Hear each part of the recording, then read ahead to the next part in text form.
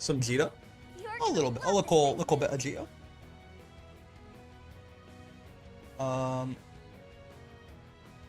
Honestly, don't know if Fireball or 5U is more important. It might have to be no charge Fireball, I feel like. I don't know. We'll figure it out. We'll figure it out. Yeah, man. A little bit of cheating.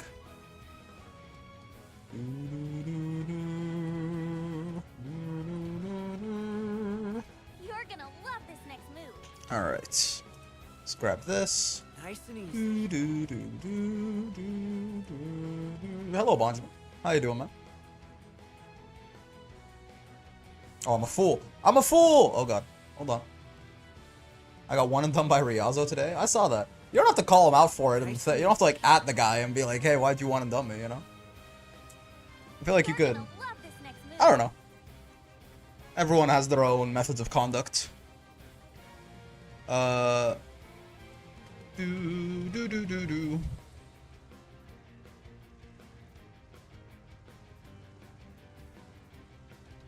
Nice and easy.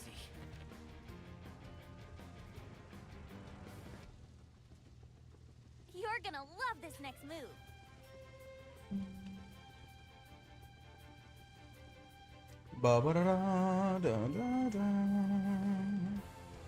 Nice and easy. Third place Arc World Tour 2024 player, one and done a random good connection player they nearly double perfected. I have no idea what the reasoning was. I mean, first off, I feel like there's a little bit of like he's just like a guy also, right? Like he is just like a dude. Nice and easy. To be fair, he's not like some like deific figure that needs to get held up to a higher standard. And I mean, if he beat the ever-loving shit out of you on, like, ranked or something like that, maybe he's, like, looking for GMs that are actually, like, worth the points, you know? Like, there might be a reasoning as well. It might just be a reasoning that, like, is a little unfortunate, right? But it's like, yeah, there's a weird... Like, you realize he's also just like a guy, right? He's at 200 gems on Catalina. Yeah, maybe he's trying to climb to GM and he needs to fight other GMs for it to be worth his time, you know? I don't know. I'm not saying one and dunning is a good thing, by the way. I'm just saying, like... There's a weird, like, he is just like a dude. He's just like a guy. Like, he's not, just because, like, just because he's, like, really good at the video game doesn't mean he's, like, this deific figure that needs to be held to a higher standard or something. Now, in general, whether you're really good at the video game or not, one and dunning is, you know, it's a little lame, but... I had the misfortune of running into my first Grimnir. Oh boy, do I love blocking. You can block Grimnir? You're already more goated than I am. Local man's pizza rolls finished after one round. So true. That's what it always is, man. You gotta believe the pizza roll lobby. Oh, dude, this little micro walk. It's a pain in the ass. Okay, let's play some Djeeta, man. Let's see if we can get this. I mean, she's going pretty quick too. I also played Prada today, so true. You can get all three hits of the auto combo here, right? You can get all three hits of the auto combo here and then still get another auto combo, but it's like, because you're plus 7 after a fireball like this on crouch, and her close M is 6 frames. So there's like a 1 frame, if you just like hit dash for a second, for a frame, and then hit close M, it will actually, yeah, I messed it up right there, but you will actually, oh no, you'll get back in range. Then you have to micro walk, yeah. Little, oh there you go. Got it right there. So like this is technically, I think, the most damage that Djeeta can do off of a crouching combo like that, but it is again, it's a dash, so it is one of them real life one frame links. Say hi to Geef? Yeah. I think it's a walk, not a dash. I did it with the dashboard. You can dash for a single frame and then do something, right? I think maybe, I don't know if you would move more space in a 1 frame micro walk versus dash, but I must see the creature. Oh, you will have the creature. Worry not. The creature is on his way. La criatura. La criaturita? Hello. He says hello as well. I'm always slower to wave. His left his left hand's a little lamer, but La criatura, yeah. There you go. Is Djeeta just watered down Gran at this point? I don't think so. I think Gran is better, but right now my take is not Djeeta's not watered down Gran as much as she is like she's Gran with Gran with worse buttons and a better neutral skip, right? You're gonna love this next move. If you want to come, yeah, I mean, Djeeta's her own thing, as Zan says, that's correct. But if you want to like really want to force the comparison between Djeeta and Gran, Djeeta is Gran with a better neutral skip and worse buttons. Which, like, I'll take the buttons over the neutral skip for sure, right? Which is why I would tell you that I think Gran is probably better. And a throw bait. Hold on. Gran with worse buttons, a better neutral skip. Oh, and a throw bait, right? So that's you know, and better meterless corner carry. It just turns out that buttons is a really big deal. Like, even a lot of Gran's higher damage, which only exists in certain situations, by the way, but a lot of Gran's higher damage also comes from the fact that his buttons just are, like, they have more premium numbers on them than Djeeta's do, right? And it allows him to do his nonsense. Bonk. One of y'all needs to go home and change. Oh, this is awkward.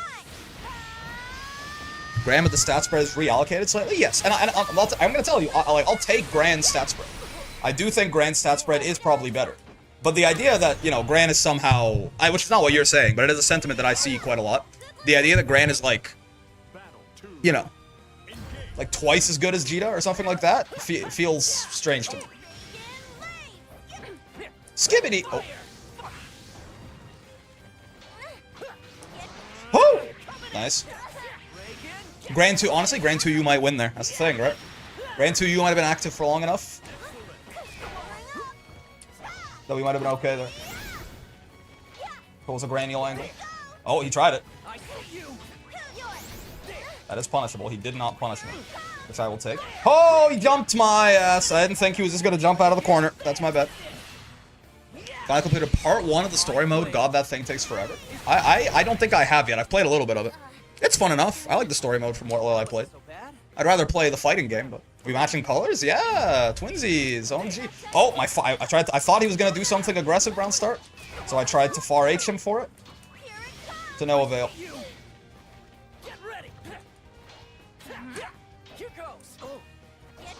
Oh, dude, that far M. That far M that they gave that boy. That shit is a terrifying prospect to try and contest in any way. Oh, nice interrupt. Is that how minus is that light overdrive surge? I'm not sure actually. Whoa, dude, the Street Fighter 6ing is getting out of hand, brother. Aw, you know, fair enough. Tried to challenge. Was apparently a bad time to challenge. Dude, nice delay. Wait, whoa, nice delay to catch the delay tech right there. Well done, well done. What did you say your name was? Playing Street Fighter 2. He's jumping over my head like Street Fighter 6, man.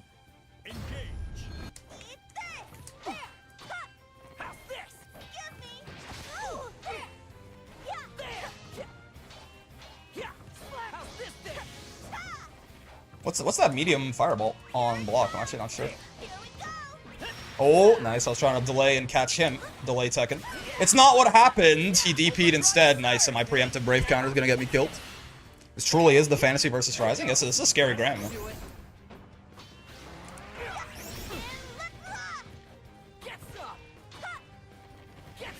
Whoa, yep.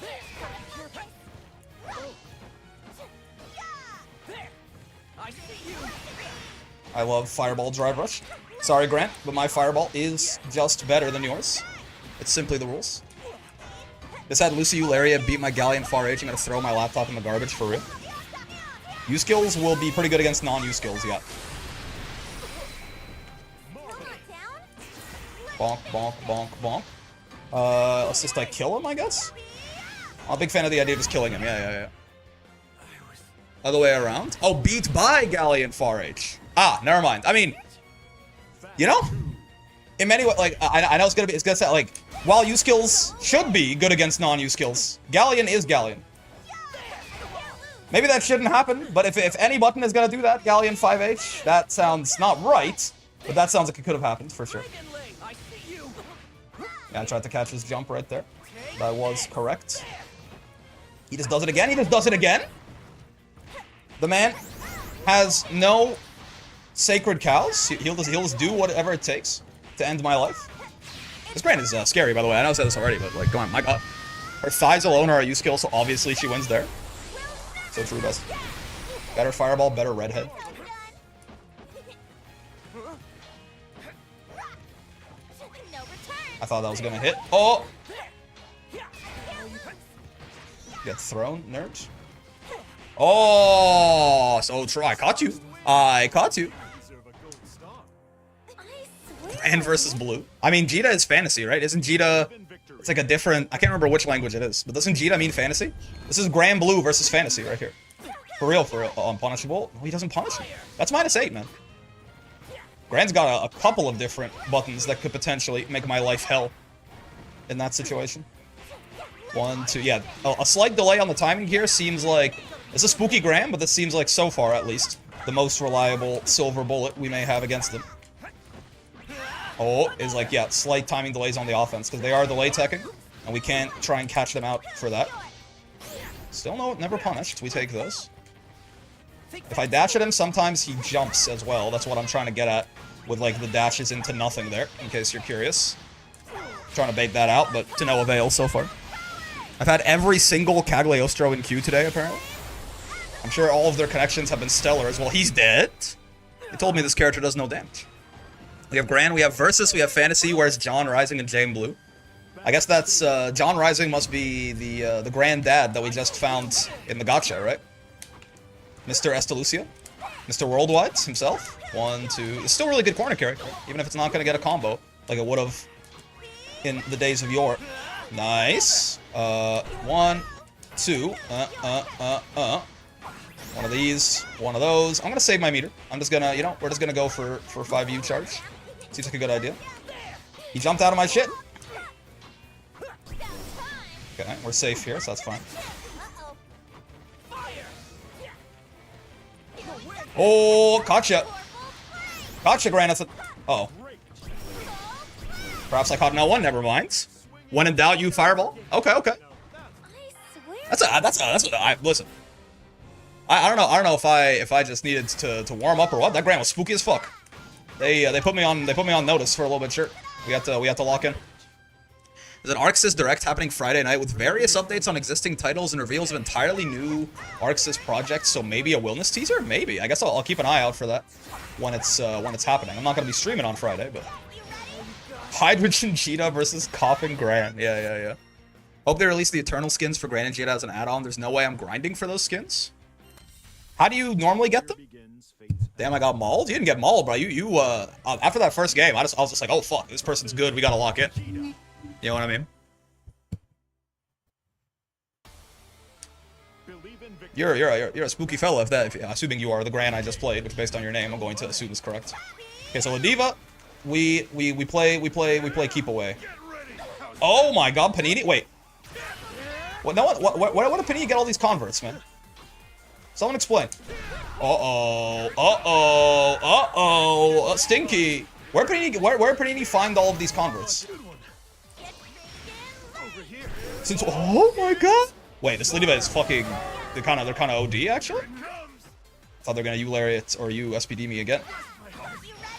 I mean, now we can't really be the zoner anymore. We don't quite got it in us. Oh, I think I caught you. I see you 2L'ing. Yeah, okay. The Blaze Blue fanbase is coping right now, it's me. New ArcSys projects is kind of interesting to me, yeah, because I'm like, you know, don't we have a slight Tokon issue? Like, isn't the new ArcSys projects just fucking Tokon? Oh, nice. He caught me being afraid. Oh, nice empty jump. I was waiting on him to do something so I could Brave counter. Right on. That's so satisfying catching a 2L, yeah. Deluxe character pass, I think. Well, you can't grind for them right now? Okay, sure. No light lariat combos for you, I fear.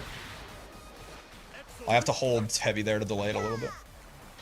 For the better knockup. Oh. 2U is a great punish there for them, if they are so inclined. Oh my god, light headbutt frame traps? Ow. I see you. What that was definitely meant to be EX Lariat, I think. Or, yeah, not EX SPD, basically. Alright, I crouched that shit. Imagine not knowing the basic Ladiva counterplay as a Ladiva main. Supposed Ladiva main. That's fair. That's on me. Whoa! Dude, I don't like the Panini's word is spreading. What's happening here? Oh! Oh! That was a Twitch reaction and a little bit. Oh, that's an interesting way to do that. Yeah, okay. I think getting wake up USPD'd may have scrambled my brain right there. My God. Panini's like a chaos. Oh, it's got one and done by La Diva. That's it. Panini's like a chaos god in 40k, converting believers of the righteous truth for the corrupting power of far standing heavy. It's genuinely insane how many, like, and by how many I mean like 3, but how many La Divas I found recently that are actually far Hing a bunch in neutral. It's a little concerning. Panini, I don't know what he did.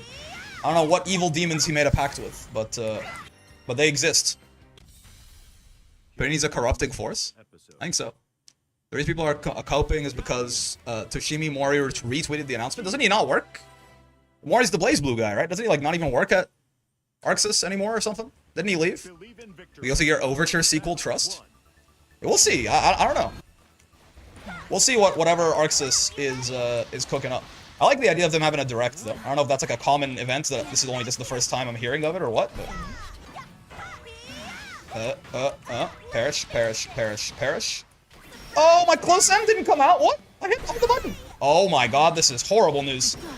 I'm not sure if that's lag or if I just actually hit the button too early or what, but regardless, it's catastrophic. It's okay, we have white woman far out, so we'll be fine. Oh my God. Oh, wow. You know, Galleon's command grab can be reactable if that's not the circumstances we're talking about. I don't know if you noticed that, but that was that command grab appeared in front of my eyes and I was already grabbed. Uh-oh, that's bad. Oh, whoa. The slow walk under the DP into hit was wild. I mean, that's the optimal way to punish Gran and Djeeta's DP, right? You side swap and then you get a corner close H combo on them. Howie. Oh, my 6XL didn't reach. Okay, but they don't get 6XH there. You didn't actually have the guy yet. It's fair. That's also fair. Less fair. More fair. Yup. What am I doing? That's not the combo at all. That's not the combo at all. What am I doing? Oh, Jesus Christ. I tried to U Fireball. I didn't get it because Fireball's, I guess, well, actually, why didn't I get it? Now I'm confused. Let's get Fireball's on cooldown, but it was a U skill. I don't know, brother. I got nothing for you. I got nothing for you.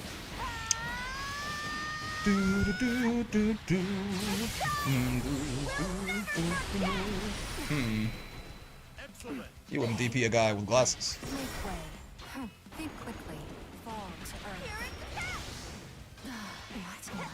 Oh, my hit confirms are 2S? It's okay. We'll just wait for another charge fireball. Why would I ever play the game?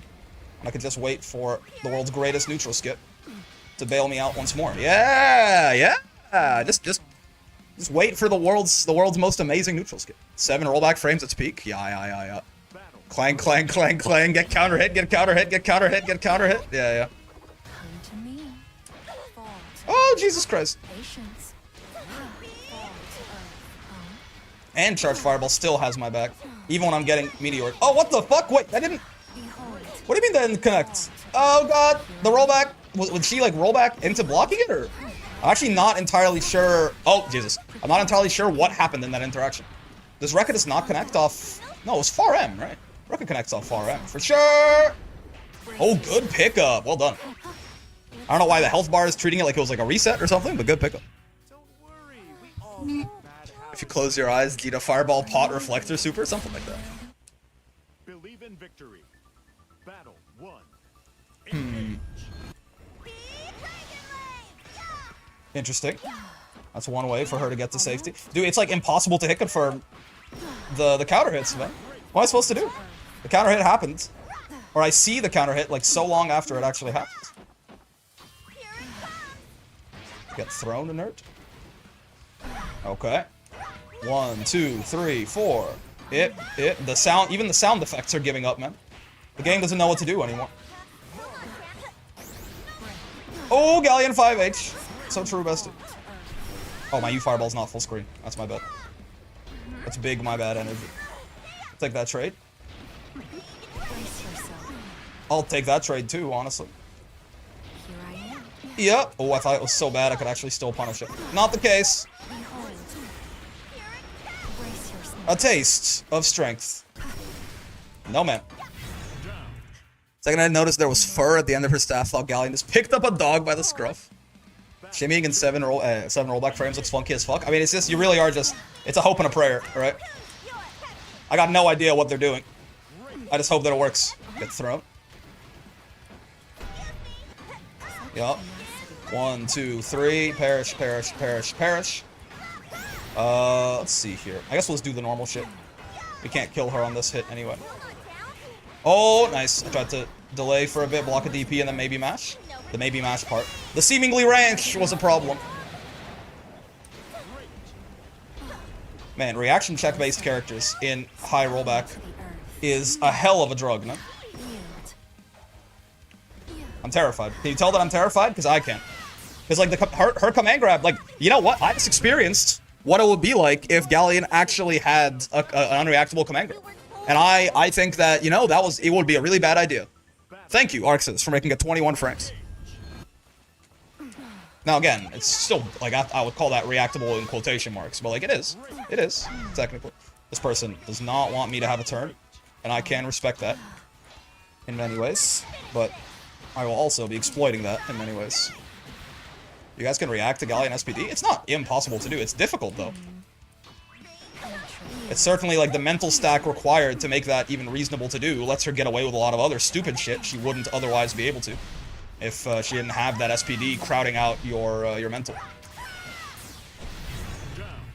All grabs are unreactable if you dome the opponent in the back of the head beforehand. Implying I can react to a 21 frame move. My limit is 23.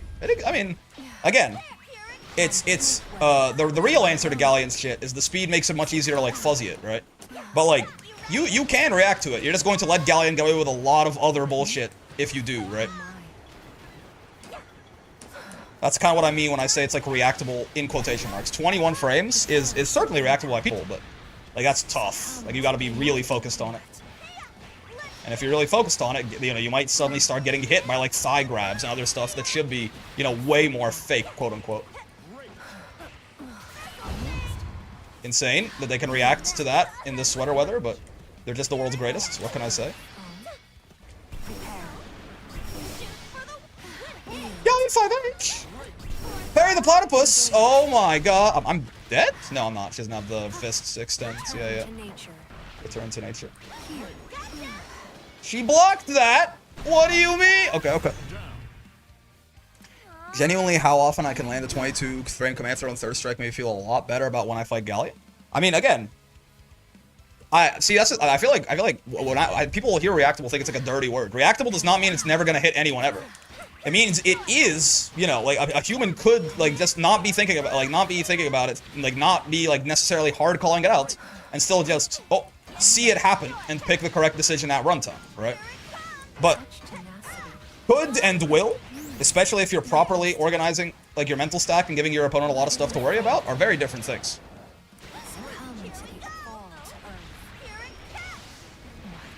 Reactable's like a slur. Like, if you say something's reactable, everyone, like, you know, it's like, so you're saying it's worthless? You want the move to die?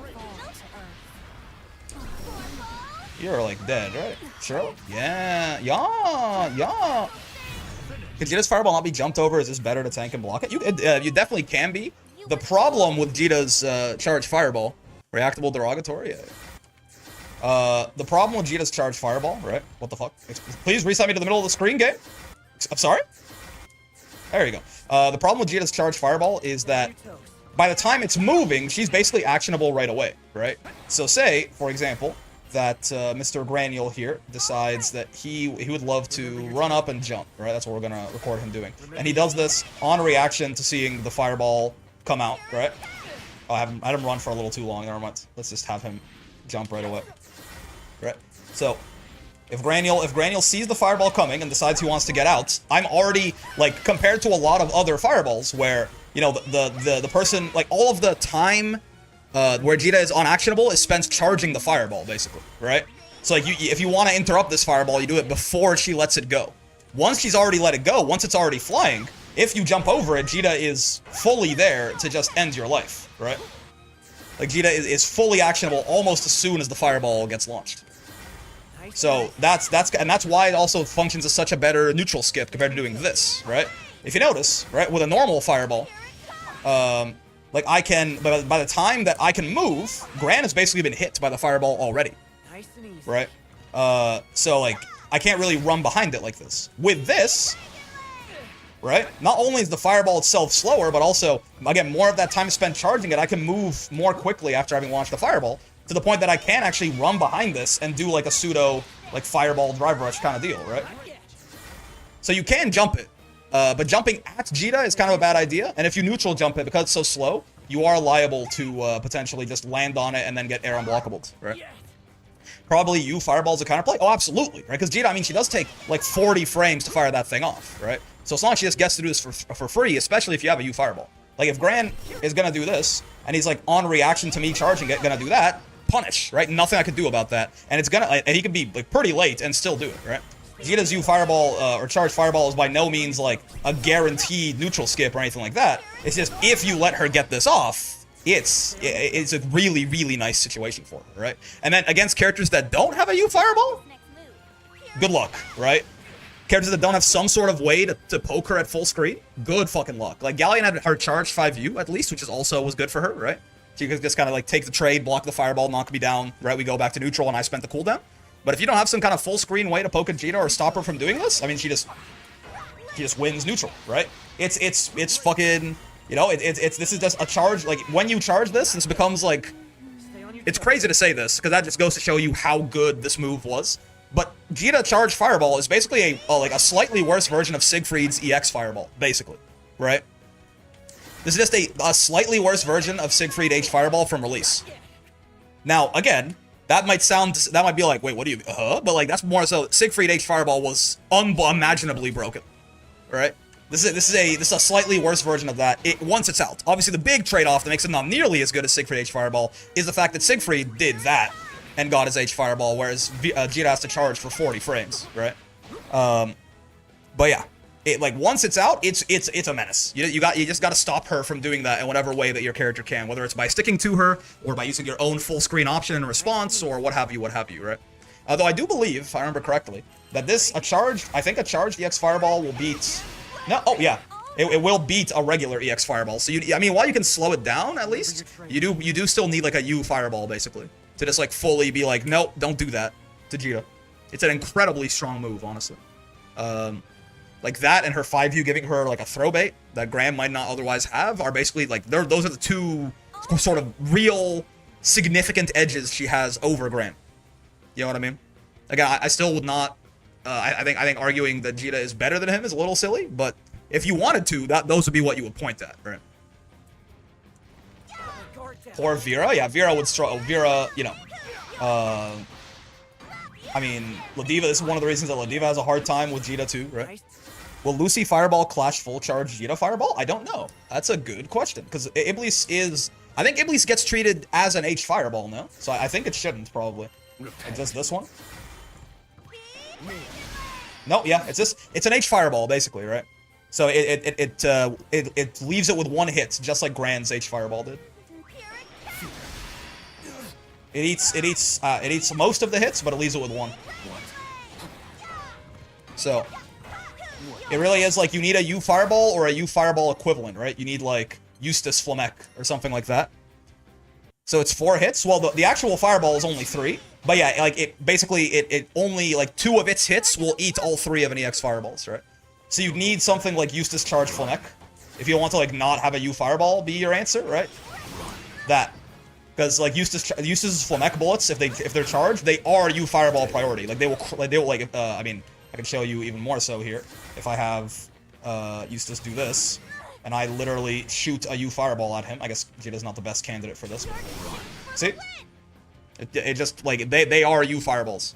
Or you need something like Uno. Where's Uno? Who has like this weird like strike beam thing, right? That I believe it'll cancel it out. Like it won't beat it necessarily, but yeah, right? Uno has this weird like strike fireball type thing, right? Fun fact, Narm, Misfiner, and Zeta laser used to beat all other projectiles on launch. Narmaya's Setsuna I don't think operates in the same way that Uno's Rakshasa does, right? Like, it's not just gonna beat this, I don't think. Yeah, no. But yeah, Uno still has that property, right? He's like one of those weird, like, strike-type projectiles, except he just cancels out, like, anything else he runs into, it comes into contact to. Is Matera still busted? I mean, if you ask the general Gran Blue community, they would definitely tell you yes. I think a lot of people think that character is top 5 and maybe even higher. I think she's real good. I don't know if she's busted, but I think she's really strong. That's vanilla talk, just removed around when Belial dropped. Narmaya's Mistfinder and stuff like that. Like their properties. Uno still gets to keep that. Well, he doesn't beat them, I guess, but Uno will at least turn them off. The general Gran Blue community simply cannot handle his owner being good, I guess. I mean, again, I think Matera's U Butterfly needs to get toned down, right? I think that move is too good for what it should be. I'm not quite so sure that I see that, like, overall she's like a serious, like, a problem character that needs to be shot in the face immediately, but obviously there are more moderate takes on Matera, on how good people think Matera is too. It's just that the extreme ideas are always the loudest, whether it's Gran Blue or anything else. 1, 2, 3, 4. Look at me. I'm so clever. I don't have hit confirms. I'm actually so ass. Nope, no blocking. Zetabeam and Narmaya Setsuna before that patch pierced other projectiles and hit passive, which is super strong. That would be really good. I can't handle good zoners. I mean, fair enough. It's the same reason. The more I do wonder. I'm really curious to think about. I want to think about Vasaraga a little bit more. Good zoners and good big bodies tend to whip people up into a storm. And honestly, I feel like people probably dislike zoners even more than big bodies. So I feel like they are.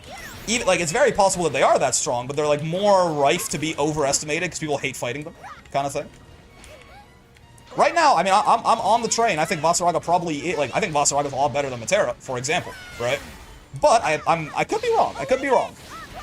Maybe I don't think so, but I'm certainly willing to spend some time thinking more about what exactly do the buffs change about Vas. Zoners is good now as Rising that they've ever been, it feels like. Oh, no, definitely. No, I mean, in Rising? Definitely. Ferry and Matera were bottom-tier characters for most of the game's lifespan. And, like, you could then argue, like, Matera as having been, like, a low mid-tier character for a long time until, like, the 2.1 patch, where she got significantly stronger. You know what I mean? Bonk. Thinking and Vasaraga doesn't work in the same sentence. People dislike the kind of character that's good right now. And listen, I mean, I've been saying this since fucking day 1 of the video game, right?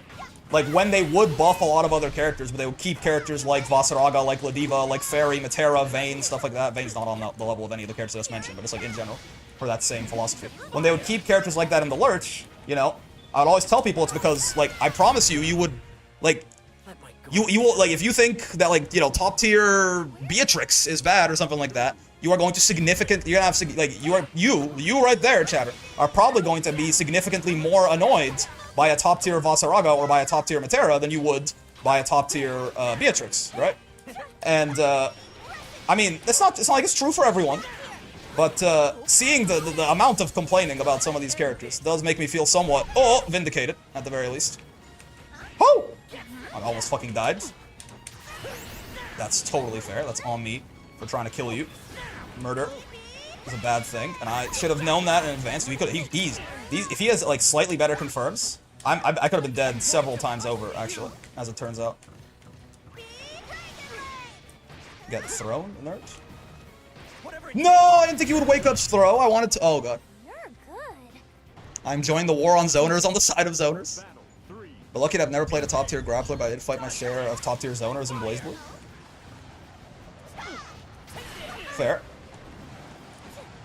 I feel like a top tier zoner is a little bit more common than a top tier grappler, I will say, like in general recent fighting game memory at least. Bonk. Bonk. 1, 2, 3, 4. Ooh, I was right, that'd be combo limit. Nice, nice. Over 5k matches and I still don't know how to fight Matera. I mean, to be fair, some of the ways you fight her have changed recently, but... Well, that worked. Oh my god, that was a little risky. I should not have DP'd that late. I just didn't want to give up the anti-air. And never punished. Is it because of the very nature of zoners? I mean, I don't know. It's hard to say why you have a tough time with Matera without telling you that, like, without watching how you play.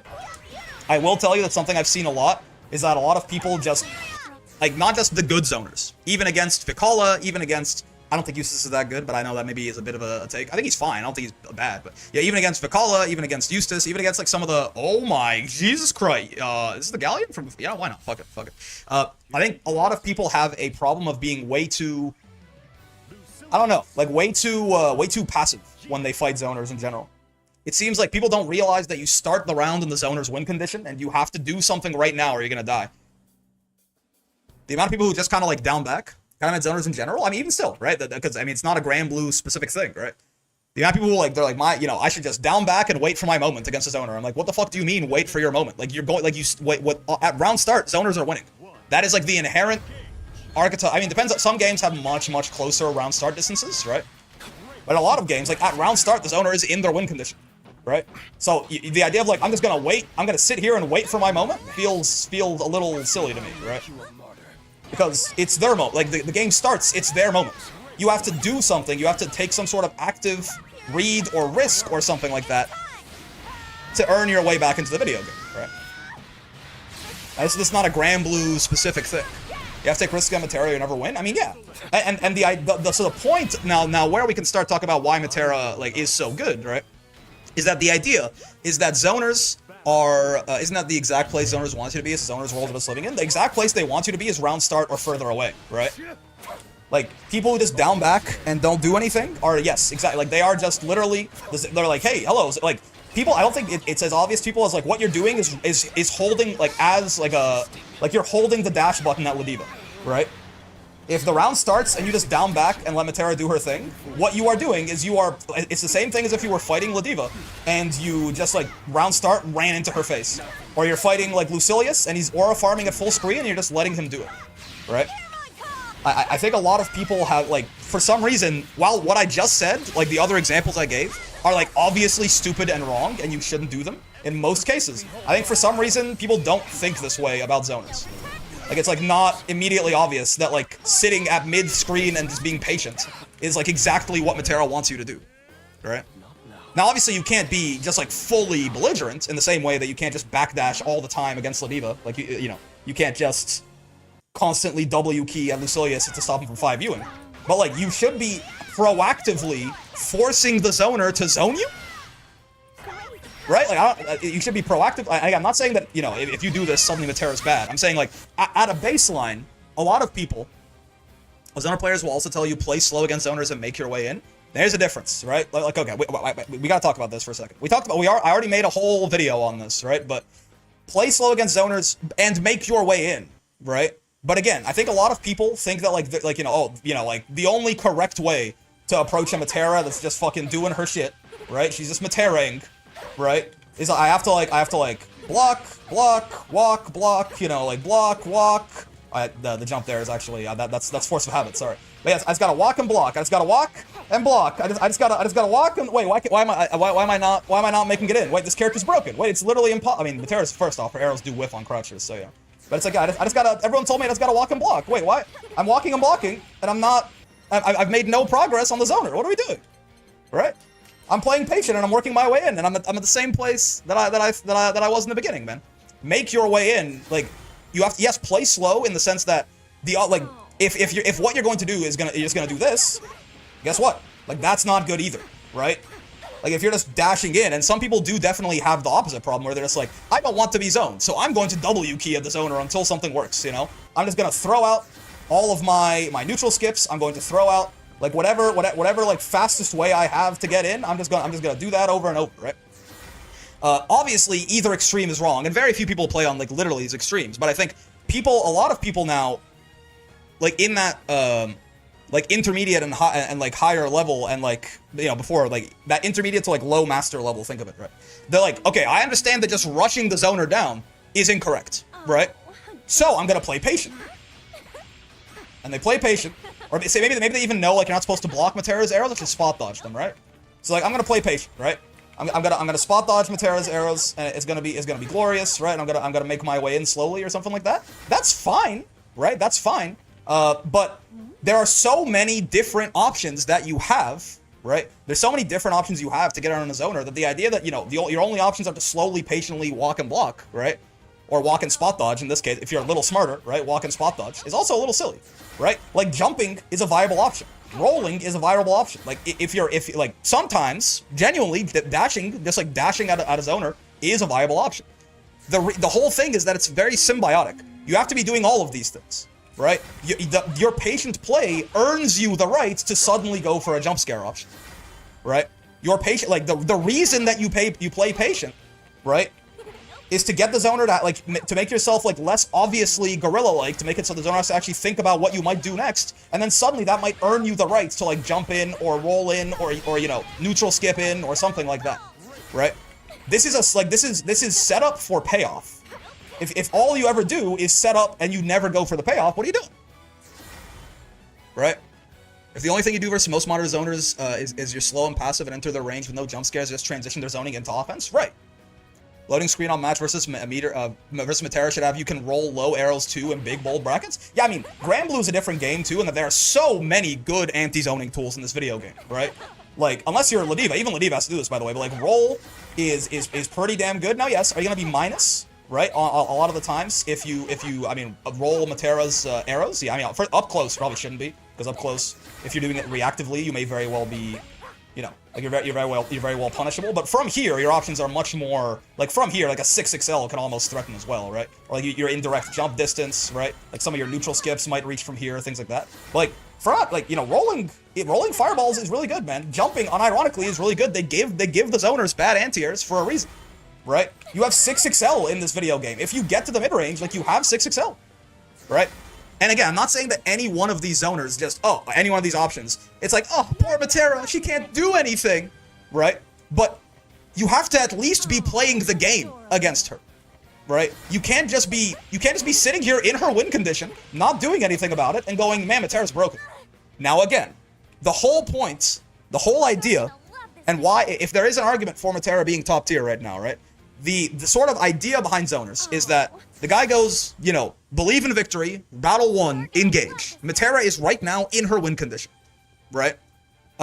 She's right now in her win condition. But the idea is, you know, say you get like one lucky guess or something like that. And by the way, even rolling and stuff like this, preemptive rolling, also not a horrible idea, right? Because sometimes if you preemptively roll, maybe you can straight up get a punish and now you're in or something like that, right? Like, you have to be doing, rolling on reaction is really easy to do from far away, right? If you're up close, like, rolling on preemption, maybe not a bad idea, because yeah, if you roll on reaction up close, you may very well be, like, either punishably minus, or again, it might cause more problems than it solves, right?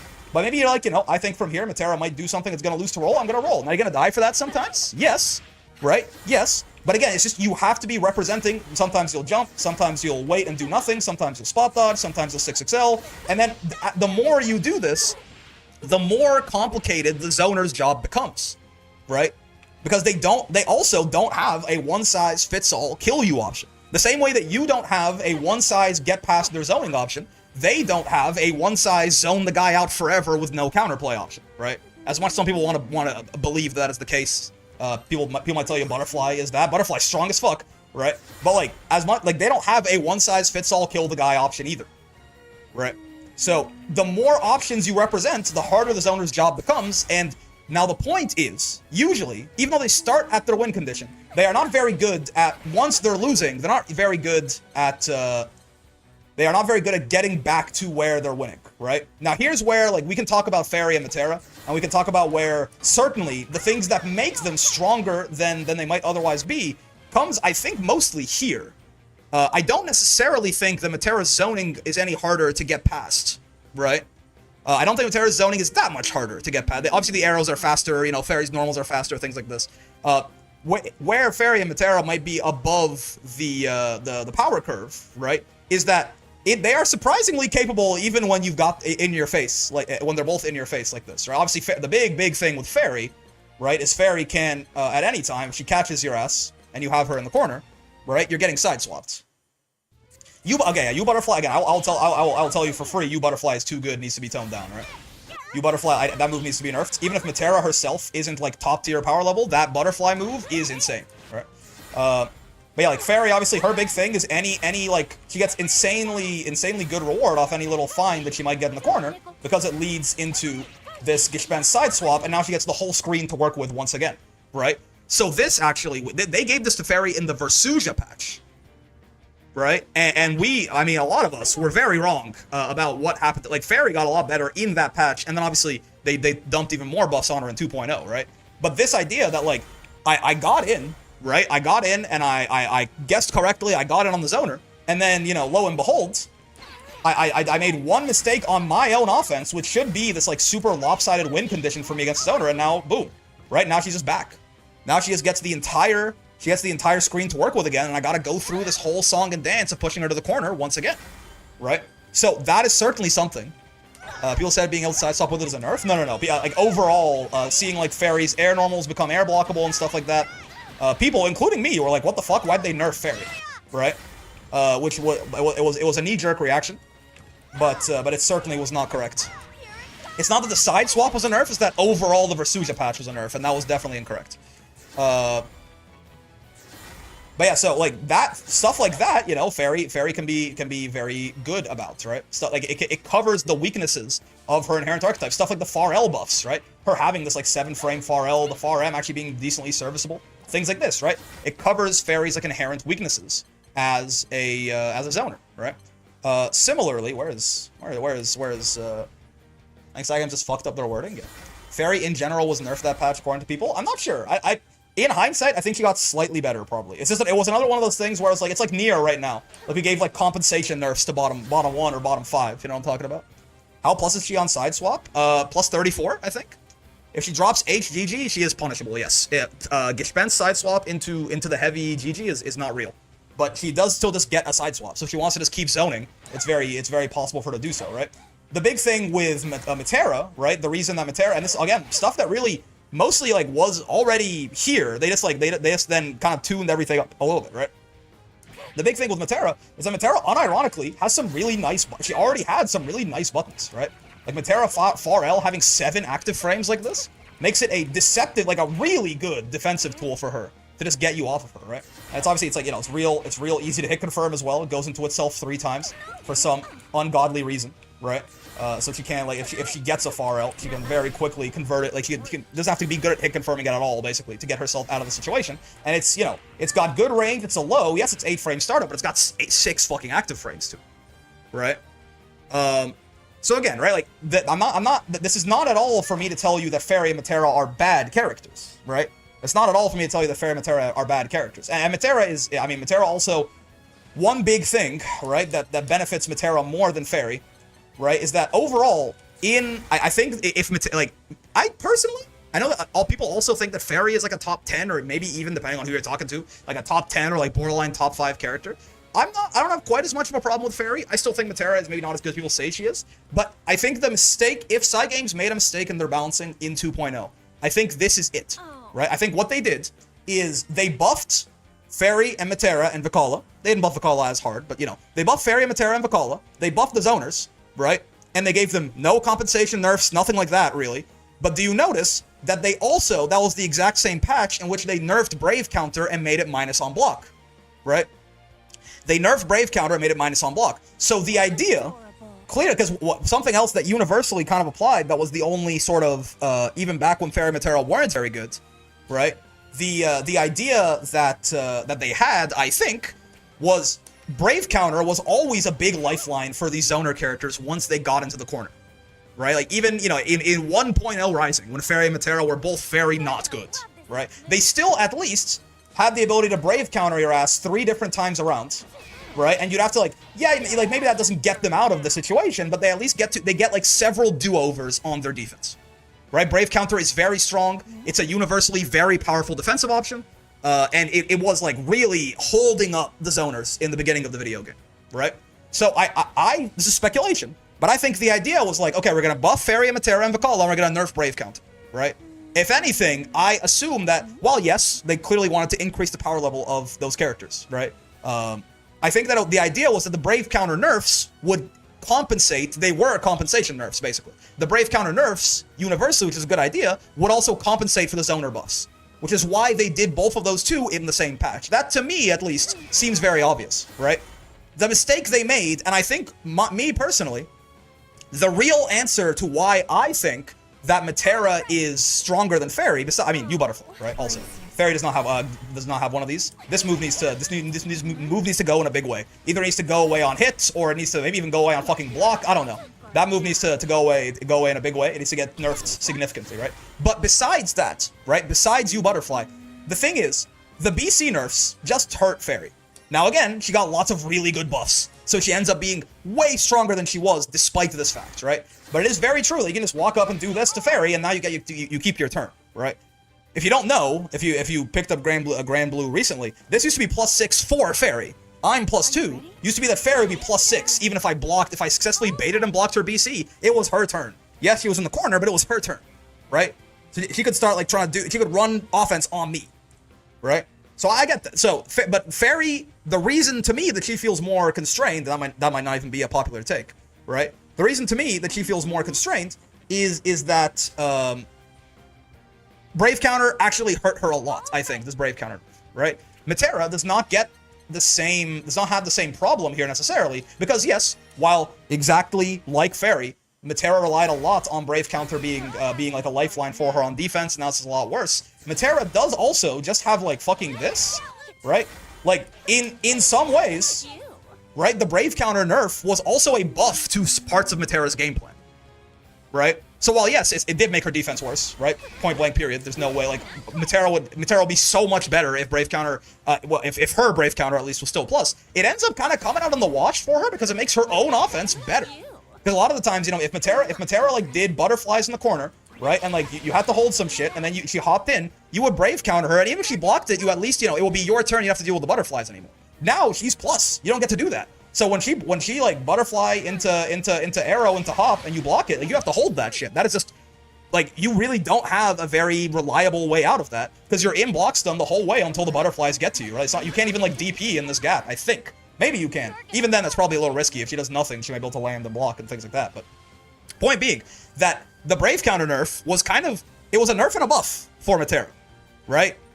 Whereas it was just a nerf for Ferry. And I think that idea, that huge system mechanic change was supposed to be the thing that kept the zoners in check a little bit.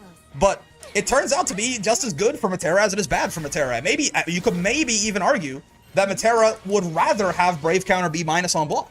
Like, genuine. I think there's a real argument that Matera would that the Brave counter changes were just overall a buff to Matera, not even a nerf. So they gave Ferry and Matera these big buffs, and then they nerfed Brave counter, and the idea was that's gonna nerf Ferry and Matera, and then it nerfed Ferry and it buffs Matera alongside all of the other buffs that they gave her, right? They also specifically buffed Matera's offense. Yes, I mean they buffed Ferry's offense too, right? All the normal like 7-frame far L's and things like this, like all the frame data buffs that they gave. It helps zoners in every part of their game plan, right? There is also definitely the thing of like Matera definitely gets more reward from DPs being counter hit now than Ferry does as well, right? Matera's counter hit conversions are really significant, right?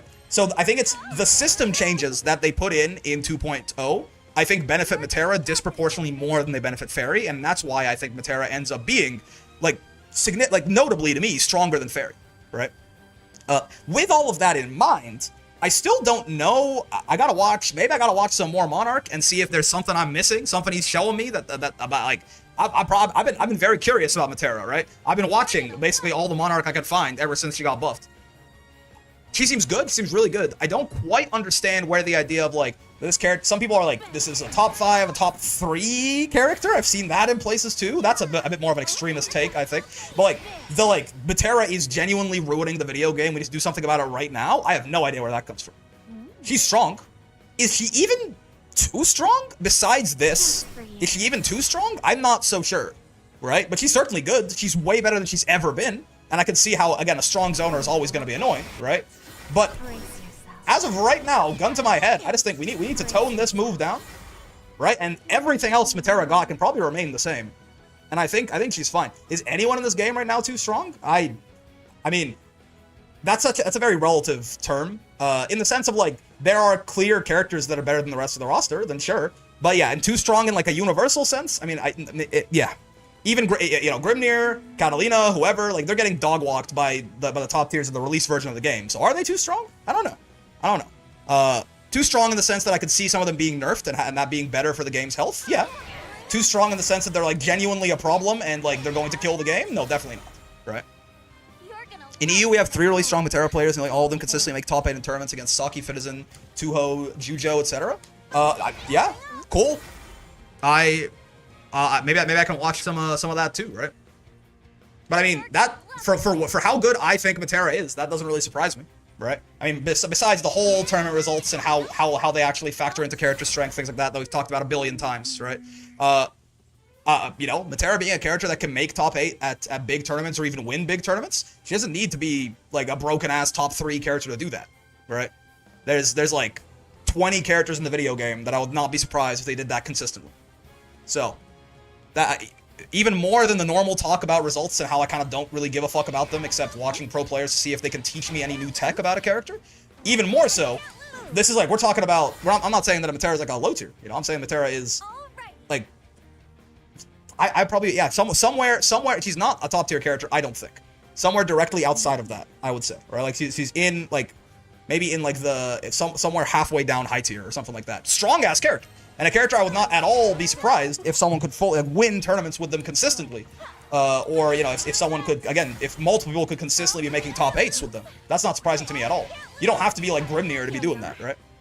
But yeah, the main thing that I wanted to talk about with this whole aside here is just that I think Matera is good, Ferry is good. I think a lot of players, a lot of like intermediate to like slightly higher level players, have the characters be even better against them than they should be because they just kind of sit there and let themselves get zoned, or they just W key, right? When people tell you play patient against zoners and make your way in, they aren't saying don't do anything ever. Like don't just walk him. Like walking and blocking is gonna get you fucking killed because the game has universal system mechanics, right? They have universal anti-zoning system mechanics. So you can't just walk and block because, think about it this way. If walking and blocking was a guaranteed way to get it on Matera, she would actually be unplayable. Because if you could just walk and block and have that be the way to get it on her, what the fuck happens then if someone rolls? If someone does actually like properly utilize rolling and 6XLs and dashing and jumping and neutral skip moves. If walking and blocking by itself could get you in on the zoner, imagine if you actually played the matchup correctly. She would have literally no options. She would just be a joke character, right? Also, iShield, thank you very much for the follow. So like you have to be making these in a very similar way on the coaching sessions and Saturdays. People on their own offense a lot of the times. They just kind of try to do very safe, measured offense, and then they never open anyone up when they're fighting like one of the master rank bouncers or something like that we do for the coaching sessions, right? They do something like this, right? Like a lot of people, their offense looks like this. And then when they start fighting people who don't just master rank bouncers, when bouncing on and moaning on it, you get the deal. When people are just mashing, right? Then it works great because this is like 4 consecutive frame traps, right? But if someone actually is like waiting and seeing or down backing or actually trying to figure out your habits, something like that, suddenly they just start like every time they get an offensive turn, they get nothing out of it, and they just lose the set by default after a while when they fight better players. And the thing that I tell them is that if you trust for a second, I know some of y'all are cynical, but if you trust for a second that the game is designed to be even somewhat balanced, the idea is that you cannot run both safe and rewarding offense forever at no cost. That's 4 very important qualifiers there. Safe offense, rewarding offense, forever at no cost. So usually, you only get to pick a couple of these, right? Either stuff is safe, or it's no cost, right? So something like this. Very hard to really get murdered for this unless someone like reversal SSBAs you or something. And even then, if they do it between the 2 close L's, they might die, right? This is very safe offense, and you can do it for like I mean, you could argue that there's a cost of screen space you're getting pushed back, right? The forever and at no cost are the same. I suppose. I mean, it depends a little bit. Like, in a weird way, I guess you can argue that even this is not forever or no cost because you get pushed out eventually, right? But, there are things where, for example, you can have them have high rewards, and they can be plus, and they don't push you away. Those are usually EX specials, or U specials, or something like that. right? I suppose you're right. Yeah. Safe, rewarding, forever. That's fair. Because forever and no cost, but even this to call this no cost is kind of incorrect. Yeah. So safe, rewarding, and forever, right? You can do things that are safe and rewarding. They'll usually cost you a cooldown, or they'll usually be a U skill and cost you meter or something like that, right? Now that's not a whole point about offense. My point is that in that very same vein of like, so the end result from this is you have to take risks if you want to open people up, by and large, right? This is why mashing, by the way, is bad, because mashing lets this safe and low cost offense also be high reward. Because if you're mashing, right? So if you're mashing on this, then suddenly I do just win like this. Like fundamentally, like from a first principles theory, this is why mashing all the time, being a masher, is something that's a bad idea on defense. It's because it lets them run like a fully like broken style of offense where they have to take no risk and they still get all the reward, right? So the takeaway from this is you have to take risks to open people up. Even going for a throw, there's a mashable gap here, right? I mean, if someone's delay teching, you have to like run up and like delay a close H or run up and backdash or something like that, right? You have to take some kind of risk. And again, if you have like a NARM TK flip or something, you can run up and bait a delay tech at relatively low risk, but even then, you spent the cooldown, right? You have to take risks to get the reward.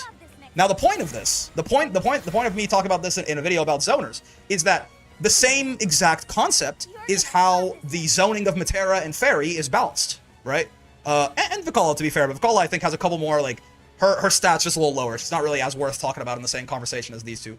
I think it's more so that Vicala probably is a little too weak. I don't think that it's oh, Ferry and Matera are broken, so you have to actually respect their zoning patterns. I think it's more so Vicala's a little too weak, so you can get away with not really respecting hers as much. But Ferry and Matera, the way their zoning is balanced, you have to take risks to win, right? You can't just... You can't, like, walk and block is the equivalent. Walk and block is the zoner get-in equivalent of this, right? It is the equivalent of that. If the zoner is mashing, aka if they're not thinking at all about what they're doing on their zoning, then yeah, maybe you can just, if Matera is just doing this over and over, right?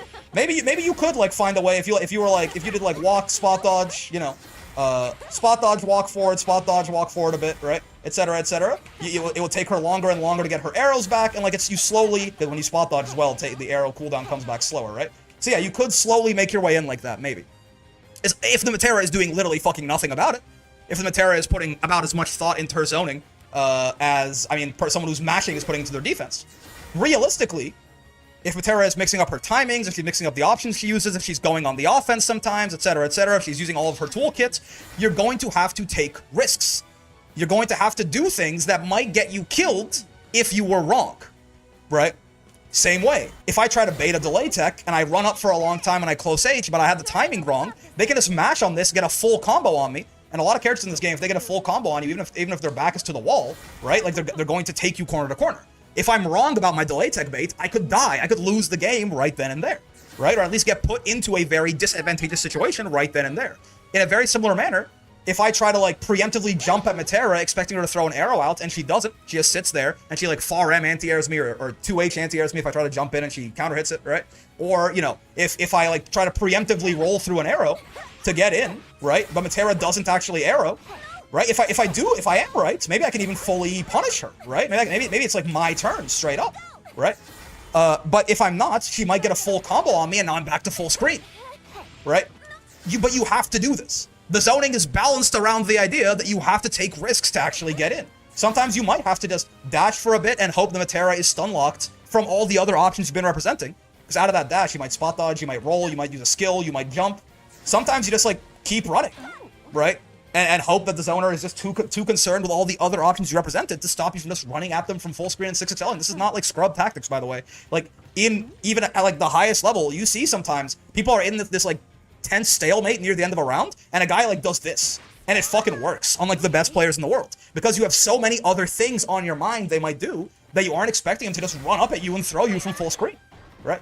All of these different options, if you are wrong, they will kill you. You will never die, at least not quickly, for walking and spot dodging, right? This is never gonna get you killed, but even this is way better than walking and blocking, by the way, as you can see by the frequency of Matera's arrows when I do that versus when I do this, right? The cooldown takes much longer to come back if it has to go all the way to the end of the screen. Imagine someone told a Street Fighter player never jump a fireball? Exactly, right? Now, some of you don't need to hear this. I know that, right? Good zoners can do a lot, but they can't do a lot at the same time. Yeah, but I think, again, the important, if there's a one-sentence takeaway, for a lot of you to, and I already talked about this before, but it bears repeating because of how much discourse there is surrounding Matera and Ferry, right? If there is a one-sentence takeaway that I want you to have here, it's the idea of, yes, you have to take risks to get in on zoners. There is no, unless the zoner is just underpowered, right? The case before this, you didn't. Matera, Ferry, and Vikala, all of them just didn't function within the system of the game, basically, for a lot of the game's lifespan. Right? From like 1.0 to like 1.5 or something like that. They like didn't function within the game system. So you didn't have to take risks. You just got on them for free. Like the optimal thing to do against Ferry a lot of the times is this. Like you would just do this and like you could just like, you could crush all of her moves, you know? Her anti-airs didn't really work. There was no pushback on Beppo even if you air blocked it, right? Like, this would, like, unironically get you in on, or just, like, doing whatever U-skill neutral skip you had got you in on them. They were ass characters. They were garbage characters. They are now strong. They are now actually good characters. They are, I'm gonna say, balanced on the higher end of power, but balanced. They are balanced characters. I'm not gonna, like, I do not, except for, again, this fucking thing, Matera is a balanced character, right? So, you have to actually play the game against them to get in on them now. You have to take a risk on that preemptive roll, or that jump, or, you know, that call-out U-skill, or U-fireball of your own, or something like that. You have to take a risk to get in on them, and if you try to just do it safely, you're never going to get anywhere. You are going to be zoned for the entire round, you're going to spend the entire time getting the shit beat out of you, and you're going to one and done the Matera after you plug your Ethernet cord, and you're going to say these characters are broken, side games, please nerf. Right? No. No, these characters are just good now, and you actually have to respect their game plans to have any kind of success. And you have to actually like recognize you are in their win condition at round start. What are your comments to do about you butterfly specifically? Okay, so again, it's tough, man. This is a hard move to deal with. I would not like go out of my way to be like this move is broken right now. If I thought there was like really like viable counterplay against this, right? The realistic answer to this, I guess, is that you kind of have to hold it. You kind of have to hold it, right? Like, there's no good, like, you are taking on so much risk by challenging this. Is that insane? You telling me I just have to sit here and let Matera have this butterfly, like, twerk on me for a second? Until she does it? Yeah, that is dumb. That is dumb. And the move is too good, right? The move is too good. But, like, realistically, you kind of have to hold this shit. You know what I mean? Again, this needs to be nerfed. Do not take this whole video as me saying, oh, Matera's actually totally fine. You butterfly needs to be nerfed, right? But the rest of her, I don't really, I think, you know, not gonna lie, I personally think the bust to arrow recovery to make reaction roll and fireball minus how as fuck. I kind of like it. Again, right? Like the idea is, if you could reaction roll on fireball and B+, there's not really as much risk to the idea, right? Where's the risk you are taking in on getting on Matera if you can just, you know, the arrows are not exactly hard to react to, right? So if I can just reaction roll B+ and it's my turn now, I mean, you know, where is the risk in zoning Matera, or in getting it on Matera's zoning? It doesn't really exist, right? You have to either preemptively roll or do something else, right? That might be more specifically catered towards beating that fireball. That might not work in other situations, or spend some meter on it or something like that, right? I've only felt like 2 Matera was kind of shocked by how long her combos are. Yeah. U butterfly is a problem in a lot of ways. It also gives her 125 meter combos back or something like that. But either hold the butterfly or stop from playing the game while it's out. Probably stuck holding it. Yeah. Zonery happening. We were playing Djeeta, but this is, again, I see so, like, this is the second discussion we're gonna have about this. But I see so much discourse on zoners, and a lot of it is valid, right? This is not me being like, guys, Matera and Ferry are actually bad, right? Again, it's more so that I'm like, they're even better than they should be when a lot of people fight them, because they just don't really do it correctly, or at least they don't even give themselves a chance to win, right? I'm not telling you I have the most perfect 100% optimal zoner counterplay plan, but you at least have to give yourself the chance to be correct, and the chance to win, and the chance to get in on them, right? Reason I think it's cringe is that rolling in Matera's face with her reward preemptively is extremely risky. Counter recovery? I mean, yeah, but also if she does, you know, if she does actually, like, if you preemptively roll and she does actually do the arrow, you get a full combo on her, right? Are the arrows counter hit recovery? Is that real? No, I have counter hit on all the time, right? Yeah. The arrows are not. No, I don't. Wait, really? Let me roll super early just to make sure here. I mean, yeah, right? The arrows are also counter hit recovery. So, if you preemptively roll and you're right, you get a full counter hit combo of your own on Matera. Right? So, like...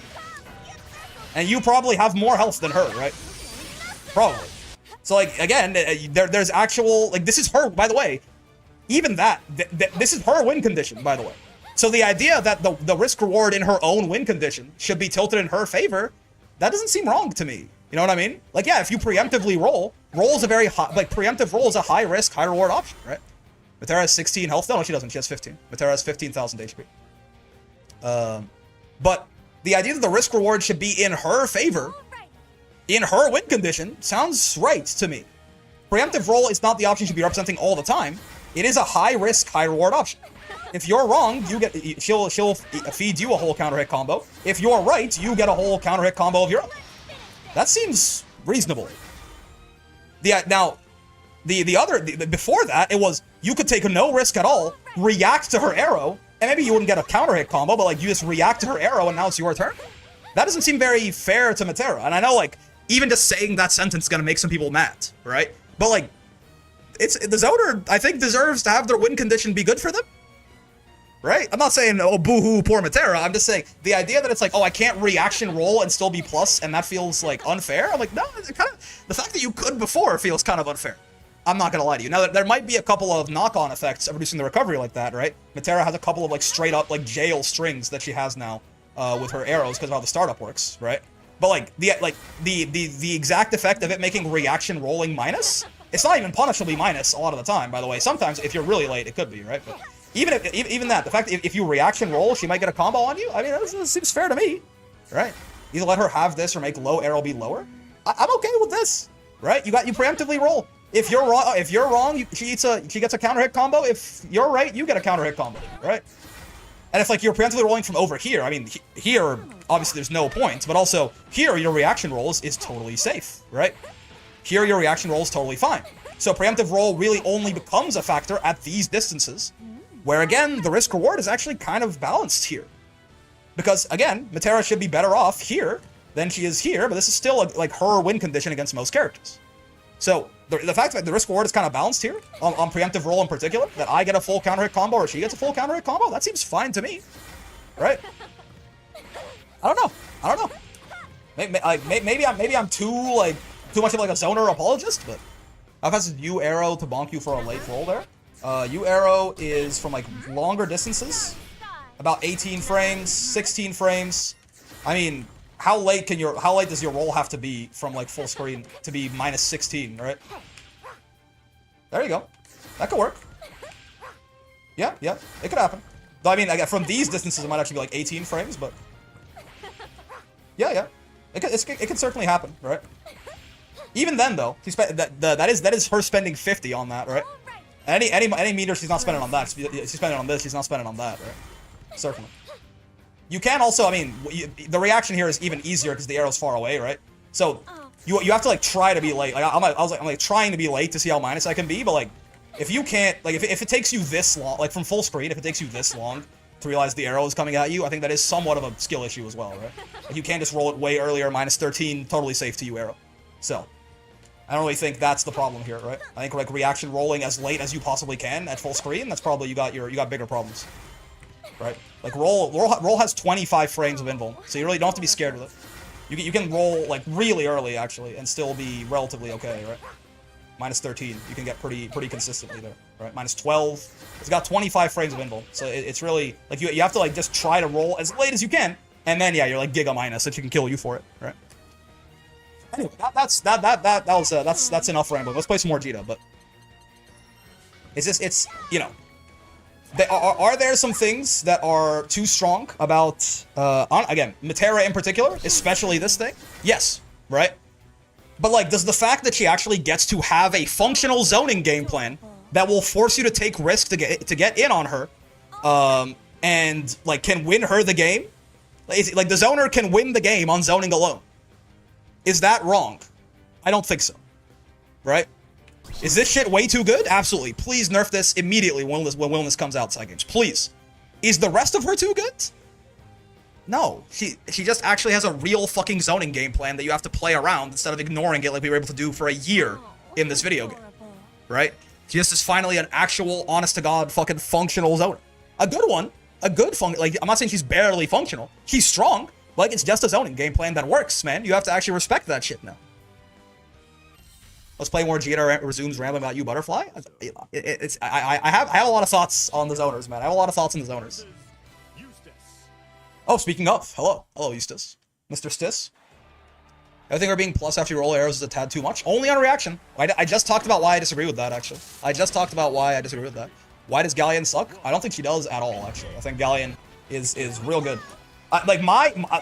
There's like a big intersection of the Grand Blue community where I could like say I can say like one sentence that I actually believe to be true that I think would just piss off like everyone. Is that I don't like Matera and Galleon feel about as good as each other, like genuinely, right? To link both of these, Matera and Galleon both feel about as strong as each other in my eyes, in very different ways, obviously. But the idea that Galleon does not suck at all. Galleon is quite good, I think. Not suck per se, but you cannot deny her struggles. Yes, every character in the video game has weaknesses. Funny enough, Galleon's probably biggest struggle is Matera, which is, I mean, that's certainly, Matera is meta relevant, right? Matera is meta relevant, but her struggle is Matera, realistically, and Ferry. Matera and Ferry. Guy's weakness is being 90% of the cast. In what way? Explain yourself. I'm curious about this take.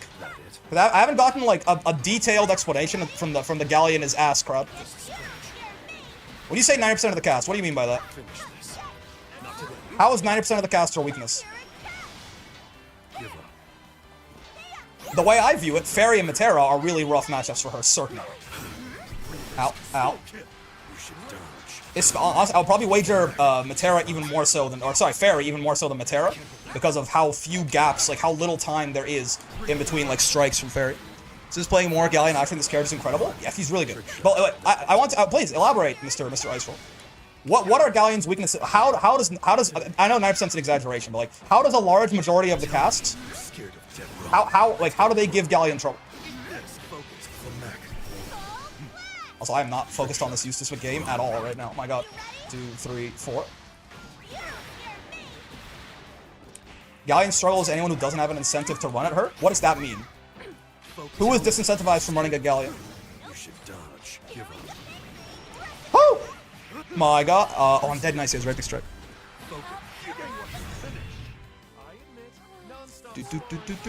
Cat had weaknesses until they patched them out. Cat is a pretty well-rounded character for sure. Yeah. Cat's weakness is not having a really good throw bait, basically. So because of what she lacks, if she gets rushed down and pinned into the corner, there's not much she can do aside from wasting 50. Any fireball beats her ult rock, so you can't really do shit against zoning. 90% of the stretch, it just feels that way. Any fireball beats her ult rock. I mean, any fireball from a distance where Galleon is not auto-winning because it's the mid-range, it is going to be as slow, or if not slower, than just like her charging slide heads. And she's going to get in on the zoner for that, probably, right? Is she weak to people rushing her down and people staying back? I mean, while Galleon's DP is certainly ass, Galleon has pretty good buttons to defend herself in the Grand Blue zone, right? I mean, like, up close pressure, everyone is fucking running Russian roulette, and at least Galleon has, at least Galleon has a good mid-screen if she gets that, like, if she's gonna get a good reward on her defense, right? So that's, you know. I kind of fundamentally disagree with both points. We'll talk about it after the Eustace match. We're just yapping, I guess. We're yapping.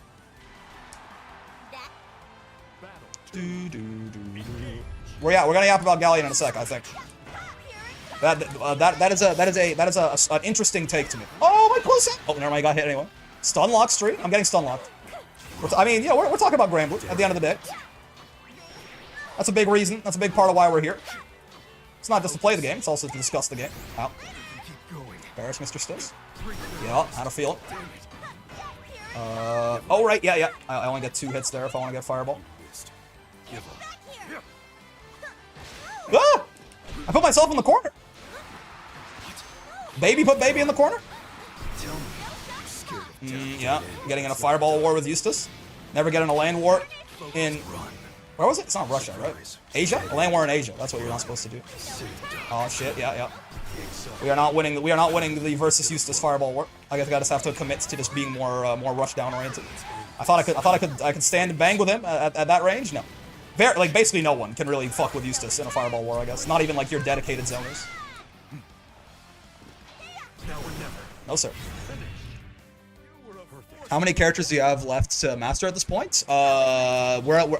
Technically it's faster to say the ones we have, because I think we're still a little under half the cast. I think we have like 14 characters or something like that mastered. But... Oh, whoa. Honestly, I'm surprised that JU got successfully fuck-witted there. Yeah. Bro got stun-locked worrying about other options, so you're able to just run at him from full screen. Bog. Gets thrown, nerd. That's fair. That's on me. Wait, he's anti-zoning me. You're open, Universals. Dude, that last guy in the slow. It's like I jumped it successfully, man. Give me my reward. Nice. Fair. He wouldn't, like, not a guy with glasses, so. Oh boy. That wasn't even a punish. I could have done something there. I just kinda. My brain stopped functioning.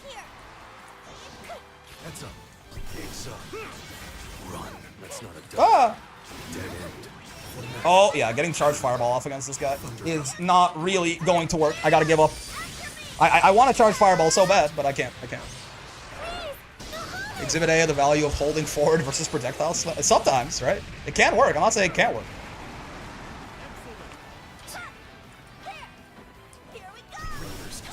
Oh, I thought you could spot dodge it instantly if it was close to. I've been lied to. I don't know the timings. Against used to slow kill. Yeah, if you can't tell. Somehow. Oh, white woman far L save me.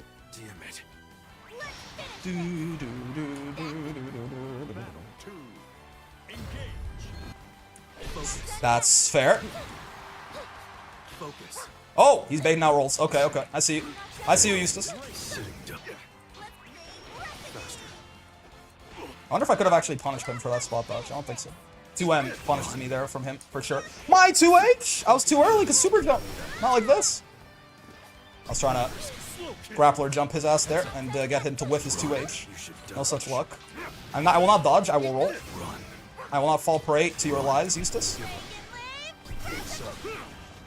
Bonk. 1, 2, 3, 4. Get thrown. Oh, he mashed faster than I thought he would. I was trying to delay a close H and kill him. It's not what happens. Hold up. This wall bounce you? Yas. To let go of it, I meant to let go of the charge. No, man. I've been baited. I'm dead as fuck. Nice.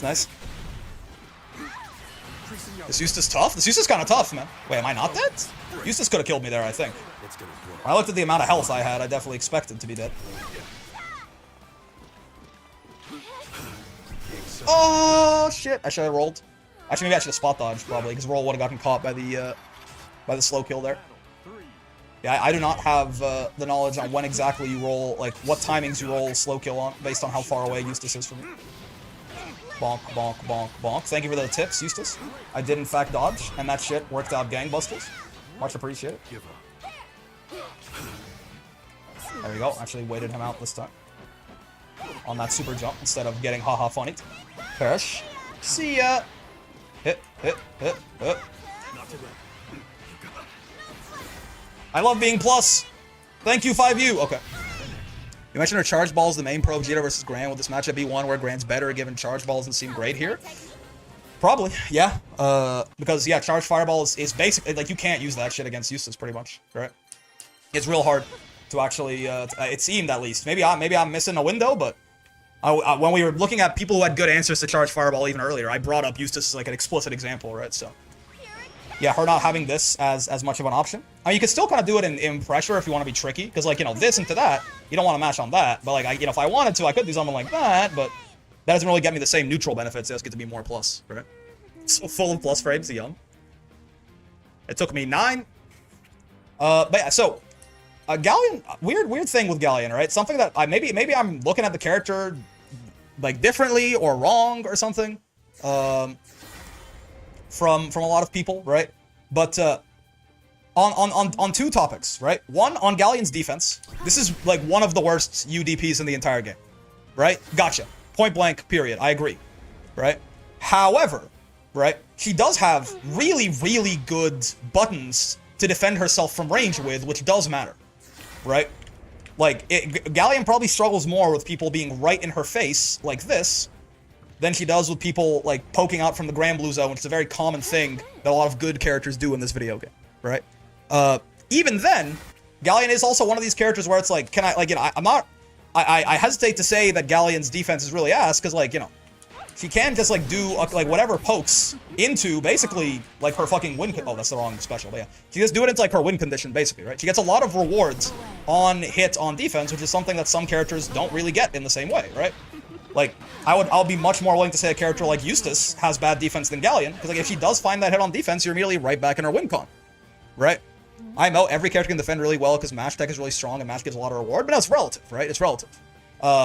Like, even relatively, Galleon gets good reward on her defense, and she has good buttons to get that reward with, right? Solid 2L. Her 2U is bad as well, though. That's one thing, right? Her 2U is not great in this context, so that's something you have to hold against her, right? It's not like complete garbage horrible, but, like, it's smaller than she might want it to be, kind of thing, right? But so defense, I don't think is like a strength for Galleon, but I don't think that I look at Galleon, like, when I think of, like, well, what characters really struggle when you put them in the corner, I'm not entirely sure that like Galleon is the character that comes to mind, right? Like a slightly worse version of, like, Catalina Far M and the best 5H in the game, maybe. You know, it's hard for me to say this character can't really defend herself, right? Her 2U is nothing special, right? A big, good 2L as well. Not a low, but a good poke to catch, like, backdash and stuff like that, right? Very solid far L. It's good defensive tools. 6-frame close L, obviously. That's a problem, right? But it's a problem that other characters share with her that often have harder times, right? In the corner here. Besides that, I mean, once we get past that, Galleon, I think a lot of people think that this is Galleon's win condition, right? And sure, obviously, in the corner, she's terrifying, right? She's going to fucking end your life in the corner. I get that. But, like, Galleon is a mid-range character, right? Like, we all... I feel like like, fundamentally, I don't see this character the way a lot of people do, right? Like, Galleon's win con is this, right? Like, this is like in this space, Galleon is beating the brakes off of most of the cast. Do we, like, is this something that we can agree? Because this is what, this is clearly where they designed the character towards, right? Like, she has a really good far M and maybe the best 5H in the entire video game, right? And she can convert any of these from this distance. She converts it into a save jump if she wants, off of the 5U, or again, like, straight up into the win con, right? Into meteor plays. So, like this is Galleon's win condition, right? Being in range of your 0 on block 5H is all she needs a lot of the time. Yeah, I mean, 0 on block, big, incredibly difficult to whiff punish, far H. Look at that, 31 frames. I want to show you something, man, because, like, this is... Like, I know I will not shut up about Galleon's far H. I get it. But, like, look at Gran's far M. 27 total frames. Nice. Take this. Right? Why is this shit... Like, this shit is... this shit is closer... It's, like, closer to his far M than it is his far H, damn near. Right? And also keep in mind, again, that Gran's far M, most of that is recovery, right? Gran's far M has 18 recovery frames. Galleon's is 12. Like, most of that is startup on her far H. Which, again, from ranges like this, the high startup is very much... It's mitigated a little bit. Also, combos. I don't know what these combo things are, but that's cool. This little Dino dance guy. Thank you for that, Eldarier. So, like, at these ranges, the startup is very much mitigated. Like, obviously, it being, like, in here, it having a 13-frame startup is bad. At, like, the optimal range to use it, it having a 13-frame startup is not really as big of a deal. It's only got 12 frames of recovery. Galleon's fucking Gran's far M has 18. You know what I mean? What are we doing here? So, like, if Galleon can get to this space against the cast, then she's going to win.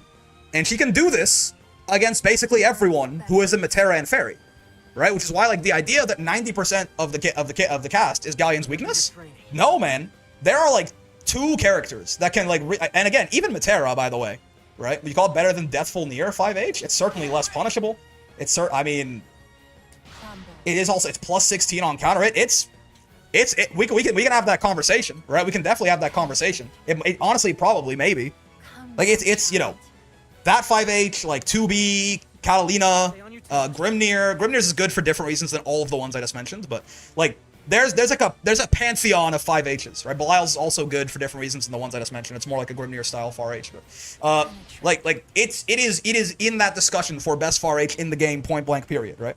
Versuja kind of nice too. Yeah, Versuja as well. I mean, 10 frames and fucking 6/6H attack level is nuts, right? It's a little smaller maybe than some of the other ones, but Grimnir far H is reverse Galleon far H, yeah. But yeah, so the only characters that are gonna really like give Galleon. Oh, and by the way, let's not forget as well that it's not just that Galleon has really good buttons to use in the space, it's that she also has straight up top tier walk speed. Again, if I remember correctly, top 4 forward walk speed, top 2 back walk speed, right? Like, not only does she have really good buttons to press in this mid-range, she also is, like, quite literally, like, top 3 or top 5, depending on what we're talking about, and I'd say back walk's maybe even more important in these cases, but, like, literal top tier, god of the game level walk speed as well, right? So, the only characters that are going to really, like, have an easy time, okay, the only one's gonna have, like, an easy time keeping Galleon out of the space is probably Ferry, right? I would wait, like, in my mind, I still think Ferry sounds like her worst matchup by, like, a long shot, personally. But, like, you know, yes, like, zoners like Matera, yeah, Eustace, things like this are gonna cause her trouble, certainly, right? They're gonna cause her more trouble than the average bear. But even then, like, once we get past that, it's like, once we're not talking about, like, literal dedicated zoner characters, and only, at that point, only a handful of them, too, like, the good ones, right? Eustace, I would argue, is maybe even a little, like, Eustace does not have quite as much way to punish Galleon for trying to, like, just, like, do her meteor thing from full screen as, like, Matera or Ferry might. Ferry obviously just being Ferry and Matera having butterflies and things like this. But, like, once we get past, like, those, like, 2 or 3 characters, I'm like, even, like, really, really fucking good-ass characters are gonna get into this range with Galleon. Like, really good characters like Catalina and shit like that are gonna get into this range and struggle. They're gonna have, like it's gonna be, like, a fair fight at best for a lot of the cast from this range. Right?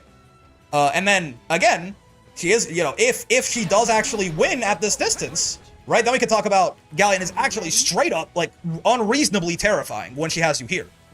Right? If she can find that win at this distance, right, she can very quickly snowball it into some bullshit, right? If we're in the corner. So, Galleon does not suck. Galleon is not okay. I think Galleon is really good. She has, like...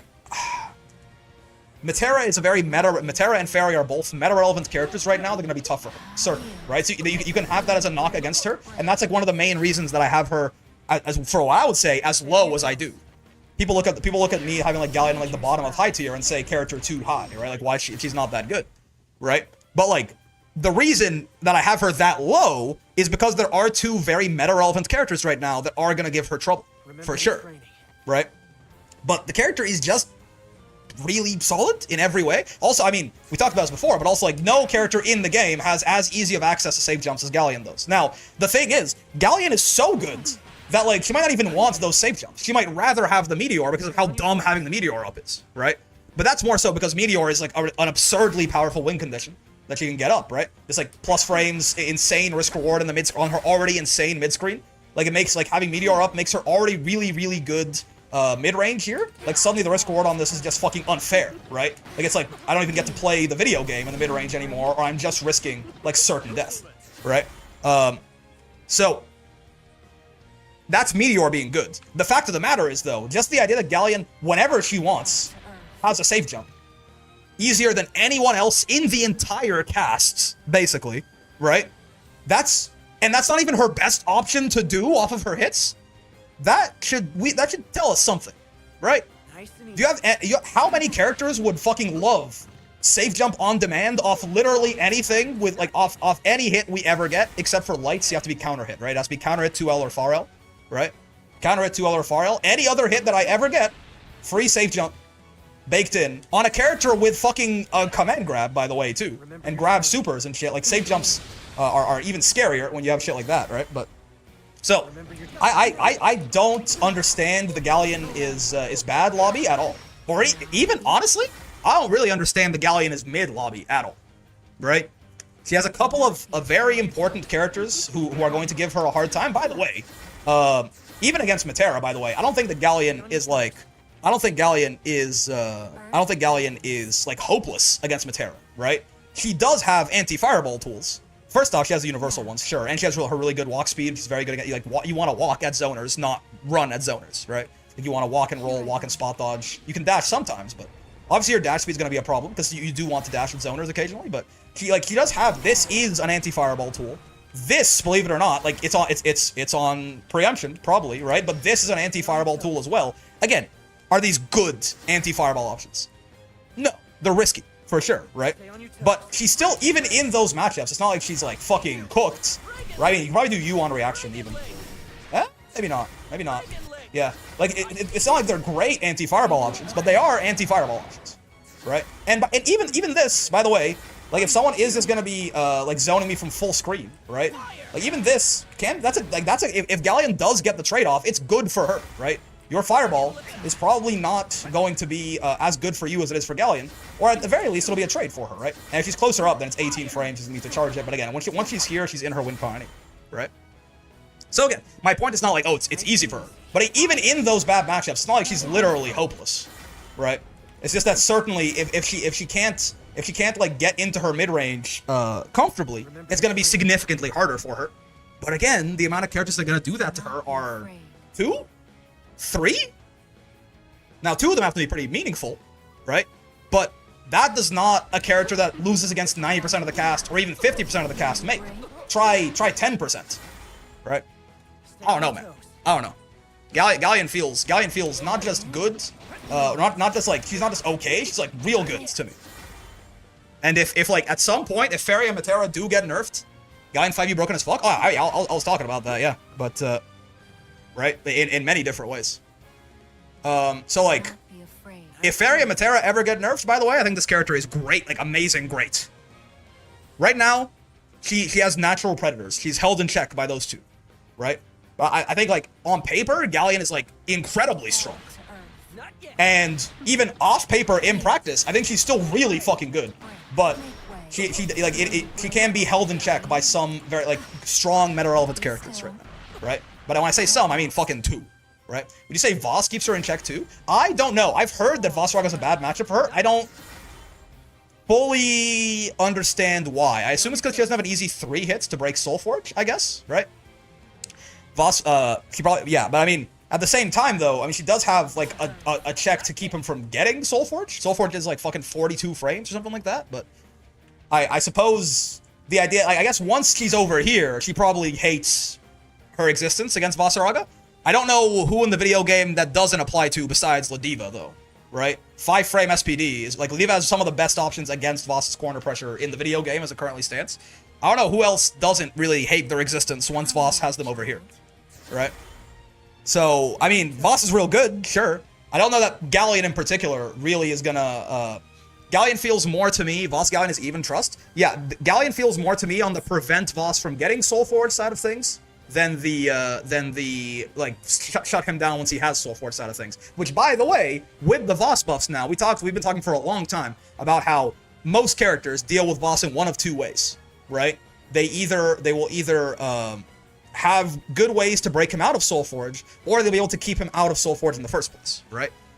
They'll like break him out of Soulforge, like once he gets it, break him out of it. That's everyone in that camp. Their Vasaraga matchup got significantly worse now, because you have to do it 2 or 3 times before Soulforge actually goes away, right? If you have some way to prevent Voss from doing it in the first place, right? Like notably, all of Galleon's setup shit is faster than Vasaraga's. Right, if Voss has a meteor on his ass, it might not be a good idea for him to hit 5U. Right? And again, even this charged version, 33 frames, is faster than Vasaraga's, what's it called, right? It's faster than Vasaraga's 40 frame Soulforge as well, right? So like, Vasaraga is better than Galleon, but I don't know that she has a particular, I mean, would it be really nice if she had like a 3-hit fireball of sorts to use against him? Sure, yeah, definitely, right? But there are a lot of characters who don't have that, who can still fight him, right? So yeah, man, I think I do wonder sometimes if a lot of the, I'm not saying the person who brought this up originally, Ice Rolled, I'm not saying that this is his idea, I don't want to put words in anyone's mouth, but it feels like a lot of the time, people who think that Galleon is worse than she is, think that she is a Ladiva type character. What do I mean by that? It feels like people are judging Galleon by like this is Ladiva's win condition. Honestly, this is Ladiva's win condition, right? This is like a, you know, it's like a softer version. It's a softer version, right? And they're like, well, I mean, you know, like so much of the cast can keep Galleon away from this space, right? Like, how's Galleon gonna get in here against so many people? I'm like, that's not really, that's not true though, right? That's just not what Galleon is. Like, Galleon is not Ladiva, right? Ladiva, this is Ladiva's win condition, and guess what? Ladiva is better at getting to here than Galleon is, right? Straight up, especially in this patch. Ladiva is better at getting to here than Galleon is. So if you're judging her on this, like, she's a grappler, she wants to be point blank in your face in the corner, if you're judging Galleon on that, then yeah, she's pretty fucking bad, right? But that's like saying, that's like judging Ferry on her ability to get it. Like, that's not right. This is not correct, right? This is not where Galleon wants to be. Galleon wants to be like here. This is where Ladiva loses the game to most of the cast, right? Without some like really, like, if you can do like some shit to catch you off guard, but like out here is where Ladiva struggles. This is her suffering spot. This is Galleon's sweet spot, right? Like, Galleon has a command grab. Galleon has some grappler DNA in her, right? But Galleon is a mid-range character, not a point-blank character. She's not a rushdown character. So, I'm not saying that's everyone's opinions, but like, you know, what are we doing, right? It feels a lot of times people are judging her like she's like some point-blank in-your-face grappler, and yes, she would be really ass at that. She'd be really bad if that was what she was trying to do. But it just isn't. Galleon's good. Galleon's good. Galleon's good, man. Even though she lacks much set play, I think she plays a lot like one. I mean, the Meteor certainly counts. Her entire win com being something where she usually has to get a knockdown to set it up, unless she gets to do it for free from full screen, right? Like, Galleon is, I mean, in a weird way, you could, like, grapplers are like a weird, if you didn't want grappler to be like a primary archetype, you can like rotate your triangle however you want, right? You could make grappler like a weird sub-archetype of set play also, kind of, but yeah. Archetype talk is weird. It's always, like, it's always a little, it's very subjective, right? Well, it's not very subjective, but there are like certain ways you can categorize things that'll be different. People might think Galleon sucks, is not good at playing neutral without a 6XL. People don't want to hear it. I mean, also, her dash speed is not that good, right? Or, sorry, her dash speed is horrendous. Her instant 6XL is not awful, right? It's not, like how, right? Like, is it, this is comparable to Gran's. I think it's a little worth him going a little bit less far. Like, he's ending up closer to me, I think, slightly, than I am to him. I think. Right? But, like her 6XL is not bad. It's, at best, middle of the pack, right? Or, sorry, at worst. At worst, it's like a middle-of-the-road 6XL. Like, like, if you just want to, like, 6XL as your jump scare option in neutral, it's, like, you know, it's fine. Right? Now, if you want to dash at people like this in 6XL, she's literally bottom 1, I think. But, like, you know, does she have as good of a 6XL as, like, fucking Catalina or something like that? No, but, I mean, who does? Right? Who does? Catalina almost hits Gran from round start with her shit. Right? If you, like, slide, if you dash for a teeny bit, she's, like, straight up gonna hit his ass from round start. Right? Like, she's, like, hers goes, like, almost a full fucking Catalina longer than Galleon's. Sure. But, I mean, who does? Very few characters have a comparable dash L to this one. Oh my god, that's an active-ass JU. I guess... Oh, 12 frames.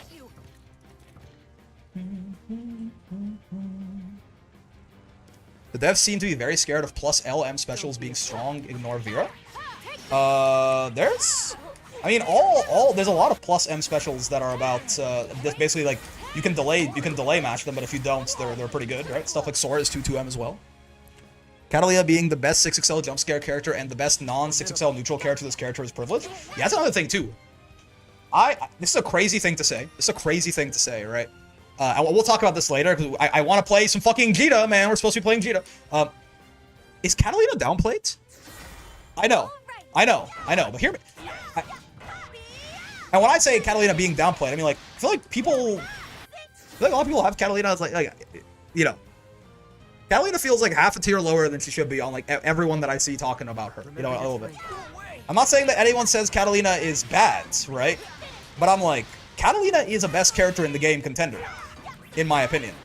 And I feel like people don't, you know, people don't seem to think of her that way. Like, no one's gonna tell you Catalina's bad with a straight face, but, like, I feel like the amount, like, Catalina is straight up a best character in the game contender, I think. Now, if you wanna stamp your balls on my forehead and say no, Grimnir is obvious top 1, I don't know that I agree, but it's at least, like, you know, sure. But, like, she's in that discussion, right? She's not like a top 10 character. She's like a top 3 character. That might not seem like a big difference. It's like, oh, top 10 to top. But, like, you know, I do think he's in, like, he is a little different right now. Person. You have to do 5L in the corner route, Mr. Streamer. She sucks. Oh, no. Just a basic Shoto character, only 3 special moves is the vibe I get from some people. He's been top 3 for me since the Galleon patch. I think he's been top 3 since... I think he's been top 3 since the fucking Versucha patch or something. I think it's more so that Grimnir and Voss distract people. I guess? And people can't see Cat top 5 and above anymore because A, she's not Voss and Grimnir, and B, because peak Catalina 5U. Vasaraga is so interesting to me, man. I don't have a strong take on it yet, but yeah, I don't know, man. I feel like while the Vasaraga buffs are like really good and incredibly strong, there's like a nagging voice in my head that's like I want to get on board with everyone of like, oh my god, what did they do? Why did they make Voss so strong? But I'm like, I don't think there's this prevailing sentiment of like a top 2 Vasaraga, and I'm like, I don't know about all that necessarily, right? I don't know if I think he got quite that strong, but I know I was already, like, relative to a lot of people, I was already a Vasaraga down player last patch, right? Like, a lot of people had him, like, a good tier higher than I did last patch, and to be fair, if that's where you had him last patch, then, oh yeah, I mean, he has to be top tier now, in the power gap of where he was versus where he is now, right?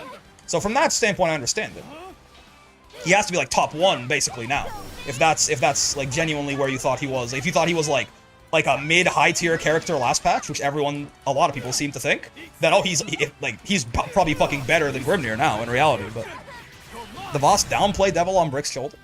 I don't think I'm not trying to downplay Voss. He's still incredibly strong, and the Soul Forge gauge shit feels like a mistake for sure. It just feels wrong. It feels like it feels unfair. But Brick downplaying a big body, who would have guessed? You know. I shouldn't expect... I guess oh, god. Me when I argue in bad faith. Oh! Wow. Sandal Font. Please spare me. Father Font.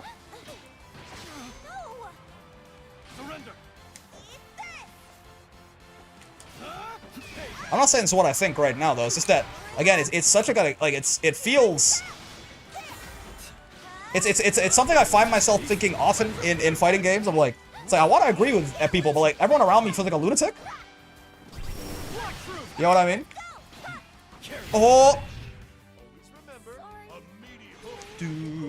Yeah, some motherfuckers just want every character who isn't an all-rounder to not exist. It's true. It's true.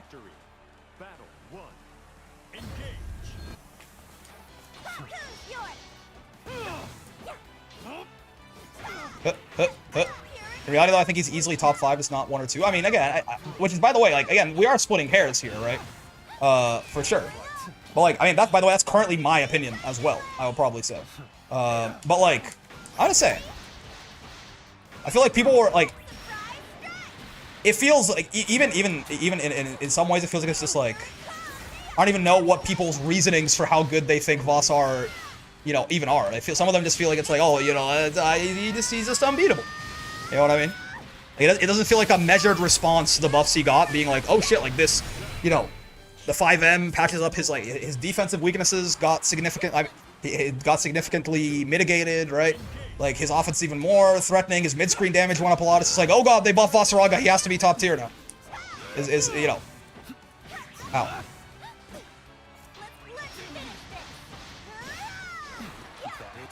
But yeah, I don't expect that I'm going to turn around on the matter. It's just seeing I guess like what feels like some very, like, even if they reach the same conclusion or a similar conclusion as me, what feels like some very just like let's say exaggerated opinions on what makes Vasaraga good. Makes me wonder, like, wait, am I also succumbing to the same thing without realizing? Like, do I have to, like, examine what potential weaknesses he might still have a little bit more? Kind of thing. Perish? Oh, I could have fucking killed you. What's wrong with me, man? I'm the world's worst? Gotcha! Another red-white twin here, too? Yeah! Redhead Fantasy versus Rising, man.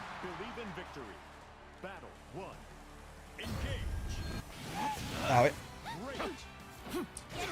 What if the Matera and Vasaraga are top 3 gang, try to go into every matchup the same way they do, wait, what?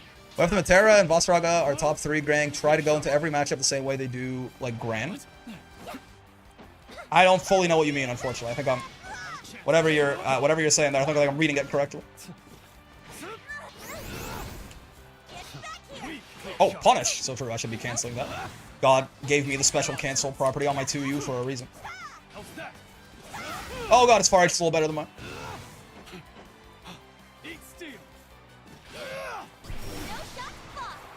Hello, fellow Shoto that isn't Catalina.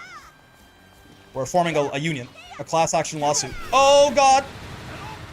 Against people thinking we are bad simply because we are not Catalina. We believe our civil rights have been infringed upon. Assume they mean fight every character the way they fight Gran? Maybe, maybe. Oh, yeah, okay, you're right. Yeah. I thought he was saying, like, what about a secondary hypothetical of what if they now did this? But I see what you mean.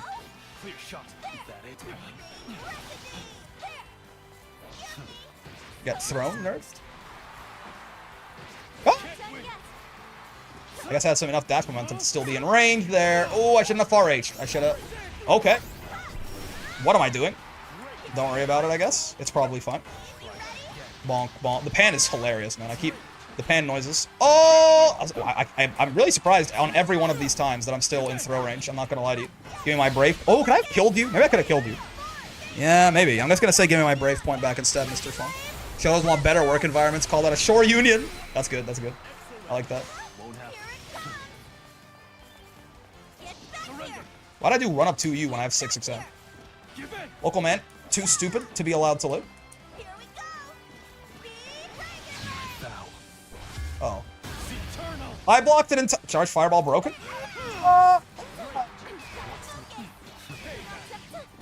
The white woman for real? It let me down. Yeah, I delayed it in case he... Oh my god, I was scared. I like wanted to delay DP in case he spot dodged. He did it last time too. Oh! Happy fireball and DP day. We need a holiday. We've been oppressed for far too long. Nice. Good confirm. Dude, her 2M is like... I probably would rather have Gran's 2M. What would it be in plus on block and everything? But her 2M is a big-ass poke, man. She has Gran beat on that, too. I think her 2M has more range than his. Oh. Well, it doesn't do the 2-1-4U. Nice. That's good for me. Yeah, that is a big-ass button. Just plain and simple. I'm punishable here. Oh, he's not going to punish me? We take those. Thought he would have DP'd again. He decided not to, I suppose. I'm minus there, so I'll take it. You spending a brave point. Get me onto my minus frames. Oh, wait, how do you tech? I've not, yeah, I just realized I don't know how the Sandalphon techs. I've been, like, trying to throw bait him, but I never actually bothered to learn how he teched.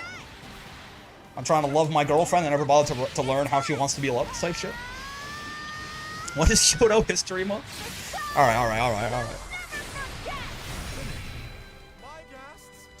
That roll, I wonder what he was trying to roll there. I guess a fireball, maybe? That was a risky roll, but I'm sure he had some kind of read. I'm not sure what pattern of, like, I'm sure I have patterns that he picked up on that I didn't notice. But whatever happened right there did not end up working out too well for the boy.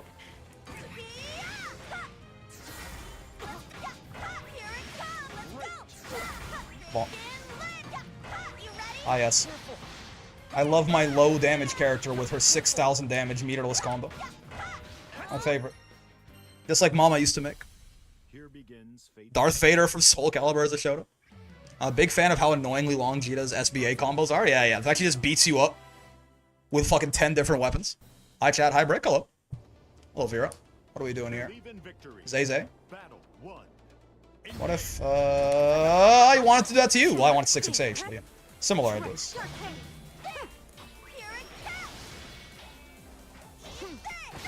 So true, bestie. Right there with you. Little frying pan action. Never hurt nobody. Fair. The last guy I fought DP'd a lot, and now I'm like expecting this Vera to DP a lot too. That is not the good, right way to look at things. Djeeta combos are still more fun to watch than Lance's, at least. At least it's fancy. I think she shot him with a gun there at the end, which is pretty cool. I was waiting on install reversal, potentially. It never happened. Oh, wait, I shouldn't have done this. I feel like we could have killed you with this combo, and then, yeah, I fucked it up. Okay, that's fine. I should have fireballed first. No doubt. Whoa! Okay, they didn't get a good conversion off of it, so I will thank my lucky stars. Also, used to be a rave super where you had to input each of them beats manually. It was fucking DJ level 2. Okay, that's kind of cool. It might be annoying. Like, maybe I'm glad they got rid of that. Like, if you want to play Djeeta, but conceptually, that's cool. Oh, rare Djeeta 2ML. That's fair. When I saw her Luminera into crouch, I probably should have known better. But... Gets thrown, nerd. Oh, anti-air 6XL. Failed me. God, I love Fireball Drive Rush. Oh! Got the 5H you again. No such luck. Oh, okay. I keep trying to anti-air with fucking 6XL. I think I'm cute. Turns out, no part of me is adorable. No! I wanted to super there! I wanted to get close to you and then super. It would have worked if I did it earlier, but my timing was off. I don't know why I keep trying to 6XL anti-air when she's got that JM, but... Perhaps I'm just a silly guy. Thoughts? You consider him just a silly guy? I want to figure out how you tech, but I can't get you to block for long enough. Despite having frame trapped you a lot, I can't actually get you to block for long enough to try and throw you. Okay, sure. I guess a red button should not surprise me there. Oh, okay, their timing is quicker than I think it is, though, I think. I tried to throw bait them with a blade close H right there, but I got hit out of it. Okay. Hit. Fireball. Heed my call. Beat her ass. For her neutral special, she wields a gun. You have to do the button combo anymore to get Djeeta's enhanced SBA? I don't think so. You just, for both Gran and Djeeta, you just input that thing, right? I could have done charge fireball for the cool combo. No, I'm ass. Okay. You just hit, what's it called, right? Wait, does Djeeta have a second SBA, like Gran? I didn't even know. Or wait, am I? Yeah, she does, right? She has the same eternal... Does it activate automatic? Because Grans, you have to do a follow-up input, right? She does? Honestly, my ass didn't even know. Like, I only ever see... Maybe I've seen it and I don't know what it looks like. I feel like Djeeta's usually SBA me more than Granathans do. This Vera is a jumper, certainly. Oh, I've been grappler jump boots. No, man. Owie. 1, 2, 3, 4. Try and hit it this Master's run? You have to be in SSBA distance, just like Granathan, I presume?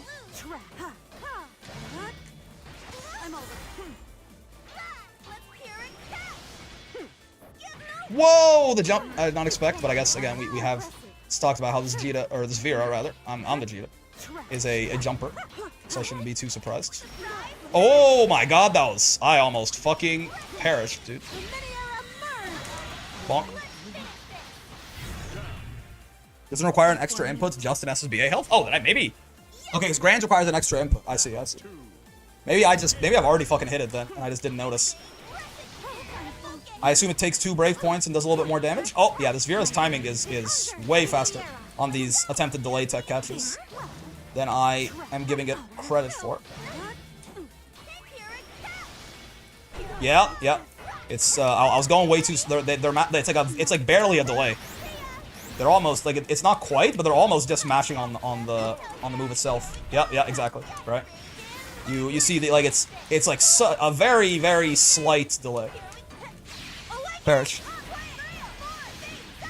Djeeta does not get to be all in. The chips are not down for her because she's an experienced adventurer, whereas Gran is baby. They start mashing all. Wait, what the heck? In vanilla to get the special version, you have to do a deadly rave 10 hits. That's funny. Wait, what? I genuinely didn't realize Djeeta has a separate. Let me take a look at this. So it's just if we don't have SSBA, right? Super Skybound Art. It's default, right? So if I just hit his ass, it looks like this. Oh, it's a 4,500. You know, it always did feel like that does a lot of damage. Yeah. It's a higher. Is Gran's a 4,500? Yes, it is. Yeah. There's some 4,000 damage ones. But then, so if I have SSBA, it just changes? Oh, she's... Oh! Yeah, look at her. Wait, she beats your ass. I see. I see. But yeah, it does less damage unless they're on low Brave points than doing an actual SSBA, right? I assume it's the same thing as Gran. Where, what's it called? If you're on 1 Brave point or 0 Brave points or something, this does more damage, but... Takes away 2 BPs? Yeah. Reagan Lave Summit. So that's 7,200. What about if I just do SSBA on a no BP guy? Play like 1K match with Djeeta. I didn't know she could do that. I knew Gran had it, but Gran had a separate input. I was pretty sure Djeeta didn't have one too. No, it's less. Yeah, I guess it is just worse. Is there a point? It was great because SBA is vertical, not horizontal, so good on reaction. But then they took away the projectile invuln, right? I assume. But yeah, so, oh wait, does she not have the weapons? The one where the weapon's beating your ass, is that the SSBA one? Have I somehow never noticed this?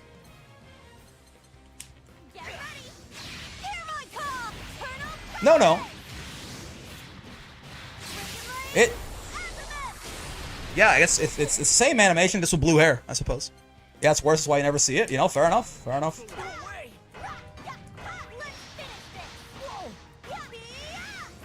I guess maybe there could be times where they're so high up, too, that maybe the SS... Or, I don't know, yeah. I'm not sure. At this point, I don't know what, like... With the projectile invuln being mostly gone from Djeeta's special, I'm not really sure what the point of using one over the other is. Gran's is way cooler? Yeah. The chips are down and he is all in. Got a whole new cinematic and it's so tight. He has a different voice line. She says, Reagan Lave Maximum or something. They got rid of the non-bonking version from Djeeta SBA. They wanted you to feel good all the time. Oh, this is the Sandalphon from before. Hello, Sandalphon from before. How did you throw tech? I forget. You DP'd a bit. You were a DP enjoyer. Certainly. Oh, wait. Dude, her 2M is a good button, man. Is it more active than normal or something? Feels that way sometimes. Oh, he beat me to the punch. Yeah, sure. LD streamer would farm the same guy for easy points. The Sandy was tough. Man. He was unpredictable, at the very least. If you didn't want to give him any other credit, nice. He was also good at 2H'ing, which is always a problem for if you're. It's always a good thing to do against me in particular. You say shoot for the moon?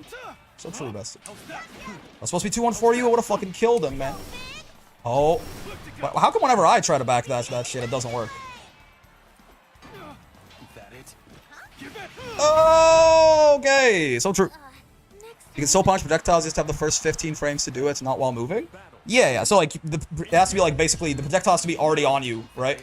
Which a lot of the times is gonna mean that the person who did the projectiles recovered. Maybe not all the time, but a lot of the time. Same thing they did to Versuja in this patch, right? Well, on 668 him. He was on a slightly faster tempo than I was there. Oh, good far H check. Oh, I was still in his far H range. You don't say.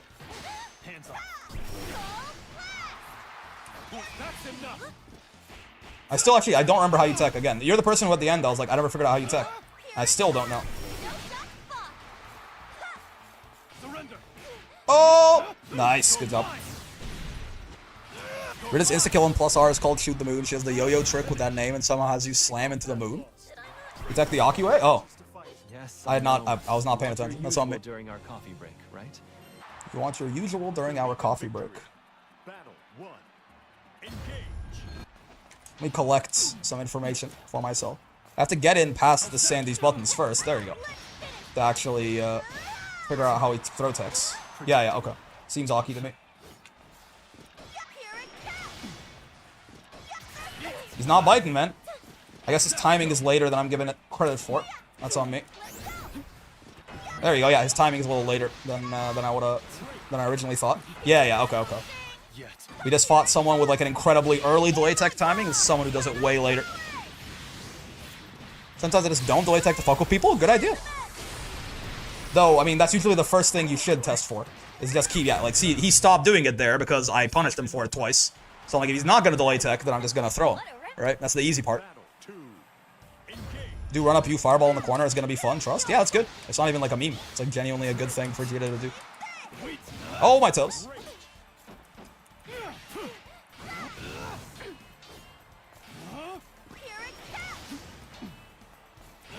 Oh, I got crushed by Far H.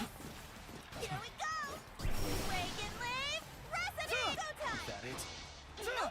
I'd be safe. Clear shot. Surrender. Oh, clear shot. I'm still gonna say he says trick shot because it's much funnier that way.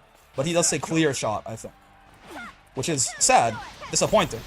Because it's not trick shot, but... Yep. Delayed ass timing. Oh, wait. That's so true. Here we go. You know, we're safe, so it's fine. Oh my god! I did not see that coming at all. Fair enough. The Rob SSBA is gonna be fun. Trust, I swear it's not a meme. I mean, unironically, I do it to beat people delay teching, right? It's high risk, high reward, but it's actually not a meme. It's just you gotta make sure you know what you're doing when you do it. Bonk, bonk, bonk. Unchecked on Pride Month. The sandal phone has hands. That's correct. Weak.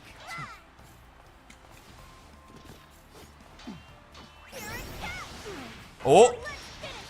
Good old charged fireball, hitting him with the funny. You Street Fighter 6 my ass? Who gave him the right? You don't have the right. Oh, you don't have the right. Delays, nice. You got my timing. That's for sure. Oh, his far edge is just better than mine. I fear.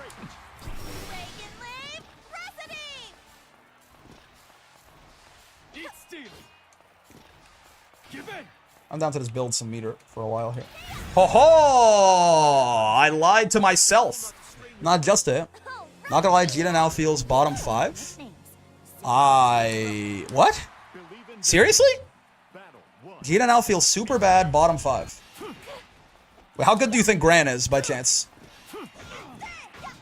Bonk, bonk. Isn't it better to throw bait with Djeeta instead of back? Oh yeah, right, 5U. I'm an idiot. Yeah, you're right. I definitely should just be 5Uing his ass. But I don't think we get anything... Actually, counter hits, non-charged 5U. I'm not actually sure about. But we don't get anything... We don't get a normal combo off of it. They spot dodge H fireball. You can 2-1-4U to punish it. Ooh, that's a good idea. So true. Oh, fuck. Oh, his far H is better than mine. That's tough. Ow, ow, ow. There's no way Djeeta is bottom 5. It does feel like an insane take to me, yes.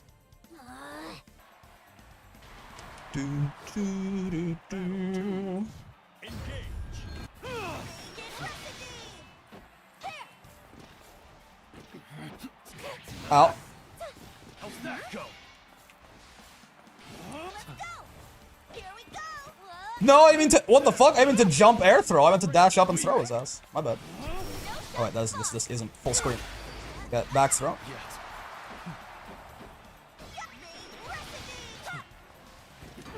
Okay. 1, 2, 3, 4.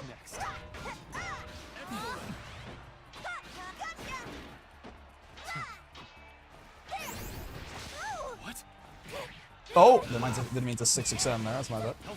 Oh, oh, that, you know, at least we're safe here. But I did not convert my shit the way I wanted to. Certainly. Woo! Oh, that's funny. Yeah, she got a funny JU on this lady for sure. That's earlier. He was too late last time. He's not too late this time. Yeah. That's fair. The spitting facts can't handle the truth. Okay, now I can't tell if you're joking or not. That doesn't sound like you were serious, Fade It. He's not that far from a TBH. I think give or take a few characters, he's sort of in power crept by a lot of the characters worse than her, either around their level or has fallen below.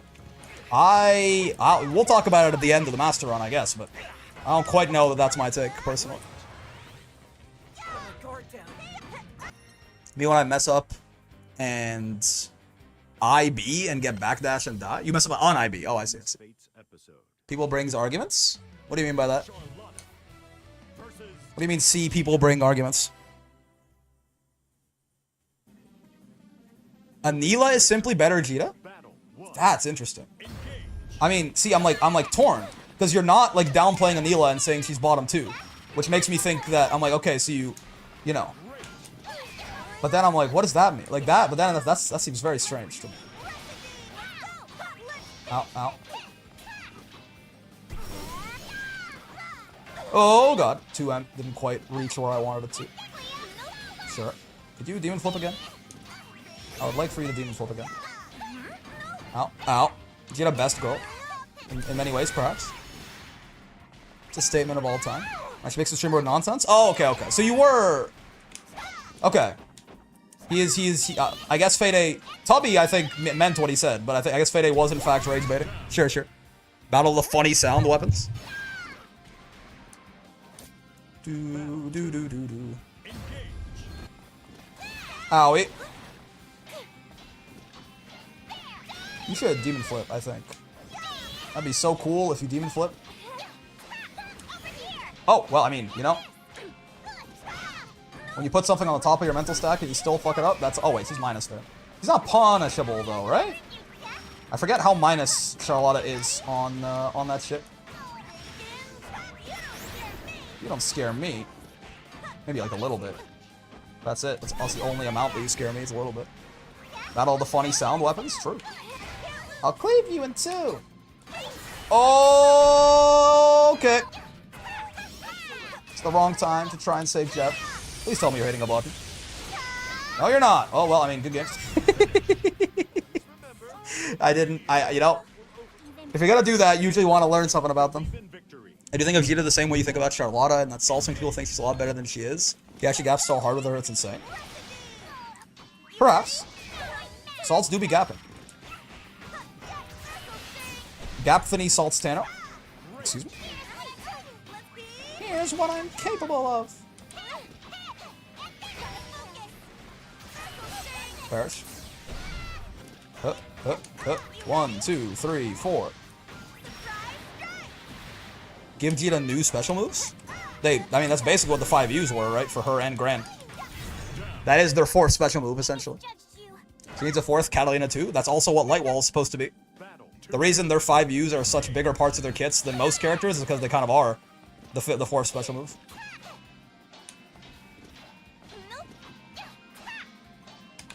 Bonk, bonk, bonk, bonk. I want to see the Belial Master run, so people can see that he's good, but not as cheap as everyone thinks. Cheap. Interesting.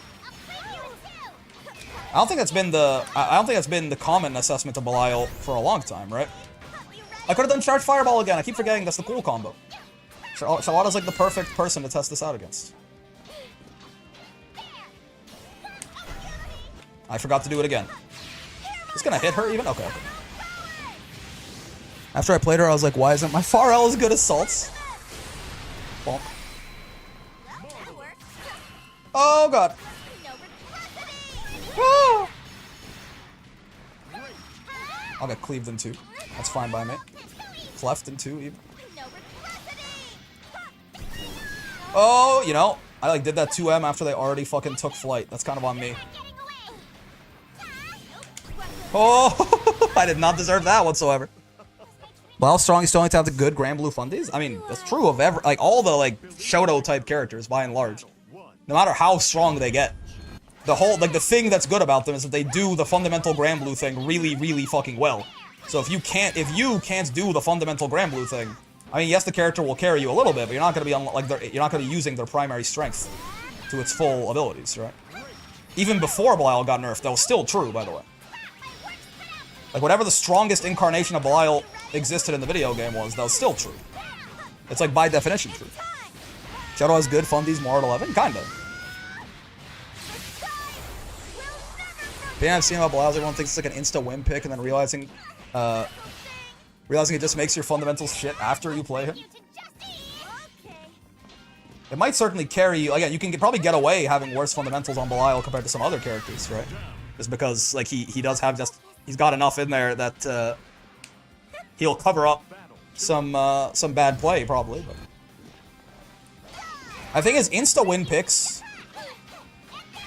Let's say, like, I know you're kind of exaggerating, but like, again, like, there is like I don't care what character you want to point at in the video game right now. I don't care how carried you think they are. I don't care how much you think that anyone who plays them should be summarily executed in front of their wife and children. You have your own problems. I understand. But there is no character in the game right now that is like, oh my god, so broken, borderline, obscene character. What the fuck do we even do about this, Games? Why do you hate us? Right? Has not existed in the video game since about, I'm gonna say patch 1.5. You tell me what happened there, but... If I had to, if I had to put a number on it, I'd probably say the Versuja patch. No real reason. That's probably the last time we had a character like that in the video game, I'd say. Rick, why are you describing Matera? That's crazy. I'm just not gonna listen to you for the rest of the day, Fade. I think you've lost your me reading anything you say seriously rights. Or funny to think something I think I have.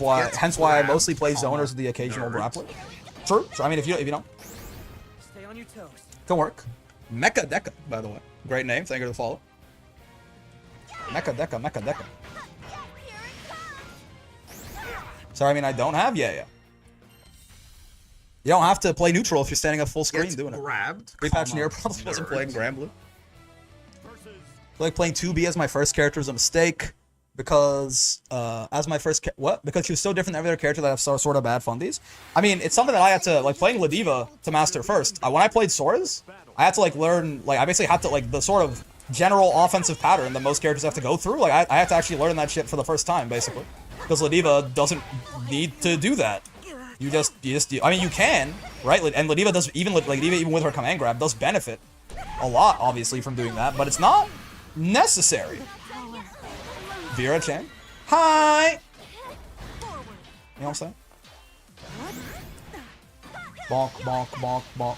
1.0 Gran Blue was unbalanced as fuck, but still fun in a twisted way. Oh yeah, I mean 1.0 Gran Blue is even like there's like a before and after the Versuja patch where the game is very different, right? But yeah, 1.0, that's like several patches before that even. We're in the fucking Wild West now, buddy.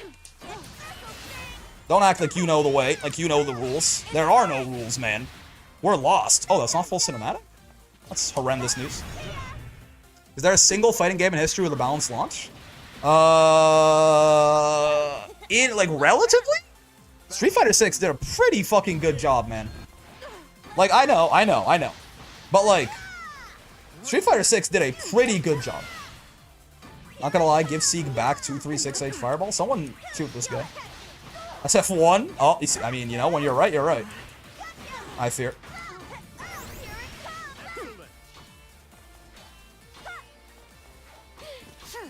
Yeah. Bonk. SS6 was balanced enough at launch? Yeah. Like, what were there characters that were better and characters that were worse? Yes, but they did a pretty good job. The best that I can think of off the top of my head, anyway. Again, in, like, modern memory. As much as I love Gran Blue, they released with maybe the most broken character I've ever seen, relative to the cast that they're in. So as much as I am Gran Blue's #1 dick rider, I can't be on this one. They actually did one of the worst, and the worst part is it wasn't just Nier either, but like obviously like release Nier, not even like 1.4 Nier. Release Nier? What are we doing, Saigo? What's going on? What was the plan? I forgot JP was a thing. Never mind. I mean, JP wasn't even. You're saying Ken and Luke were strong but not invincible? Well, the best character in the game between them and JP was not like an agreed upon thing, right? So if you think JP was like a nevermind, then you also think that about Luke and Ken. Or if you think that they were strong but not invincible, then you have to think the same thing about JP, basically. Ow. Going down to Memphis. Nier suffered enough, she deserves to be a bit insanely OP as a treat. Siegfried was pretty nasty on release too. Oh yeah, no, for sure. It's crazy, it's crazy to think that Siegfried was not even close. Like, close in that he was second, but, like, in terms of power level, the fact that he wasn't even close to 1.0 Nier is kind of wild, because he was not fair. So the fact that there's someone that gapped him is quite damning for release Gran Blue's balance. It was fun, it was a fun game, but, oh boy. Bonk, bonk. Gah, Vera go moment. I show no mercy. That's a lot of chip that thing does. If you just block it, huh? Look at that. Look at that. She's like on chip now. I didn't even think about that. That is a safe on block move unless you're in the corner that does a shit ton of chip damage. Now, of course, you can brave counter it, but like, I'll trade my 32.5 meter for your brave counter any day. That's how much damage does that do baseline? 2860. Why is that? Why does that feel like it does so much fucking chip? My God. Stay on your toes. Visa have surprisingly balanced, all things considered. Even if the mummy doesn't have system mechanics, he can still win. Yeah, I mean, fair enough. That's why I said like in modern memory, because like I don't remember, like I just don't know a lot about some of like the older games. We love chip around here. That's a lot of chip, man. Here begins Fate's episode. That's a lot of chip. That's like unironically not a, like if they're not near the corner, that's like not a bad way to try and close it out. Hello, Vera. We're getting some repeats today. But that's fine. If we win this, we're done with Djeeta, by the way. We get to play broken ass Ferry. It's me. Bonk. Nice. Bonk, bonk, bonk, bonk. I don't think I build super here. Yeah, no. Let's just do the thing. Infinite plus frames. Oh. Gosh. What the? Wait, bro. Guilty Gear Strive was good at launch. Soul top 1 peak game. So true. Rick's last chance to hit the cool anti-air combo. Oh, fuck.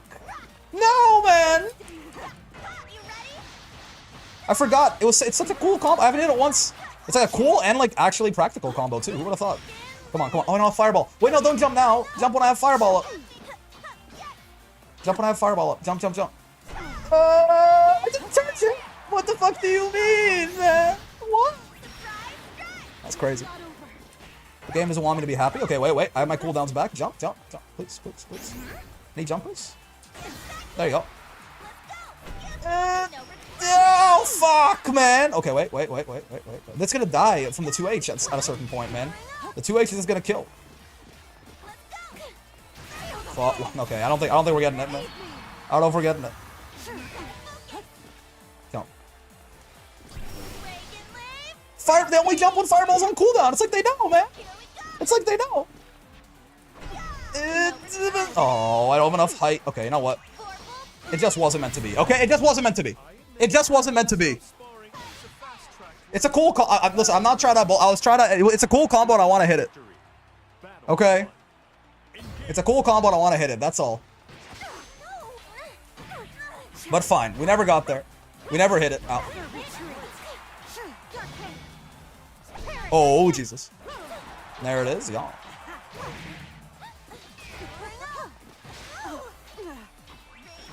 Huh? Oh, nice. Ow.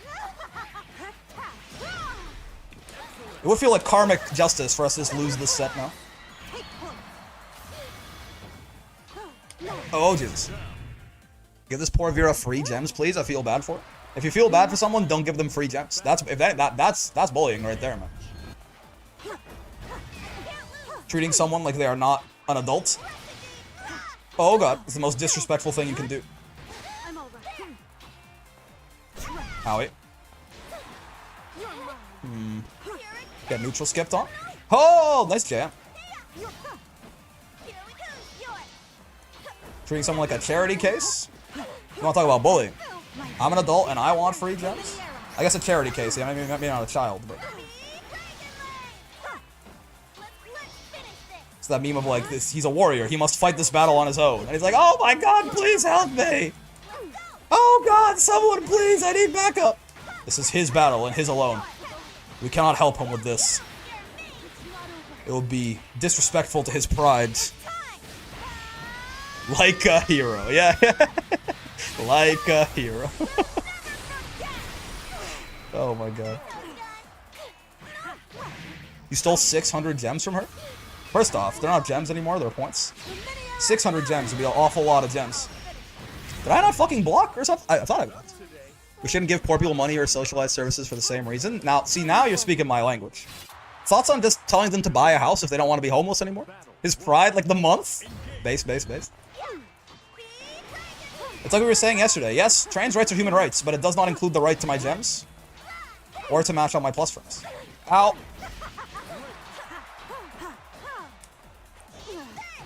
Compose yourself. Compose yourself? You're mine. Ah! Playing the same Vera for 2 hours, that's what heroes do. Thumbs up. The same Vera. What are you talking about? This is like the 3rd time we fought this Vera or something. If you're gonna shitpost, it has to make sense. You can't just like say things. But at least be some jokes without a nugget of truth in them. Don't quite work, you know what I mean? Bonk. You'll get there though. If we lack the rights to mash on plus frames, then our rights are merely privileges to be rescinded. Rise up. Mashers rise up. The most oppressed members of society. People who mash in fighting games. Oh, good old air dash. What's it called when the anime girl has brown skin and blonde hair? I do mean Gyaru? You're good. Gotta earn those gems. It's about the journey, not the destination. So true. I mean, this Vera, to be fair, is just actually, like, I mean, maybe I locked out a little bit after we got Master, but the Vera is just beating my ass now, so. Gyaru? Yeah. Bonk. You know, I wanted to hold it for a second and see if I could catch them. But I think this Vera is not a Aki Tekker. They are one of them button Tekkers. Disgusting, yep. Subhuman button Tekkers. Don't mind me just being a low damage character. Don't mind me just being a character who does no damage, apparently. It's like we started going for 2H, they locked in. I mean, me personally, I wouldn't take that disrespect, and I guess at the end of the day, I gotta respect that. I gotta respect their insistence on not being disrespected. How formidable. All Masters Matera in the corner, I don't got a BC, I'm saving for Raging Strike. Gra. Yeah. First.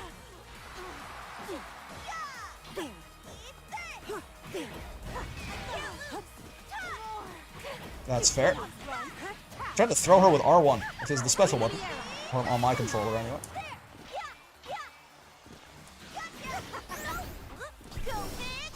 Go big. There is no other option. Go big. I should be fuzzy mashing on Vera. A lot more, probably. Oh, gee. Stuff like that would certainly be beaten by it, too. Okay. Oh! Wait, I'm getting memed on? You can meme on me. Only I can meme on me. Yeah. What I said. Do I want to SSBA you? Yes, I do, I think. Because I want to make this an uncomfortable situation for you, and I also want the Brave Point advantage. Even though it's not going to kill. Now, we're getting bullied a little bit. Which, I mean, go big or go bigger. You wouldn't get robbed, would you? Oh, that's tough. Wait. Oh, never mind. I'm ass.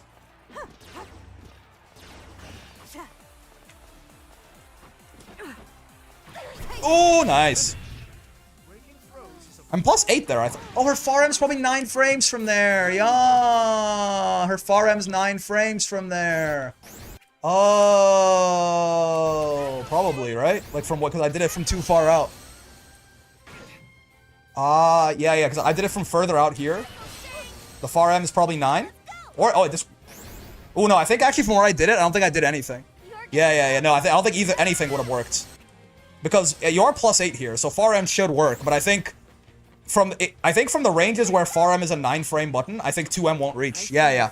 So it's not 2M either. We're both wrong, Fade. I think I had to be closer up when I did that Raging Strike. Because yeah, the ranges where far M is gonna be a 9 frame button, like fucking like there, right? 2M's not even gonna reach. So I love working in withering heats to fix my fucked up driveway. That's fun. Is Vera having 100 meter and going for 5 U is based? Very much so. MDP? You mean 12 frame MDP? You mean Djeeta's 12 frame MDP? And even regular MDPs are 9 frames, right? So UDP? Which would have whiffed? We're having a heat wave currently here. Is it colder in Canada? Yeah, no, it's hot as fuck. It was like 39 degrees in Toronto or Celsius. For the Americans, hold on, what is that? I actually don't know what the conversion. I know the formula, but L is the way. I don't think L would have reached, right? What is 39 degrees Celsius to Fahrenheit? That's like 102, 103. Yeah. It was pretty hot yesterday, man. It was pretty hot. Toronto has a really big temperature variation over the course of the year, right? Like, we'll get up to like 40 degrees in the summer and down to like negative 30 in the winter. Like, it's crazy, man.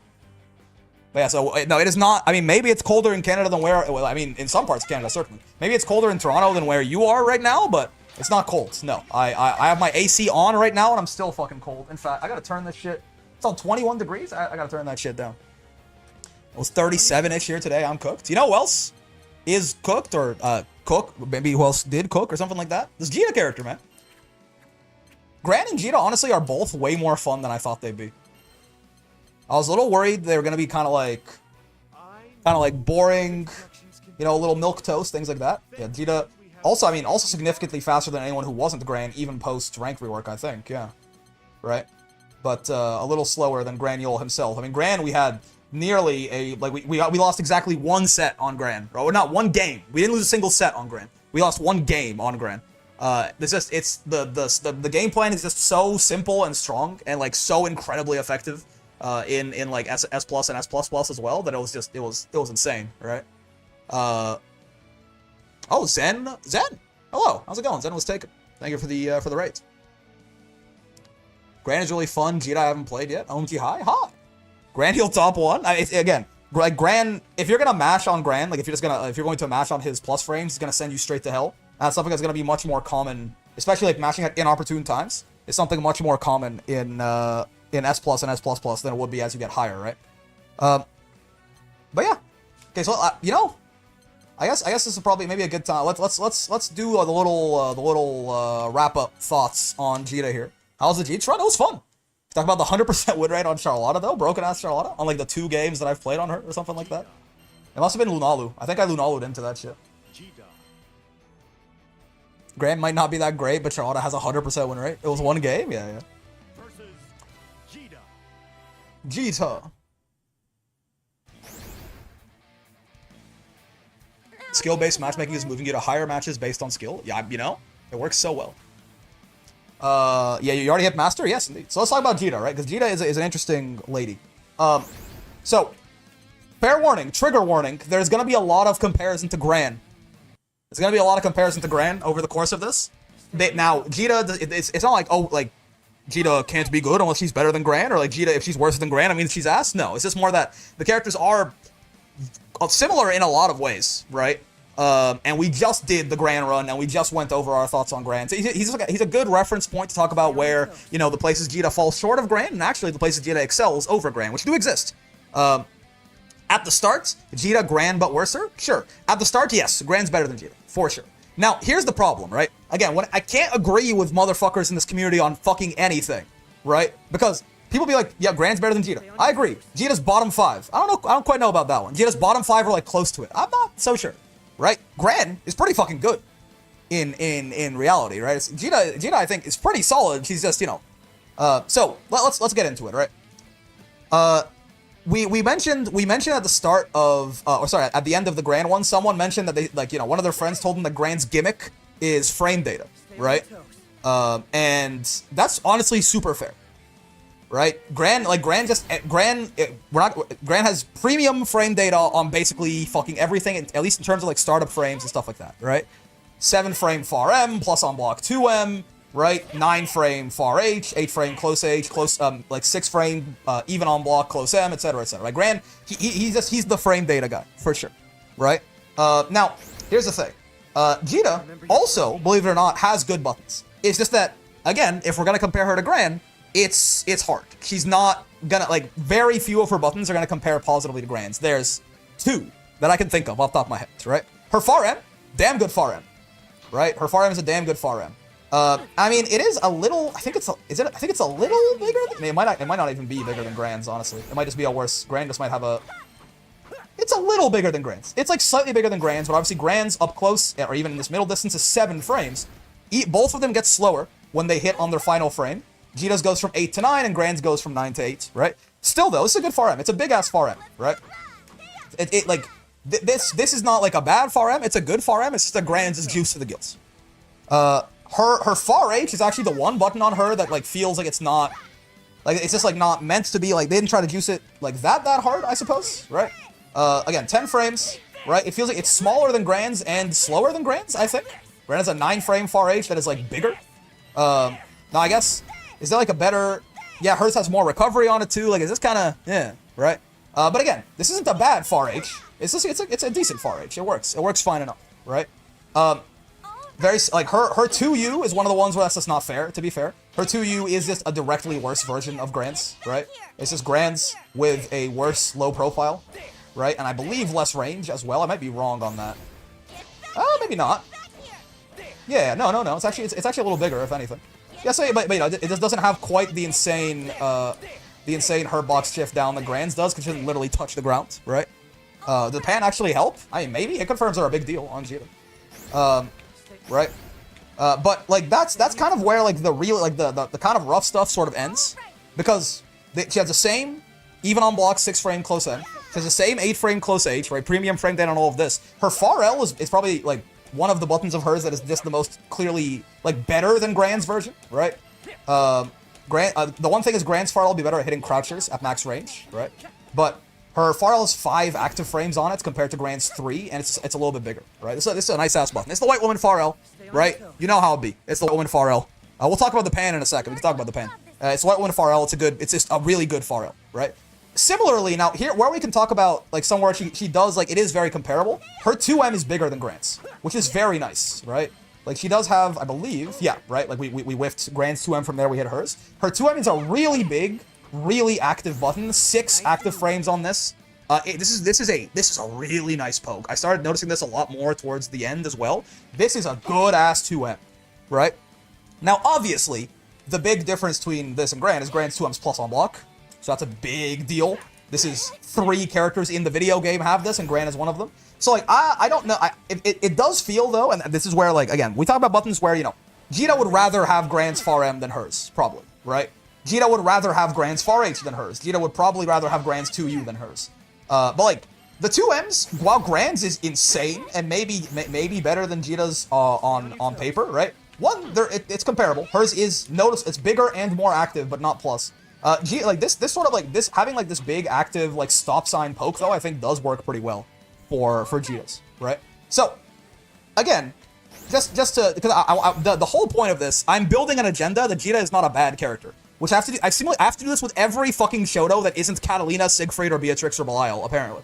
But I'm trying to build an agenda that Djeeta is not bad, guys, I promise, right? So, basically, if our conclusion, if you agree with me from our Gran talk, that Gran's buttons are, like, absurdly juiced, right? Like, he has just insanely, absurdly juiced buttons across the board, and, like, that's his thing. If Gran has bullshit on him, it's how absurdly, insanely juiced his buttons are, right? So if we can agree on that, Djeeta is basically only like overall, Gran's buttons are better. I would rather have Gran's buttons than Djeeta's, right? But Djeeta compares slightly unfavorably in a couple of cases, and then favorably in one case, and then comparably in another case, right? She's on a very similar level to Gran in terms of how good their general buttons are, right? Very similar thing in their air buttons too, right? Most of their air button, the JL, very standard, right? JM for Djeeta and Gran is slightly different. Gran's is more of an air-to-air, whereas Djeeta's is like a backup cross-up button, right? Their JHs both, they hit kind of deep. I think Gran's is a little better. I think Gran's has, slightly more downward stab angle to it, but they both have really good JUs. Gran's is much more of a good, like, deep jump-in button. Djeeta's is a more, in my experience, a more reliable cross-up, right? So, like, as far as buttons are concerned, right? Djeeta really does not, like, it's very similar. Right? Gran's better, not by a lot, right? Now, we can talk about another thing, which is damage, right? This is something, again, where it's true. Gran does better damage than Djeeta. But, again, I feel like this gets exasperated a little bit between the two of them, right? Both Gran and Djeeta, one of the reasons that an 8-frame close H is so premium, right, is because it lets you do close L into close H, like this, right? We'll talk on there's lots of different situations, right? We'll talk about corner, we'll talk about mid-screen, we'll talk about different starters, things like that. But like both Gran and Djeeta, if they get a close L on you and they hit confirm it, they are both doing incredibly above average damage on like a B&B, right?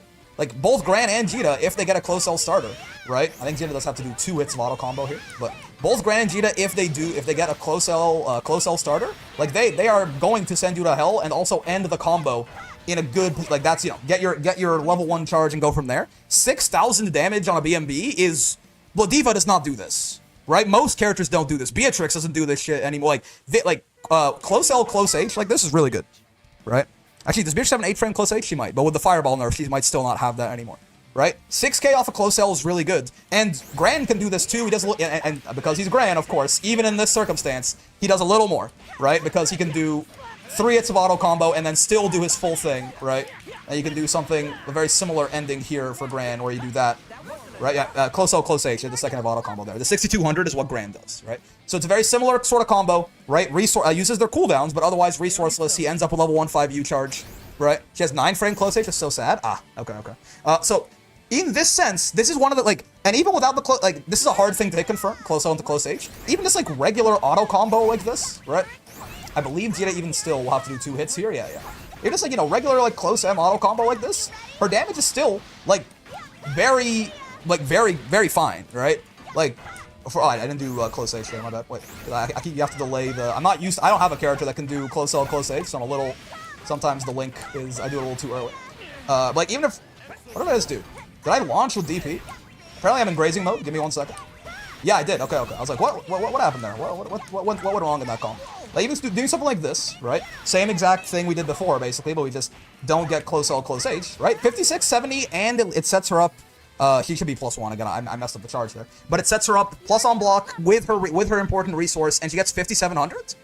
That's not bad at all, right? And again, Gran will do slightly more than this in that situation, but very comparable, right? Now, where we start to see a bit more of a gap, and this is where Gran's buttons and his far M in particular start to really have him pull ahead of Djeeta here, is from these sort of middle distances, right? Gran can do shit like that, right? Gran can do shit like on a standing opponent. Gran can just far M, fireball, far M boots, right? And like from there, like that's where you're really gonna start to see a damage disparity open up between the two of them, right? Like stuff like this into, oh, it does link. Apparently I'm horrible at the video game.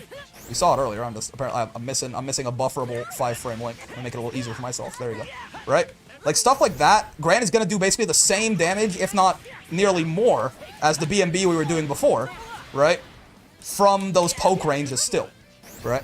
Whereas Djeeta, because her far M is slower, she like if she does this, she has good range, but you know, she has good range on her far M, but she's not really going to find these same kind of extensions. Her 2M isn't going to reach, and her far M is going to be too slow from this point, right? She can do it from this from slightly more restrained distances than Gran can, right?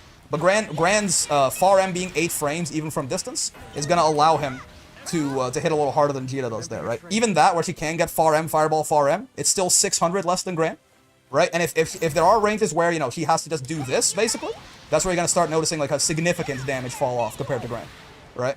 Where it's going to be like, you know, we're talking like 4,400. We still get a charge, still a good situation after, but 4,400 is certainly, like, that's really starting to dip down there, right?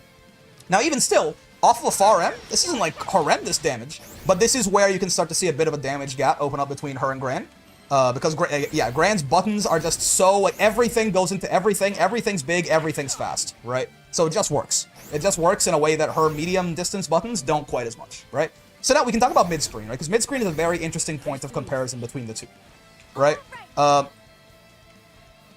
Regularly, without spending any kind of meter or resource, right?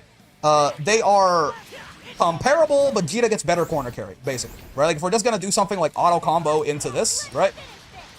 Djeeta is actually gonna be slightly better than Gran in most cases, right? Slightly more damage, slightly, like, maybe like noticeably more corner carry. It's probably more damage for Gran to do this, actually. Yeah.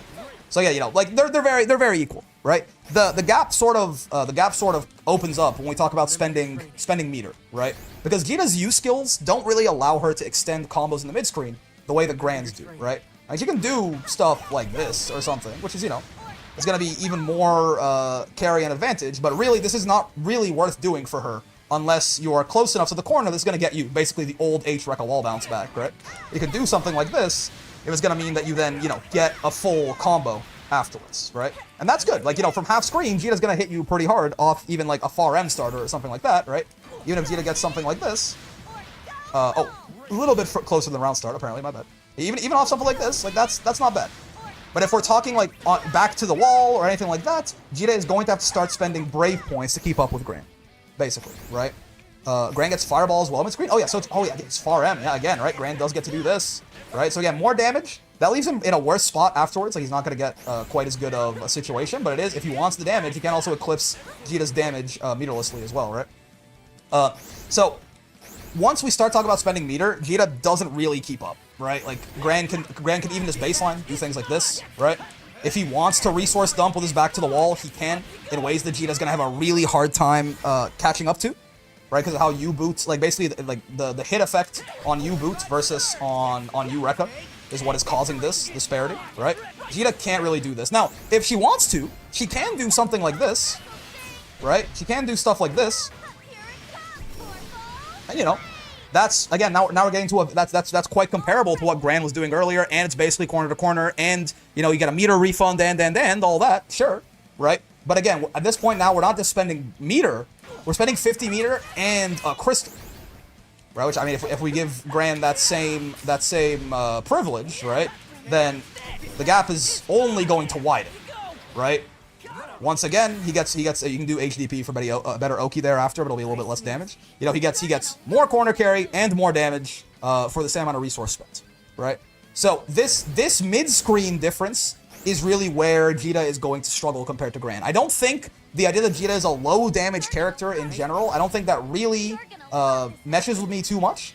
But if we're going to compare her to Gran, the mid-screen is really where I think we can start to notice a bit of a canyon opening up between these two, right? Also with 5U, Gran can from afar poke into ridiculous damage. I mean, I guess it depends on what level of 5U he has. He'll get more or less stuff, right? I guess even level 1 though, right? Level 1 5U. If you get level 1 5U and you go bonk bonk, I guess it confirms off far H probably. Unless it's counter hit, yeah. Does he get anything off level 1 5U? Normally? Yeah, there you go. Oh! You can do something there. There's something you can do there, right? Yeah, Gran's 5U is certainly better in the mid-screen than well, I mean, depends. Djeeta's, it's better in neutral, I guess, if Gran gets a random poke. Djeeta's is better as a throw bait, or like, you know, as if she's got you on the ground, right? But Djeeta only gets stuff on counter hit, yeah. But yeah, so is Djeeta lower damage than Gran? Yes, right? Ever thought about how Djeeta doesn't have an ultimate special to combo extend mid-screen? It's a big downside? Yeah, right? But again, Djeeta's corner damage, I think, is actually, it ranges from exceptional to decent. And her mid-screen is, you know, it's okay, right? It's like, it's not, it's like, generally like, I can get, you know, good damage, right? Like, decent damage and corner carry resources, but if I want to do something really special, I have to basically spend a Brave point. It's like, yeah, there's nothing to write home about, whereas Gran's is pretty solid, right? But again, the idea that Djeeta is a low damage character on average, I find to be rather laughable, right? Because basically it is the exact scenario of like we're on this half of the screen, and I'm not gonna yeah, we're on this half of the screen where my U-Rekka is not gonna get me a wall bounce, right? I give her an edge on the truly bad mid-screen character because Rekka has so much corner carry. I mean, yeah, her resource, even just doing like far M into Rekka, right? It's still like decent corner carry, and you know, for like it's not great damage obviously, but off of a far M, it's like your regular like bad mid-screen damage with like good, very good resources corner carry, right? So again, here another place where Djeeta compares unfavorably to Gran, but in many ways it's closer than people give it credit for. I think this is based off the starting point that Gran is a pretty strong character, right? Damage here is basically equal. Damage here is like, it depends, like Djeeta can get comparable damage to Gran, but it's like, the spaces in which she can do it are more limited, right? Like her far M is going to work in fewer situations, right? And then if we go out here, right, then it does start to, there does start to be a bigger difference between the two of them, certainly, right? But still, it's not horrible damage necessarily. The only place where she is truly lacking is basically, like, back to the wall or close to back to the wall mid-screen, right? So, something else I want to compare, and also just talk about as a strength for Djeeta, is her 5U, right? There's a lot of talk about Djeeta's 5Us and Gran's 5Us and all of this, right? Which one's better, or whatever, right? Like when you bring up these two, people really like Gran's 5U. I understand. I think one of the big weaknesses I identified for Gran, honestly, the only weakness that I could really be like, Gran just straight up is lacking something instead of it just being him not being as insane as some like more top tier versions of his character, basically, is that Gran does not have a really like a throw bait at all, essentially. Besides just the regular shit of like run up backdash, something like that, right? Djeeta's 5U does actually let her do this. It'll kill you if you throw tech, and there's a lot of times that it catch people even doing 2L techs with this shit, right?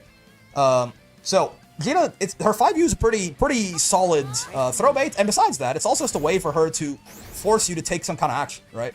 Because even on low level, if she spaces this thing out, even level even level 0, it's +2. And if she gets any charge at all, which is going to be relatively common, then it's plus no matter how you space it, right? This is very synergistic with the rest of Djeeta's kits, which is basically, if you hit a button, I'm going to kill you. Right? Very similar way, kind of, to how Gran's works, right? Gran's plays a lot more around, like, the charging mind game and stuff like that, but the idea is, like, well, you have to hit a button, or Gran's is going to eventually do this, and then the risk reward is going to be incredibly out of your favor, but if you hit a button and you get counter hits, Gran's going to send you to Valhalla, right? Their 5U's function in very similar ways, except Djeeta's is also a throw bait, where Gran's is higher rewards if it does catch a counter hit, right? Like, Djeeta's counter hit 5U is gonna usually hurt you pretty bad, right? But not as bad as Gran's. Even like level 0 counter hit Gran 5U is like a 10,000 damage combo, right? So again, I think this is a place where Remember your training. it's relatively comparable, right? If you want to say Djeeta has a better 5U, Gran has a better 5U, I don't know, right? Gran's 5U is, for example, is better in the mid screen if he off pokes and things like this. If Djeeta gets any kind of knockdown, you can get throw baited in the mid screen. If she has the level and she gets a knockdown, right? You can get throw baited in the mid screen just as easily as you can get throw baited in the corner, right? There's no rules against it, basically. So it's very give and take. Gran and Djeeta both have incredibly strong 5Us, and these kind of do function as their third special move, right? It's a very similar thing to how Catalina works too. The reason Catalina's Light Wall is, I assume, the reason they wanted to make Catalina's Light Wall as strong as it is because these characters all have 3 special moves, which is an inherent downside to all of them, by the way. Gran, Catalina, and Djeeta all have 3 specials, but the reason I don't talk about it too much is because basically their 5Us are stronger than most of the cast's 5Us, and they sort of function as their 4 special for them, right? What else can we talk about with Djeeta? Oh, I mean, here's something where Gran is like a pathetic, sniveling, crying little baby in comparison, right? Is Djeeta, you know, I'm gonna say, I said this before already, I'm gonna say it again. Djeeta has a worse version of Release Siegfried H Fireball, basically, right? Now, that might not sound like high praise, but if you know what I'm saying, then what I'm saying, in brackets, I'm saying this shit is broken, right? Yes, just to charge up and do it, right? Just to charge up and do it, that's true. But like, basically, you can't just sit back and let Djeeta do her thing in neutral, because this is Fireball Drive Rush for no fucking resource, man. She just has Fireball Drive Rush in a video game without Drive Rush, right? Even worse, in a video game with fucking 6XL. Right, so you can't let her get this off, basically, or you're going to be in big trouble. The other, like, it is the H version, so she will spend a cooldown on it, right? It's only the H version where she gets, like, quite as much block stun and stuff like that. And it's a problem where, like, even if you let her charge this and you jump it, she's actionable again, she can kill you for it if you roll. There's a lot of ways you can try to punish your attempts to interact with it once it's out, right? I mean, every Fireball is that one worse, but this functions in a very similar manner, is my point. It's worse in the sense that, like, it has more startup and you can jump over it more easily, but, like, this is like if this Fireball gets on the screen, Djeeta basically wins neutral. The difference is there's a lot more, again, we're not comparing this to Siegfried H Fireball, because that move was ridiculous, right? But, like, the difference is a lot more counterplay and, like, stopping her from doing this as she's charging with a U Fireball or something like that, but this is an incredibly strong tool that Djeeta has access to, right? She just gets, you know, an incredibly powerful neutral skip. I mean, I'll take this over Spaced Boot a fucking 100 times out of 100, man. Right? Like, this is, like, if Gran's equivalent to this is, like, spacing out his boot or something like that, right? This is just, like, 100 times better, a million times better, a quadrillion times better. This Charged Fireball is incredibly good. And it's something that Djeeta has where Gran basically just cannot at all compare in this aspect, right? So, it's also double nice, because what this means is that Djeeta as a character, right, is by nature this with having all these very long active frame pokes that Gran doesn't, right? 5 active frame far L, 6 active frame 2M, stuff like this. Djeeta is the more defensive of the two of them in how she wants to go about her neutral style, right? Gran has more plus frames, he has better, like, counter hit stuff like this. Djeeta is inherently a more defensive, the more defensively minded of the two, right? So what the existence of this move does is it forces you to come at Djeeta. Because if you don't come at Djeeta, she just gets free neutral win, right? She auto wins neutral and she's like plus a 70 cajillion in your face. Or if you want, you can take the risk of jumping over it once she launches it. But again, I mean, Djeeta also, Gran, not quite as high damage as Gran, if I remember correctly, but Djeeta does also have some pretty nasty ways to murder you for jumping at her with a 2H, right? Now, to be fair, if you jumped over the fireball, her like best combo, which is the fireball, is probably not going to be there, but she can like do 2M. I didn't do a single fucking anti-air combo as Djeeta, by the way, over the course of the run, right? But she can do stuff like that into Eureka, even if she wants to extend for like bigger deeps, right? You can do stuff like this to actually get like a full-on wall bounce off that shit, and you know, good corner, better corner carry, less damage than Gran and her anti-airs overall. Similar kind of style to the rest of the kits as well. You can do 5M2 from there, yes, but the timing's a little stricter. You have to be a little higher up on the bounce. But yeah, so it's like, again, not only is Charge Fireball just an incredibly strong move to have in a vacuum, it also leads very well into forcing you to kind of play Djeeta's game of coming at her and her using all like her really nice pokes to punish you for trying to do that, right? So that, you know, that's point Djeeta as far as I'm concerned, right? Isn't the anti-air route for her like 2H 5U? Yeah, I mean, also, I mean, you can do stuff like this actually. But I mean, if the way you got that was because they jumped over your H Fireball, then obviously you're not going to have this available as an anti-air extension, right? But you can do Charge Fireball anti-air combos that do a pretty silly amount of damage generally. Actually, I'd have to delay it more, apparently. God damn. I got delayed. I'm going too early on the 6-6H. I'll let him fall a little bit more. 1, 2, 3, 4, right? You get the idea. But if they jumped over Charge Fireball, you're not going to have that, naturally. Yeah, really good corner carry and damage on anti-air. But yeah, so we're not really talking about Djeeta's weaknesses and strengths in a vacuum here as much as I am comparing them to Gran. But my point is that Djeeta is, you know, if Djeeta has a weakness, it's basically just that. I mean, her mid screen is a weakness, certainly, right? Her mid screen is a weakness, certainly. But like, that's kind of it, right? That's kind of it. Like, besides that, she basically her only problem is just not being as overstated as some of the other people in the video, right? But again, this is where I talk about the fact that someone earlier, when I first started this video, someone in the chat was like, I guess it's an idea of like, why even play her if better versions exist? I have horrible news for you. You should never play any Shoto that isn't Catalina, right? You know who's a better version of Gran also? Right? Doesn't have plus 1 block 2M, I guess, but I mean, she doesn't have Charge Fireball either. But you know who, like, by and large, is a better version of Gran? Catalina. You know who's a better version of Vera? Catalina. Of Anila? Catalina. Of, honestly, at this point, like, even of, like, characters like I would, like, she's better than fucking Siegfried, too, honestly. It's like, why would you play Siegfried when you could play Catalina? Or something. You know what I'm, like, that is not really an argument. I like to think of it as power creep, but no. Djeeta, I don't think is power crept by the game. Djeeta is power crept by the Shoto archetype, which guess what? Fucking everyone, almost every member of that archetype is. The only like 3 members of that archetype that are like that by this logic are like worth playing are Catalina, Belial, and Gran, right? And sure, we can say if you want to win Arc World Tour, maybe pick up Catalina instead of Djeeta, right? But realistically, like that doesn't make the character bad. That makes Catalina really good, right? Compared to the casts, I really don't think that Djeeta is like. Well, so if we stop comparing her to Gran, right? We just compare her in general. Her mid screen is basically, you know, slightly below average, maybe. And pretty much everything else about her is good to great. Right? Power level of the game has gone up and she has stayed the same for a while? Sure, but I don't think... I mean by that, like, just because characters below you have gotten buffed doesn't necessarily mean you've gotten power crept, right? A lot of the characters that have gotten buffed are still worse than Djeeta is, right? On the bottom end, it's gone down on the top end? Yeah. Characters unplayable because insert top tier exists. Like, at this point, Djeeta's mid-screen becomes, like, slightly below average, and everything else about her is good to great, essentially. Right? So, you know? Like okay, if we bring this shit back up again, I guess it's where we dispute then.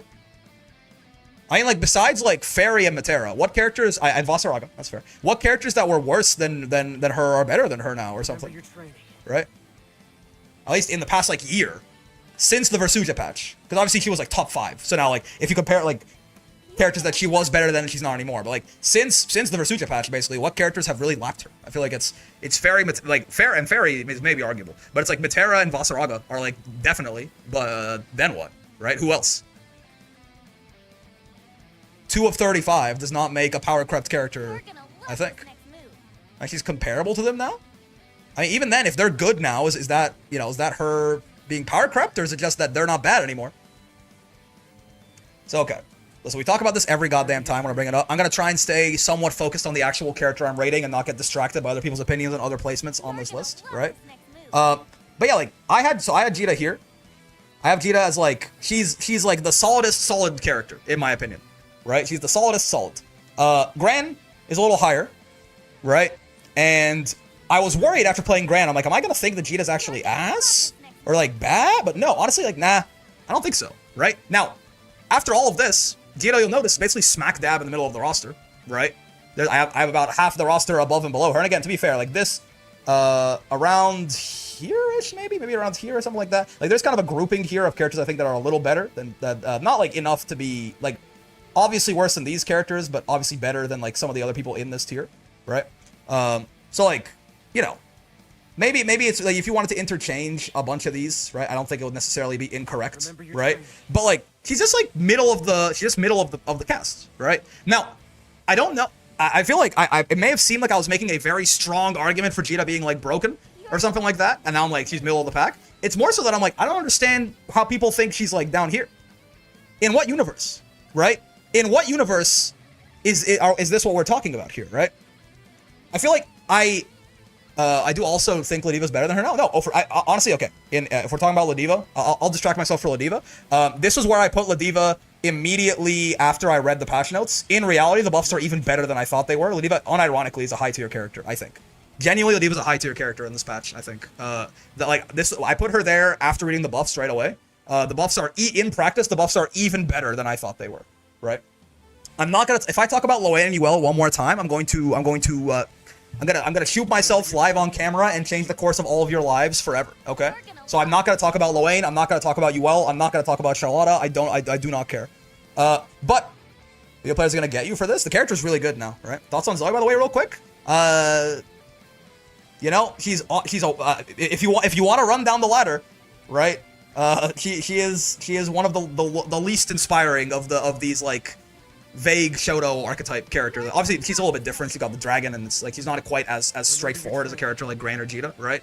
But, like, we're talking even worse mid-screen than Djeeta. A good 6XL, good-ass 6XL, right? A lot of the dragon stuff is either fake or not as good as it seems on the surface, right? Like the F-150 is, like, straight up punishable on spot dodge, like, easily on reaction, for example. Things like this. She's not awful, right? She's not awful, but, like, of all of the characters that might feel a little, like, just need a little tune-up, a little tweak-up in some numbers, she's up there in my head, right? Zoe should be under Nier, TBH. Nier is fucking garbage, I think. I don't think Zoe's that... Okay, Nier's not garbage. Let me not be so mean. But, like, Zoe, like, again, I think Zoe is still... Like, the verse... Like, characters like Anila, like Vera, like Zoe, like, the versatility inherent in their kits, even though I do think, like, these are... If you want to look at, like, the worst all-rounder... Calling Zoe a Shoto, we're going way too far on the alignment chart. But, like, on the vaguely, like... on the vaguely, like, all-rounder style characters, these three probably are the worst in the game, but the inherent, like, versatility in their kits is still always going to put them above these characters like this for me, right? But yeah, Zoe's not great. She's not great, right? Zoe's definitely a tier above Nier. I can't even shitpost that hard. Yeah, Zoe's not great. She's not awful, right? Everyone basically, if you draw a line after, like, Lucilius, maybe, that's probably it, yeah. Everyone here, again, these two I don't know, okay? I don't know about these two. But everyone here, I would be down to see them get some, like, seriously, like, moderate, significant buffs, right? They're not, but again, even Anila is not a garbage character, right? Anila is not awful, right? But, honestly, the main things I want for Anila are some consistency changes. I think they would go a long way for her. But anyway. Yeah, so Djeeta, what about Ferry? Ferry might be higher. I might be underrating Ferry a little bit. Matera feels... noticeably better than Ferry to me, and I'm not as high on Matera as most people are. So maybe if my opinion about Matera goes up, maybe my opinion about Ferry will go up. But I think Ferry and Matera are both solid and strong and like super viable and could easily win tournaments. But Matera is better for sure, right?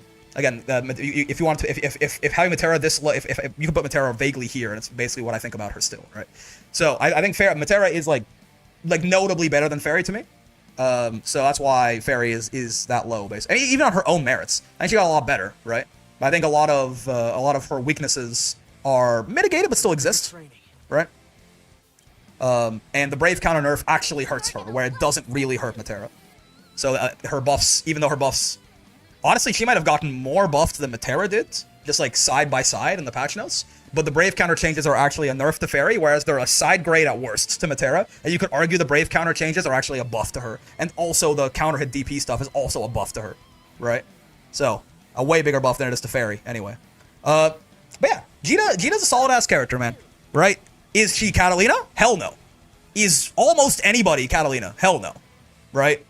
Like, by that logic, you shouldn't play Sandalphon or Gran or Siegfried, you know, or Djeeta or anyone else, because Catalina exists. So I feel like with these, like, Shoto or, like, all-rounder style characters, I feel so confused all the time. I feel like people are just, I assume the reason that a lot of these characters feel so downplayed to me, right, is that it is the archetype with the most members in the game, right? And therefore, there's the most... You can compare people, one person to the other, the most, right? You can just be like, well, Djeeta doesn't have the things Catalina does. She's not even that good. Doesn't Ferry have results? Absolutely. Well, why does that preclude her from being there, right? Yeah, Ferry won Evo Japan. Right? It was Evo Japan. Right? Ferry won Evo Japan. Ferry's a good character. I don't think you need to be top tier to win a tournament, right? Like, yeah. As opposed to Matera. I mean, Matera, I don't know if Matera's won anything major, but Matera I mean, it is Monarch, to be fair. Matera shows up in a lot of top 8s. Also, again, I don't really give a fuck about results in terms of how good I rank the characters, right? It's circumstantial evidence. I look at Matera and Ferry on paper, and I'm like, Matera seems better to me.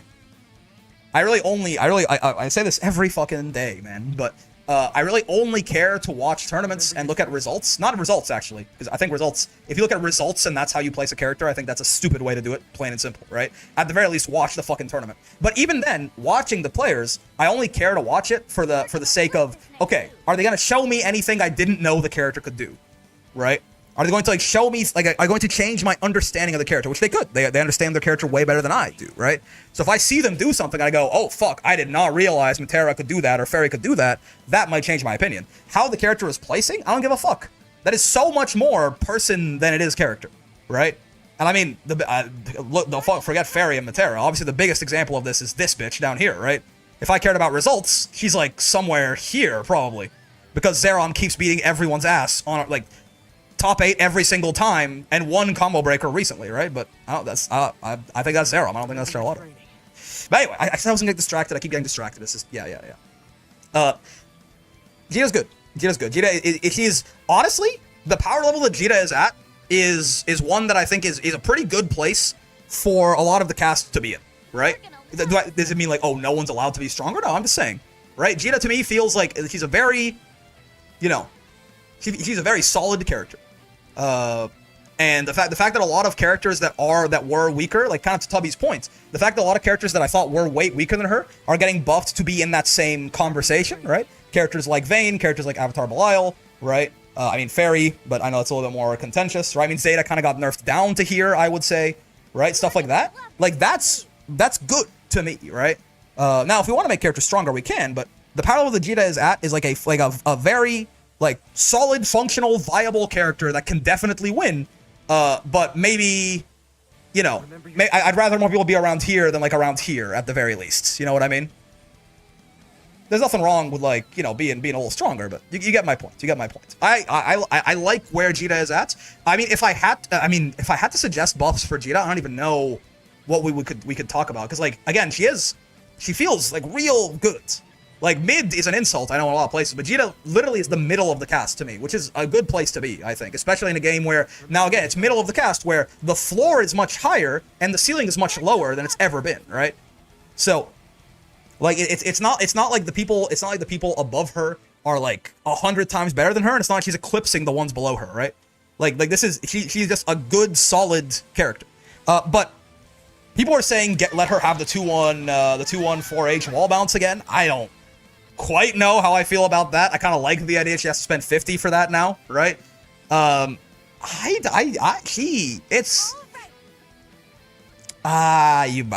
really hard to suggest. I mean, if we just wanted to make her better, right? Like, I don't think Djeeta needs buffs to be like good, right? If we just wanted her to be better, though, I think making level 0, you can make level 0 5U. One of the big differences between her 5U and Gran's 5U is that her level 0 5U, I think, is a little bit less useful than his, right? Now, I don't know what we do about this exactly. And I mean, even then, right? Gran's level 0 5U, you need a counter hit for it to do anything, if I remember correctly, right? I think on regular hits, I don't think this does anything. Which is the same thing for Djeeta's, right?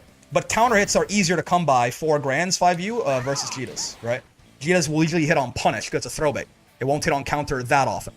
What's the purpose of her 2-3-6U? Never explored it too closely. Oh, are you fireballs? That's actually... I didn't bring it up with the comparison to Gran. This is a really good use skill. Because on counter hit, it wall bounces, right? And it's +5 on block. It's actually a really nice way to like run up and just like catch a delay match, something like that. It's a very safe way to do so. And even if it just hits normal like this, I mean, you're plus 58 or whatever, right? Make her 5U an overhead. It's not an overhead currently, right? It's a high, which is what this game calls mids. I know it's very confusing. So it's not an overhead currently. That's an interesting idea. I mean, I get that's an interesting idea. It would add a new it would add a new dynamic to her, certainly. This isn't. I guess that's not that much different than like most like a 6-6M or something. It's safe on block and it's reactable. Yeah, but like the problem, like, you know, it'd be a safe on block reactable overhead, I guess. But that's not that wasn't really the direction that I was gonna go in it. I was gonna say if maybe like level 0 5U to me feels like it needs to do a little bit more something, right? Because again, it is not gonna be counter hitting as often as Gran's. It's gonna be hitting on like on a punish or something like that. Now I don't know what I want though. Like, I don't know if I want her to just get a full combo on this. Maybe like it's plus. You know, it's +5 or something. She gets a close L, right? Because even non-counter hit level 1 is +7, right? So you can get close M. So I'm not sure if I want her to get like a full combo on hit for this. It starts. Oh no, because close L's. Yeah, that's a little much, right? Because close L gets close H after, right? Would she get it from this distance? Yeah, she would. Ooh, look at a close L spaced. Yeah. Maybe don't let her get close L, close H, right? Maybe don't let her get close L. Yeah, maybe have it push her back a little bit further and let her get close L where she has to do a regular auto combo. So she has to do something like this, you know? That'll still be good for her, but yeah, like letting her get the close L, close H probably a little, that's like better than level 1 at that point, damn near, or it's the same. Yeah, so I don't know exactly what it would be, right? But I would like level 0 to do a little bit more. Maybe it's even on block? That would start bullying a lot of the cast for no reason, right?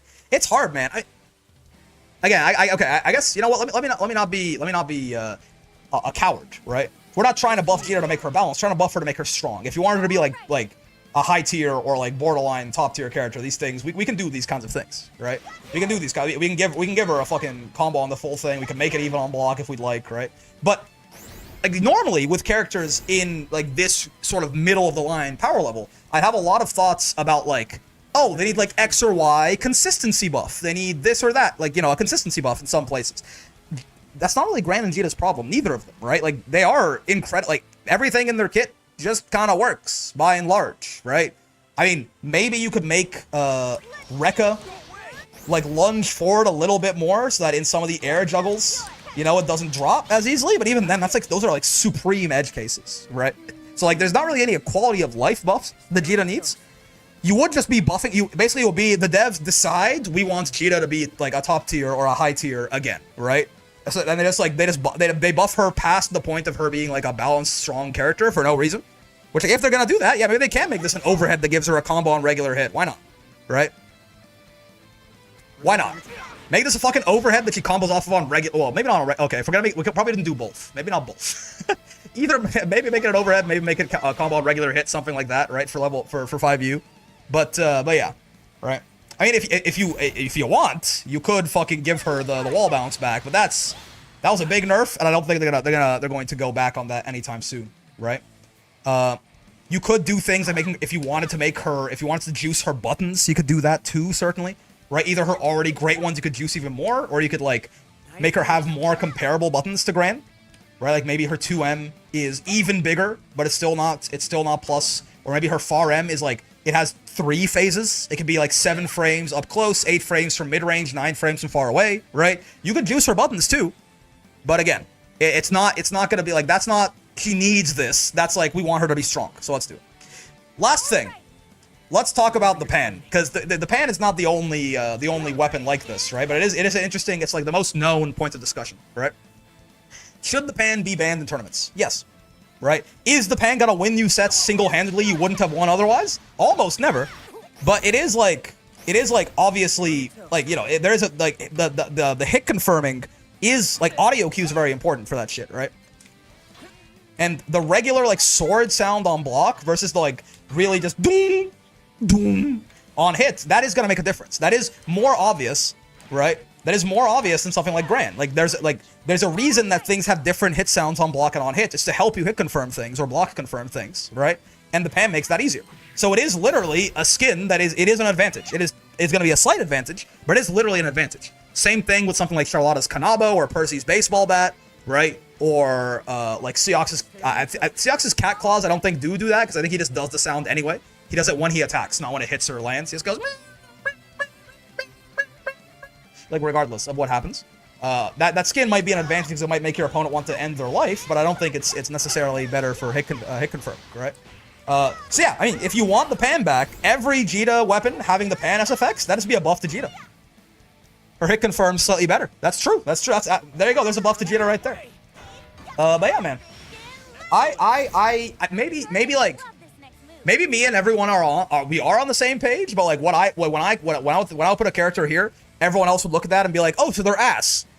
I don't know if that's how people judge characters in the video game. Like, maybe people would agree with, like, the rough placement of Djeeta on the tier list, but they would go, that makes her a weak character. I don't quite know that I buy that, personally. But that might explain it, too. Whatever reasoning people might have, I'm going to tell you that my stance, at least, is that I think Djeeta is pretty damn solid, right? Djeeta is, there are many characters in the game that I would rather get a buff before Djeeta got a buff, right? And by many, I mean literally a good half of the cast. There's a good half of the cast that I'd rather get buffed before we see Djeeta get buffed. I don't think that makes a weak character to me, personally. But what do I know? You're gonna love this next move. Dude, I'm so hyped for Vilnius. The Vasaraga nerfs with Vilnius. I'm fucking pumped. 1, 2, 3, 4. Maybe we'll find out who the captain is when Vilnius comes out. I think he's in a good spot. I think she, like, defines a good spot for me, personally. I don't know if my opinions will change on that over time, but I think right now, Djeeta, like, defines a good spot. Do you still think Sora's is S+ this patch? I actually think about how Sora's would be affected by the Galleon patch too much, because he himself didn't really get touched at all. You could argue that Vasaraga is a bad matchup for him in this patch. I don't know, I would have agreed with that last patch, but Vasaraga is certainly a very meta-relevant character now, who is... This version of Vasaraga is definitely not a good matchup for Sora's, right? So that certainly hurts him a little bit. At the same time, a good few of the characters better than him got a little bit worse, and he's basically the same, right? He didn't lose a fuzzy or anything like that either. Yeah, I think so. I think so. I think if he was S+ last patch, he was S+ this patch, right? If you didn't have him S+ last patch, then fair enough. But I don't think this patch changed that much about Sora's and his place in the meta. Besides just, like, introducing, like, one bad matchup. Which is, again, that is a big deal, but, you know, that's like in line with, like, Beatrix's nerfs and, like, Versucha's nerfs, which he did get nerfed, but he's still really good, right? Stuff like that. Please, I need Villains to switch up the game in a good way. We'll see. We'll see. I like the game. And I mean, to be fair, right? To be fair, I would say the game is kind of switched up by the Galleon patch, right? Like that it was a very efficient. It was a very efficient patch for very few patch notes, right? Like, this was not a thing. Like, a new top tier, I think, is a pretty big switch up. Now, I guess in a good way is where you might follow up on that, right? But I think top tier Vasaraga is the game is very different now. That wasn't the case. That was not the case 3 weeks ago or whatever the fuck, right? Or a month and a half ago or something. But I guess that's where maybe you say I said in a good way, and then I go my bad, that's on me. Didn't the devs say they're not really going to switch up the game anymore with patches? They said they're probably not going to have anything as big as the Versucha patch, which is fair. That was like a turning the game on its head sort of moment, right? As much as you could do that, at least, without having it be like a horrible mistake anyway. It wasn't like a Tekken 8 Season 2, but it wasn't really like so much stuff changed, right? But like that, you know, again, already, the last patch was the game's different. Does that mean no more season passes? We don't know. I mean, there may not be, but that's not what they said. They meant more that the patches that are going to be coming are not going to be the size of the Versucha patch. Is basically what it is. Is Ferry's next on the list, right? Ferrython? This is going to be a hard one. Not because Ferry is bad, but because I don't think that her game plan is going to mesh with my brain right away. Let me double check real quick, but I believe it is. Where'd I put it? Oh, fuck. Wait, where did I put it? Oh, god damn it. I had a list. I had a list. You ready to go VOD hunting? It is Ferry? No, but what? Who's after then? That's what I'm saying. I had a list that I had written down, and now it's gone. Oh, found it. Yeah. Gran, and then it was Djeeta after Ferry, because Midnight bought Democracy. Yeah. So right now it's Ferry, Bubs, Uno, Uel, and Seox in that order. Yeah. Ferry, Bubs, Uno, Uel, Seox. Gotcha. Sounds good. When I entered a master, I played for install the whole time. It was wild. Other dash L nerf, I'm out of things I think the game still needs at the moment. Game's in a good spot. I could take a little bit more whiff recovery on 6XL. I don't think I want to nerf it any more than that. But is Wayne not on the list? Well, this is people like I've been channel points required to play these. I would put Lewayne right after that, right? But who knows? Who knows what'll happen? When the list ends, I get to pick basically.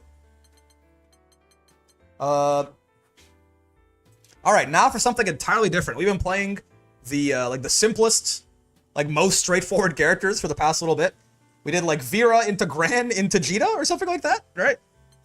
Not that Ferry is gonna be, not that Ferry's bad anymore. This would have been a lot harder a few months ago. But it's more that like, listen, I still am a grappler player, and this still is not gonna mesh very well with my brain. The closest we've come to playing a character of her archetype is Eustace. Like, you know, I don't know how similar her and Eustace actually end up playing, but well, we'll see. Ferry's gonna be interesting. Ooh, I like the Lavender Ferry a lot. Was it Nier before Gran? Oh yeah, right. I forgot about her. I wiped it from my memory. That's right. It was Vera near Gran Djeeta. Yes. So I guess we had a little bit of actual learning curve in there in the middle, but I just forgot about her because I do not like her. I like the Lavender Fairy a lot. It feels spectral. It feels kind of spectral. Though the black hair with the little cream, the rabbit ears is kind of cute. Drow Fairy. This is the Myzisco color, right? Seeing all these different fairies, I get like different fucking fight or flight responses of like master level fairies that I've run into that beat me up on Lediva. I think I'm gonna go with the lavender one, honestly. I like this lavender fairy a lot. I've been liking these colors on people a little bit more. We already have that one too, so it's perfect. Did she have a Vern Whip? Okay, well. Aura Vern Whip? Wait, they know. They literally know. Aura Vern Whip. That's right. It is an Aura Whip. I agree, video game. How much to put Ferry lower on the list? I mean, you could, if you want to put someone in front of her, you can bribe for 50. Your chance ends once we go into training room with her. But you can't move her down. That feels a little like you're not even introducing anyone else. You're just saying not Ferry, not right now. Aura and hype moments. That's right. Not that. Just make her lower. I don't think that seems mean. That seems mean. That seems mean to me. First, I don't think we're gonna do that. It has to be one quick dono. Are late to the party? On Djeeta? Yes. We are doing some Ferrython now. Lavender Fairy, yeah, with the Aura Vern Whip. This is goated, man. This is one of my favorite color weapon combinations in a while. We have Aura, we have Hype Moments, and we have Hellrat, Sense to kill every big body. Rick, random ass question. Have you seen... Who? Have you seen... is this... Okay, I'm gonna try... Skooks? What is Skooks? You didn't just get me to say like a slur in another language or something, did you? What the fuck is Skooks? I'm gonna love the 50-50. I could almost play her for that alone. That's true. I might tunnel on Hellrat even harder than I might otherwise. Let's fight our better half here. Scooby-Doo Yip. I see, okay. versus Matera. It's the new D's nuts joke somehow? Skooks, Scooby-Doo, I don't get it, unfortunately. It's over for your career? That's not a slur, don't worry. You two poop? Okay. Alright, Ferry. Let's see. Let's go over some Ferry stuff, I guess, though. I will do my best to give a somewhat meaningful breakdown. So buttons. Obviously, Ferry is first off a very different character than what we've been playing so far, right? She is this sort of like Dhalsim style normal zoner, right? So her buttons are all, you may notice, fucking gigantic. Especially, I mean, far M and far H and like 2M and 2U and stuff like that, right? The big thing is obviously she plays with a lot of recovery. Something like 43 frames on far H right there. I got straight up, if she's gonna whiff that shit, you can like jump over it and punish her point blank, period. But yeah, big ass buttons. Obviously they got buffed as well, right? The startups on like everything, right? Everything got no brick your color. Oh, you're right. Wait, get me out of here. The startups on like all of her shit got faster. I forget what exactly, but it was like her far L and her far M and her far H and maybe her 2M as well. Maybe it was only the standing buttons. I forgot. There you go. Finally, Matera. justice. Far M, 2M, and far H had the startups reduced. Okay. And far L as well, right? Didn't far L become 7 frames where it was 8 before? Far L, far M, 2M, far H? But yeah, far M, 2M, and far H also got more clash level too, right? Because these used to be, it used to be back in the day, Ferry had what, like, you know, she was the reverse Vasaraga, right? Vasaraga, his 5M, one of the reasons that it's as good as it is, by the way, is that Vasaraga's 5M is not medium clash level, it's heavy. Vasaraga's 5M will kill other mediums and clash with heavies, right? Ferry had the opposite, where her far H was a medium and her far M was a light, right? Now they're normal, to my understanding. This is a medium, that's a heavy, right? So that certainly helps her. It's a lot, you can't just like hit a heavy button in neutral and hope to crush her shit, right? Yeah, her far M, I think was 10, became 9. This, I think, was 14 and became 12. This one might have went from 12 to 11, I forget. And then far L went from 8 to 7 as well, right? So she got frame data buffs all across the board, which is a pretty big deal for a character who, like, you know, frame data on normals. When your normals are the zoning pattern, this just is basically a straight up buff to your zoning, as well as, you know, far L is a much better defensive option for Ferry now. It's a big-ass far L, you might notice, right?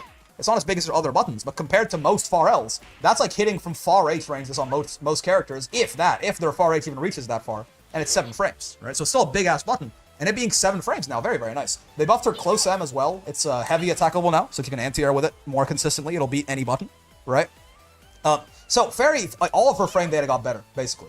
But this was the Sandal Fawn patch, so let's not spend too much time on that. It's been the case for a while. So, as it currently stands, right, big old buttons, right, and the big thing is, obviously, all of these big old buttons with big old recoveries, you can roll through these, right? But then your roll stopping options, you can't roll this, you can't roll that, you can't roll that, right?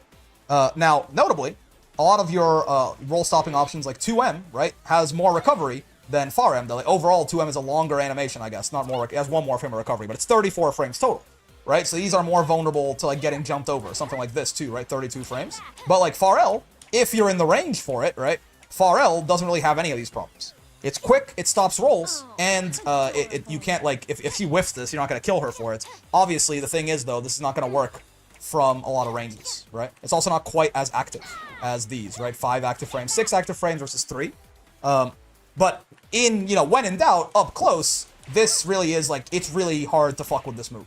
You can't really jump it, you can't really, like, you have to basically preemptively stick out a medium and try to crush it, essentially, right? Or you just hold that shit. It is minus on block, right? But of course, then Ferry can do her regular Gishpen stuff that we'll talk about in a second, right? Is she one of those Dhalsims that struggles with projectiles, or can she zone through them? I would say Ferry does struggle with projectiles a little bit, in that from full screen, right, Matera can zone and Ferry can't. But the big thing is that, you know, once Matera gets to here, she's just faster than Matera, right? Like, once Ferry is at this range, like, Matera's fireballs have significantly more startup and recovery to them than Ferry. Ferry just do this, and Matera doesn't really get a chance to do anything, right? So it's like, from full screen, she can have a hard time, but once she gets in here, she's going to be significantly, like, faster on her zoning than any projectile zoner, right? She also does have, like, the, what's it called, the Indiana Jones, but I don't know how real I think this is. She has a dive kick and stuff like that, too. She has some options to get around fireballs, right? She has Rashid level 2 if she so desires. But let's go piece by piece here, right? So Ferry's normals overall, right? They are her game plan. They are her zoning. It is the thing, right? And broadly, at least when I'm fighting Ferry, I categorize these into roll stopping normals and you know, faster recovering normals, basically. Roll stopping normals and normals that lose to roll but have other benefits, either in range or speeds, right? Obviously, Far H is not going to is going to lose to jump just like a 2U or 2M might, but also it's just her biggest button. This is gigantic, right? Whereas Far M, right, might be it loses to rolls, but it's faster than either of these options, both in startup and in recovery, right? So that's kind of like the broad split of it, I think. Roll stop, roll stop, roll stop. Better, but doesn't stop rolls. Better, but doesn't stop rolls. Right, and her 2L, like her 2L and her is a normal ass button. It's not like a special kind of whip button, right? Her close normals are whatever, right? 6 frame close L, only +2 on block as well, right? 8 recovery frames. Like her and Matera both have the very garbage close Ls, right? They both have like the worst close Ls in the game, basically. So that is where it is. 7 frame close M, even on block, which is nice, right? The big thing about Ferry, of course, is plus on block close H. Ferry is one of few characters with a plus on block close H, and hers, I think, is, of all the ones that's plus, hers is by far the fastest, right? 9 frames and +3. I think Sora's is a 10 frame +1 close H, right? Hers is 9 frames and +3. Very, very nice. Namely, what this means is a lot of times it's just gonna frame trap into itself a lot of the time, right? She's got, especially if you're outside of close light proximity distance, like there's nothing that's gonna beat this, right? Proximity on close H's is bigger, and M's is bigger than lights, right? So you can go close H at some spacings, and like this is just like there's nothing that you can do here besides DP or super, right? So very, very nice close H for Ferry there that she's got. I think she also does get 2 close H's on counter hit, if I remember correctly. She's not one of those weirdos that does not. Yeah, oh, he's +19? Yeah, I think she might. Yeah. But, so, her close normals are kind of whatever, except for her close H. It's actually very, very good. Does SPD beat that now? 6 frame gap? Yup. That's right. Though she could do, like, for against the Diva, she'd have to do close H, close M, I suppose? Wait, is her proximity normal on close H? Is her proximity on close H bigger than her proximity on close M? Are there other characters? Is that everyone? I know that light is smaller than medium and heavy, but I thought medium and heavy were the same. If she can't get close... Oh, that's funny. Wait. So if Ferry does this, actually does SPD all the time? Who would have thought? I didn't realize. What? She can't do close H with some dash momentum, maybe? Yeah, there you go. With dash momentum, she can. Yeah. But, like, normally she can't do this? That's good to know as a Diva. I tell ya what. Well, I guess you can do this. This into Far L, right? Yeah, that'll do it. Yeah. Never mind. I got excited. Far L will still work. It's fun. Stop learning things. No. I'm wrong. Far L will work. Far L will beat SPD here. Hey, we're not labbing Ludiva, we're labbing Ferry, okay? Let's get back to it. But yeah, so that's kind of all of her grounded normals. I mean, her 5U, right? Is, you know, it's decent. It's a good amount of chip, as you can see on Matera right there, and it's plus on block, and it leaves her like spaced out in her preferred range, right? From this range, no one is beating Ferry if she's +3, right? No one has a button that's gonna beat like a Ferry Far M or even a Far L that might connect from there as well, right? Like this is just, it leaves you plus in a range where you can't really contest Ferry at all. Very solid 5U. You have to be close, like very close, point blank basically, to get that hit at the start here. Otherwise, this is like a 30 frame move, right? But you know, it's also, if they're being a little passive, I guess it's another sort of long range poke that you can have, right? But yeah, the other thing is too, it is just a lot of chip damage. Her air normals are interesting. JL is obviously, this is the overhead. This is the core of the Hellrat mix, right? This is also, he's now the only character in the game with a rising jump normal license, basically. So that's funny. JM is a really long air to air, right? You see Ferries do this a lot, where like they'll fade back JM to catch you if you try and get her as she's coming in on the jump, right? And then JH, similarly, a little bit more deep hitting though, right? So again, right, if she jumps back, she can JH. If you're trying to chase her on her jump back, she can kill you like this, right? Yeah. JU is a dive kick, right? Which is plus most of the time, to my understanding. Like, she's gonna hit you higher up here, like any dive kick. The higher she hits you, yeah, she's gonna be minus, right? But like most of it, if you use this like a throw bait or something, it's pretty much always gonna be +2, which is nice. She does also have the Indiana Jones, which I believe is How do you do this? Is it 8U? Yeah, yeah. It's up and U, right? She Indiana Joneses. And you can exit out of this, I think, yeah, after the first, like, the swing back she's locked into, but once she's out of that, you can do whatever you want, or you can let it rock for a little bit longer, right? It's a way to just be a little tricksy with it, right? You can do different angles of dive kick too. Oh, I guess, yeah, JU, like 5U does that. If you do 6, it's a little steeper, and if you do 4, it's, oh, okay, yeah. I see. 4 is shallower. Yeah, yeah, yeah. 5, 4, and 6. Yeah, back is like, it goes right down right away. Probably better if you want to hit someone in the toes from up close, right? I would suppose, anyway. If you want to do, like, the throw bait. Oh, no, it's actually more minus. What do you say? Oh, because you missed the second hit. Yeah, yeah, yeah, okay, okay. And this one is, like, probably going to be minus, like, all the time, but, you know, you can use it for some air mobility, I suppose. 7U for backward swing. Oh, actually. Wait, am I... If I... No, no. 8 does it too, right? Just holding straight up forward. Oh, I see what you mean. No, no, she goes forward and back. Oh, I see. Yeah, yeah. Oh, yeah, yeah. I didn't even know there was another. I never clocked there's another version of this visually. No, you're right. You're right. You're right. You're right. Yes, you can also swing back first and then forward, or back or forward first and then back, right? Yeah, yeah. So it gives her some ways to be tricky in the air, right? And also just like potentially just earn a whole bunch of space back if she so desires, right? 7U into like jump back JH to get back to full screen if you let her. Now, of course, there are ways that she can be punished for this, but it's an option, right? So that, yeah, I think that's all of the normals covered, right? As far as special moves, again, these fit into the zoning playstyle, right? Gespenst is basically, you know, she has a light version, which is quick like this, a medium version, which is slower, inherently, obviously, right there. One of the big things that, you know, if you just, like, preemptive spot dodge on this, because it's hard to react to, it's 17 frames, basically it's not reactable, basically, right? So if you try, at least it's very hard to. There is no mental stack from out here, it's true. There's not very much mental stack anyway, but you're not going to react to this most of the time. And if you get caught spot dodging, then this can send you to hell for it. You can also charge it for more or less time, right? 46 at the most, 31 at the earliest, and you can do, like, intermediate values, like 33, 34, stuff like that, right? I think you can do intermediate charges anyway. Yeah, yeah, 35, 38, yeah. So it's very flexible when she lets go of that M Gespenst. And then H Gespenst is plus on block, right, and a little faster. This also leads into combos. We'll talk about on hit in a second. And the U version pulls them into you, actually, but leaves Ferry very plus, right?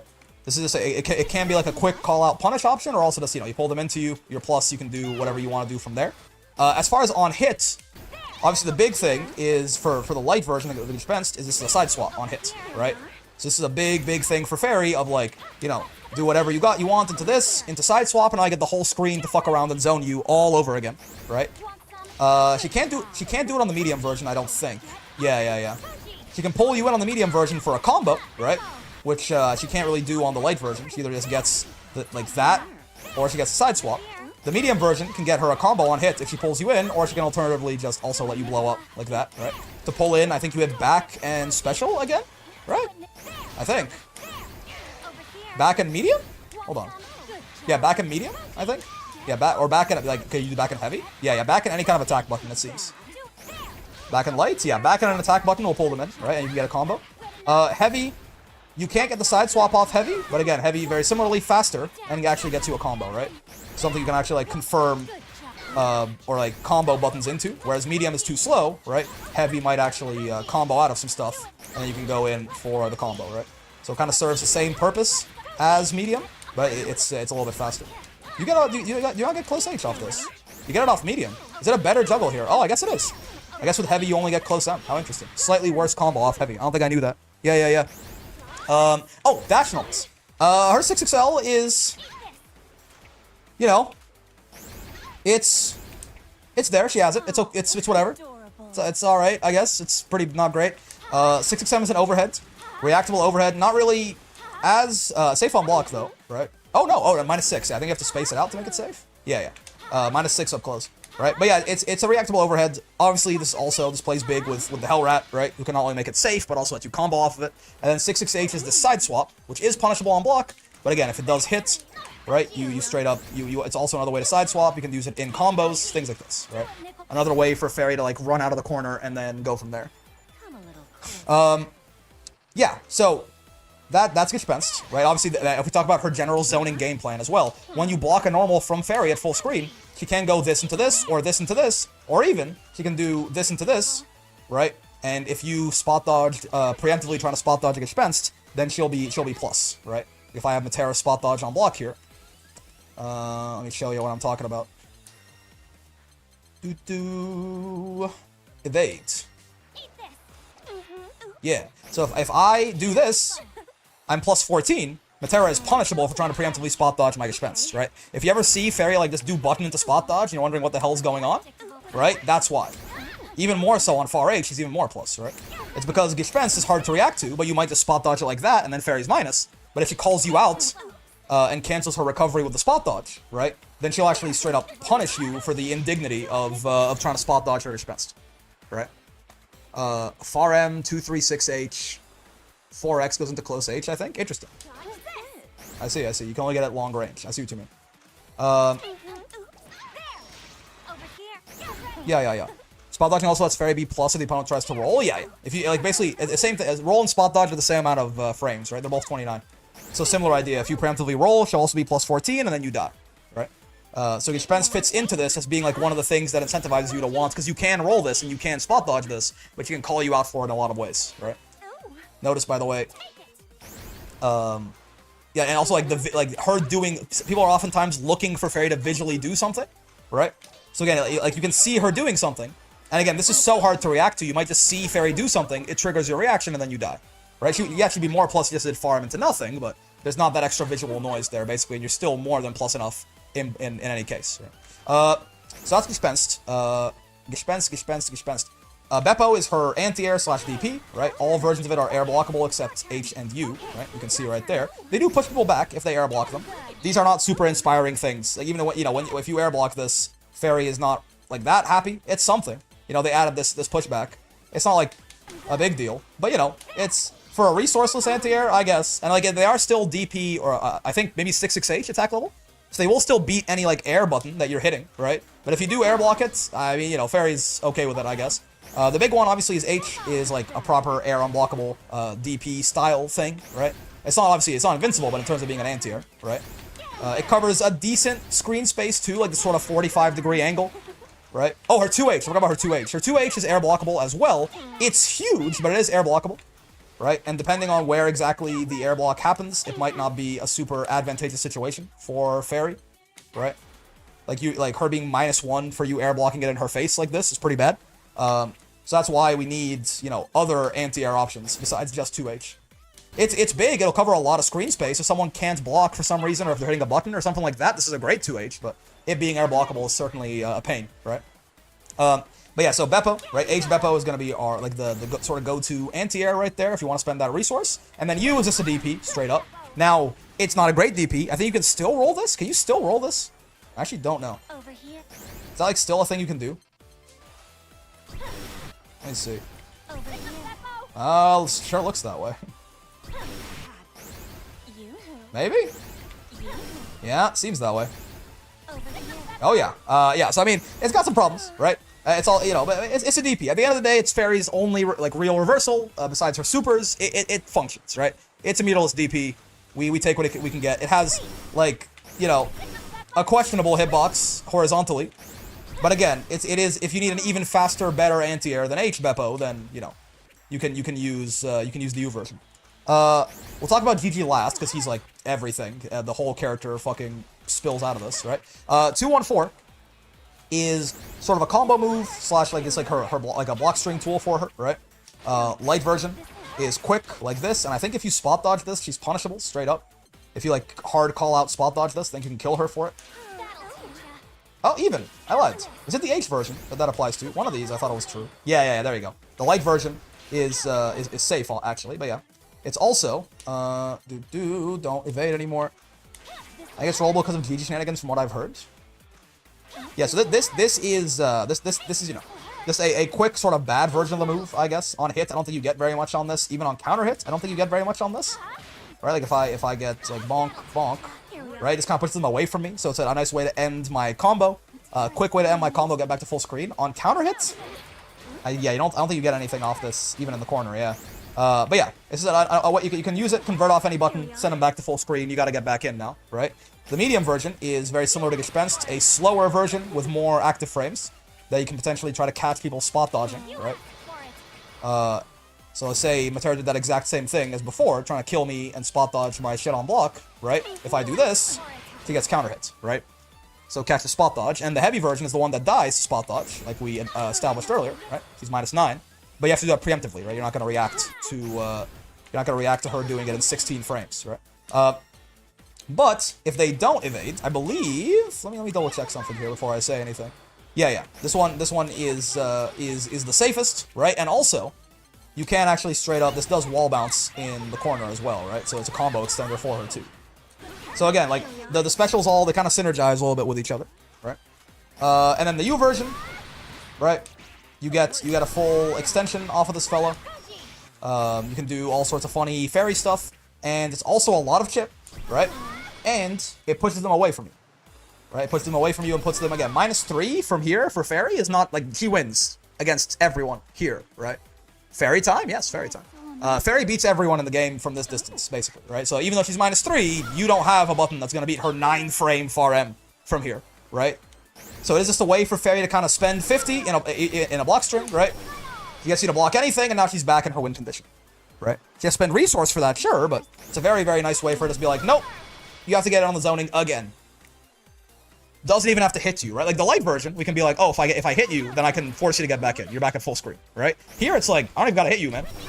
If I hit you, I'm gonna get like a full combo and all that cool stuff, but like, I don't even gotta. Even if you block this shit, we're back in my win con. Good luck, motherfucker. Right? And then finally, her 5H plus on block, that's right, we talked about that. Finally, let's talk about Hellrat, because oh boy, is Hellrat a guy, right? So there's 4 different versions, obviously. Light throws him kind of nearby like that. Medium goes like full screen. They changed that recently. It used to go further, but not quite this far, right? Heavy runs at the opponent, and then waits a bit and activates. And then U does the same thing, but way faster, right? U is the Hellrat missile. U is like, it's gonna lock on to any. You can't like ever get away from this thing if you're on the ground, right? The only way to avoid UGG is to not be on the ground. This is the real Hellrat right here. He's fast. He instantly activates. He locks on. You can't like neutral skip past him. He's gonna get your ass, right? So what? Now, if you fought Fairy at all, you already know like the kind of idea behind this guy. But just to talk about it from sort of first principles, right? GG shows up, and after some delay on all versions except U, he then activates. He has this long running hitbox, right? And this has a couple of different. Can you 2B chain the U-Rat? I think he is a projectile? Yeah, I think he's a projectile. Yeah. So if you have projectile invuln, you can get around him. So once the chain hits you, I think 2B has invuln while she's flying, so it should be fine, right? Doesn't HGG have some negative edge properties? Oh yeah, I think I learned this recently, right? Yeah. Like I thought there was something like that, right? Wasn't it like, yeah, if I release the button earlier, he goes earlier, but if I hold it, yeah, he's a good boy. He waits a little bit longer. There is a max. I can keep holding the button as long as I want. Eventually, he'll still go, but yeah, you can delay the HGG activation as well, right? But yeah, so the point, obviously, of a big delayed hitbox like this, one, it can be used to cover a lot of your options to make them potentially safer, right? If I have GG and I 6XM and you block it, I'm still plus 11, in fact, right? I mean, GG, by the way, on the way down has a head bonk, too, so he can be a nice way to just, like, throw out a projectile to control some space. If someone's trying to run in, they get bonked, and then GG puts his hitbox down later, right? But obviously, like, the big thing that this fella is used for is, if I have some kind of knockdown on your pathetic ass, right? And I throw me a Hellrat, right? I believe you can basically, yeah, you can do this right away, right? Basically, it's like, if I JL you now, it's gonna be a full combo, right? Where normally JL will be nothing, GG's delayed hitbox is gonna extend that in a way that now, if I JL your ass, you get full combos, right? You eat a full, but I don't want to side swap like that. Actually, I hope I can figure out how to not to do that. I guess I forward jumped. Yeah, I just neutral jump. Yeah. Right? You're gonna eat a full combo off the JL. Now, to be fair, incredibly scaled combo, because rising normals, while Fairy does still have the rising normal license, normals that start from a rising normal have 60% damage scaling right away, right? So Fairy's not gonna hit you that hard for doing this, but it is still a straight up 50-50, right? It is still just like like, you know, you just don't get, like, you're not reacting to this, right? This is like frame 11, right? Yeah, because 4 pre-jump frames, and then she hits you with the air normal. So this frame 11 is the earliest you can do it. So you're not gonna react to that. And of course, I can also do this, right? Congratulations. The easiest way to give your character a high-low, right? Now you need some plus frames, obviously. She can't just like, if she just runs up and like tries to do this, you should kill her, right? But like, it makes Ferry a very scary like set play style character when she wants to, right? Because like, if she has to plus frames where you have to respect Gigi, you are just kind of guessing, right? We are just straight up in a 50-50 situation at this point, right? Ferry, I hate fighting this character. Hello there, got here late. Hello there. Hello. Yeah, this is a real honest-to-God 50-50, right? She can even do some, like, funny shit. Like, you can go, like, you know, like this. If she, like, runs up to you and you try to mash, she can, like, UDP you, right? And then, again, even if you block that UDP, right, my GOAT, Gigi, he's gonna keep me not just safe, but plus, right? And if you don't block the UDP, well, you're going, probably to Valhalla, right? Oh, I guess I was a little early on that, actually. I guess you hold Ferry, you hold Gigi a little bit there. If you want to do the shenaniganry, right? Yeah, there you go. You have to hold the button a little bit down. Play a lot of Ferry because I love set play. Yeah. So Gigi provides her a very potent mix-up option once she gets a knockdown on your ass. Mostly in the corner, but sometimes mid-screen too, right? Now, to be fair, keep in mind, there are fake setups here, right? One thing that I see people let Ferry get away with a lot is doing the 2-3-6L side swap, right? Into H Hellrat. Let me do it as fast as I can just to show the... Right? She can't do this. I think at best she ends up gonna be -6 here. I think if you do it like as fast as you can. I think minus. I'm apparently really bad at it, so don't mind me. But yeah, -6. There you go. I got it one time. -6, which if you might notice is also just punishable straight up for every character in the game because she's -6 in proximity normal distance, right? So every character in the game, if Ferry does this to you, at worst you should be mashing your close up. At worst. If you ever see Ferry try to sideswap you and then do HGG afterwards, you need to be mashing on her. That's fake. Now, a back throw, whole other story, right? Plus 43, that's enough, right? That's enough for her to set up GG and still be plus, right? And then at that point, you can't just smash because what if she frame traps you? And then if you respect it, well, you know, buddy, old pal, do I have bad news for you? If you're not gonna mash, welcome to Mixed City, right? But yeah, this in particular. You know, Ferry needs to be at least plus 40. Right? A little bit more than plus 40 if she wants to remain plus after she does her HGG knockdown. So if it's something that doesn't give her that, right? For example, that 51. Amazing. More than enough. Perfect, even. Right? We can do this, and we can cancel into GG too, right? And then it's straight up a meaty, damn near, right? You know, but a knockdown like... Well, I guess it won't leave you that close to her. But say she does it in the corner for some reason, right? A knockdown like this, plus 30. Again, this shit is not real, right? So keep that in mind. There are fake setups here for Monsieur GG, certain, right? But all in all, if he's actually used, you know, with real knockdowns, this thing is terrifying, right? I call him the Hell Rat for a reason. He's going to send you straight to hell. The non-H versions are more of like they're like a zoning and space control tool. He takes way too long to activate. Like you're not gonna like forward throw someone and then MGG them, right? It's not really how it's gonna work. Now you can do L in the corner. He's gonna come down a little quicker, certainly. Right? Well, not quite from there, right? But say you get like, I don't know, something like I guess like a 2U, maybe 2U, right? You can do something. Oh, you can do something like this to like maintain your GG cooldown, right? A little further away, my bad. There you go, right? But again, it's not. In general, it's a little bit harder to fit into things than Mr. H Hellrat, right? Yeah, but that's about it as far as like how I'm aware of like a high level overview of like what Ferry does and what her game plan is and stuff like that. Obviously, zone your ass out, but if she can get a really good knockdown or she can get your ass in the corner, then she can very much transition to just like full on mix hours, right, with the Hellrat. Cool. Let's actually try and figure out some combo theory on this lady because I don't know it at all. So let's see what the character guide has for me. 2M, leg dispensed, whip it good. So true. What the fuck is whip it? What kind of god hand ass reference? Whip it good. Also, I don't have to, it says like it's a second input. I can just do L dispensed and let go of the controller. It still does it. So I'm not sure why they say like it's a second input or something like that. But really old Ferry setup, you could always guarantee GG off of RS spend. Haven't played much since back when Nier was top tier though, so I don't know if RS has changed to change that. Oh, it shouldn't have been. No frame data on Raging Strike has changed, so. 2L auto combo into leg dispense. Okay, so leg dispense confirms out of lights. Seems like the big lesson I'm learning so far. Rick, when can we play God Hand again? Whip it good. It's back in skill? I don't believe you. I guess it is. Never mind, I lied. Auto combo, H dispense. I can do close M here. Yeah, why they tell me to do close L? They hate. But okay, sure. 1, 2, 3 into M Beppo. Okay, sure. So that's the combo theory there, just being again, we can do this into M Beppo, right? We don't have to spend the Beppo cooldown necessarily, I guess is the idea, right? But these combo theory, these combo trial combos might not be the best, but they just kind of teach you what combos into what, and then you can make your own shit from there, right?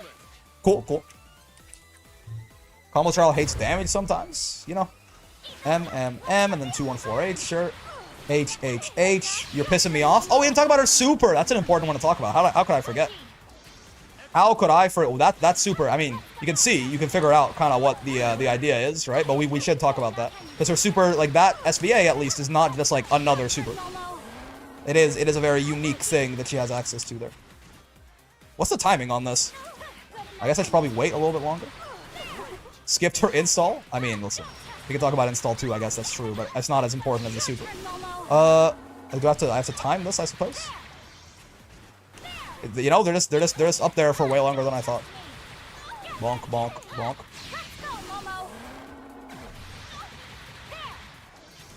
Play sample, brother. I actually don't know exactly what the timing is supposed to look like for this.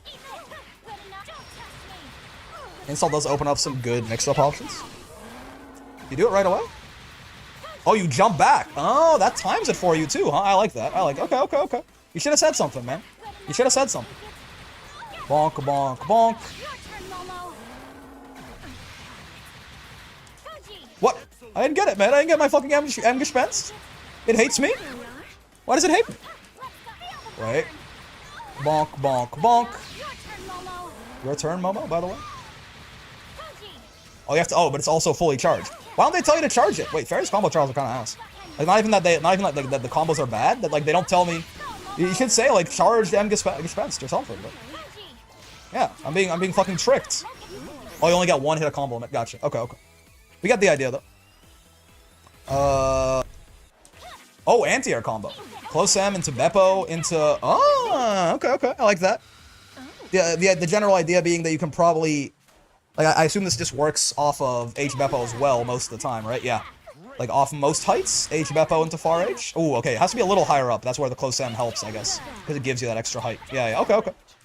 I like that. Her close M has been made a much better anti-air normal as well. Counter it 2H into M Gespenst, I assume charged. Excuse me. Yep. 1, 2, 3 into Beppo. Oh, okay, okay. I like that. I like that. That's going to be important. Jumping at Ferry is a thing people like to do a lot, so our anti-air combo is going to matter a lot. From here? Oh, yeah, it pulls you into her. Right, right. It's over! Your ass? He's mine! Close him is an air blockable, like 2H is why they use it, I think. They also made it a heavy attack level move in 2.1. Or 2.0, right? So it'll actually beat JHs now, where it used to get crushed by them. What else here? Oh, okay, okay. I got a negative edge here. I'm negative edging. Wait, she's blocking. So I do the full thing first. Oh, all right. It's auto combo. I didn't even think about the fact that it's auto combo overhead. So true. Yeah, yeah, yeah. Yeah, the overhead low. You can do that too. That's a 50-50 in many ways, technically. Sure. Did he get any kind of crouching confirms? I mean, it doesn't seem like it from what they're doing anyway. Does that not work on standing?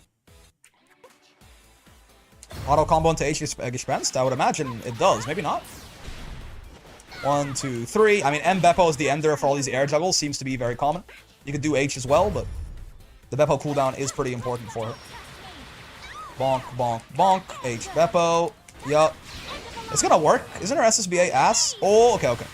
The hitbox on her SSBA is depressingly low. Yeah, Ferry, by the way, is not going to be the kind of character that really blows you up with her damage or anything like that, right? It's more so that she's going to hit you very often with that 50-50, though. That's for damn sure. Yeah, so one thing I wanted to check real quick, they gave me a little bit of fear about. Can you not go, like, auto combo into H Gespenst? Yeah, you can. Okay. So there just is no... I guess there is no, like, special crouching confirmed for this lady? I guess not. I guess not. I mean, maybe could you get, like... M gespenst or something. I highly doubt she can get M gespenst on like crouching. No, yeah. Not quite. I know there's like side swap combos that involve 6xh, but I forget what the fuck they look like. You know what I mean? I know she can do some kind of funny with 6xh in some is it like off a Raging Strike or something? I thought there was something she can do. Can Hell Wrap be comboed into from a heavy counter hit? I don't think so. Yeah, I mean, probably this guy. But he can be comboed into from anything. Well, almost anything. My bad. That's on me. There you go. 214U 6xh, I think it was. Oh, I see. Okay. And if we can find any way to combo into 214U, then we've extended our combo ladder, right? Wait. Am I doing it wrong? Possibly. If I have time for far H, I have time for 6. Wait, 6H is 13 for. Oh, maybe I don't have time. Actually, it's 14 frames basically. Trying to hit the dash for like as little time as possible. It might not be this, unless they are. Maybe they need to be airborne already. Or maybe it's like this, right? If they're already airborne, possible. So I guess it would be this, right? It'd be that. Yeah, we do gespenst into pull them in, into this, into 6xh. Yeah. Because she doesn't have to spend a Raging Strike to get someone airborne, right? Yeah. I can already tell I'm gonna fuck up linking the 6xh there a lot though. Ooh, do you need 3 hits of auto combo? You might need 3 hits of auto combo to make the height at least a little easier. But that's combo limit. Now I can't get 3 hits of auto combo. Close LL for a little bit more height? Yeah, maybe close LL for a little bit more height. I think it's probably doable off the mediums, but I'm just bad. How's this? Oh, okay. It only sucks people in on the ground, huh? Kind of like Beelzebub's Karma. Ferry will not suck airborne opponents. That makes perfect sense. Okay. Yeah, so I think I like having like a as far as like a mid-screen combo, it's a little bit. I mean, we have auto combo into gespenst whenever we want, right, for a launcher and stuff like that. Though this pullback, I will say, sometimes it feels like I don't get this pullback.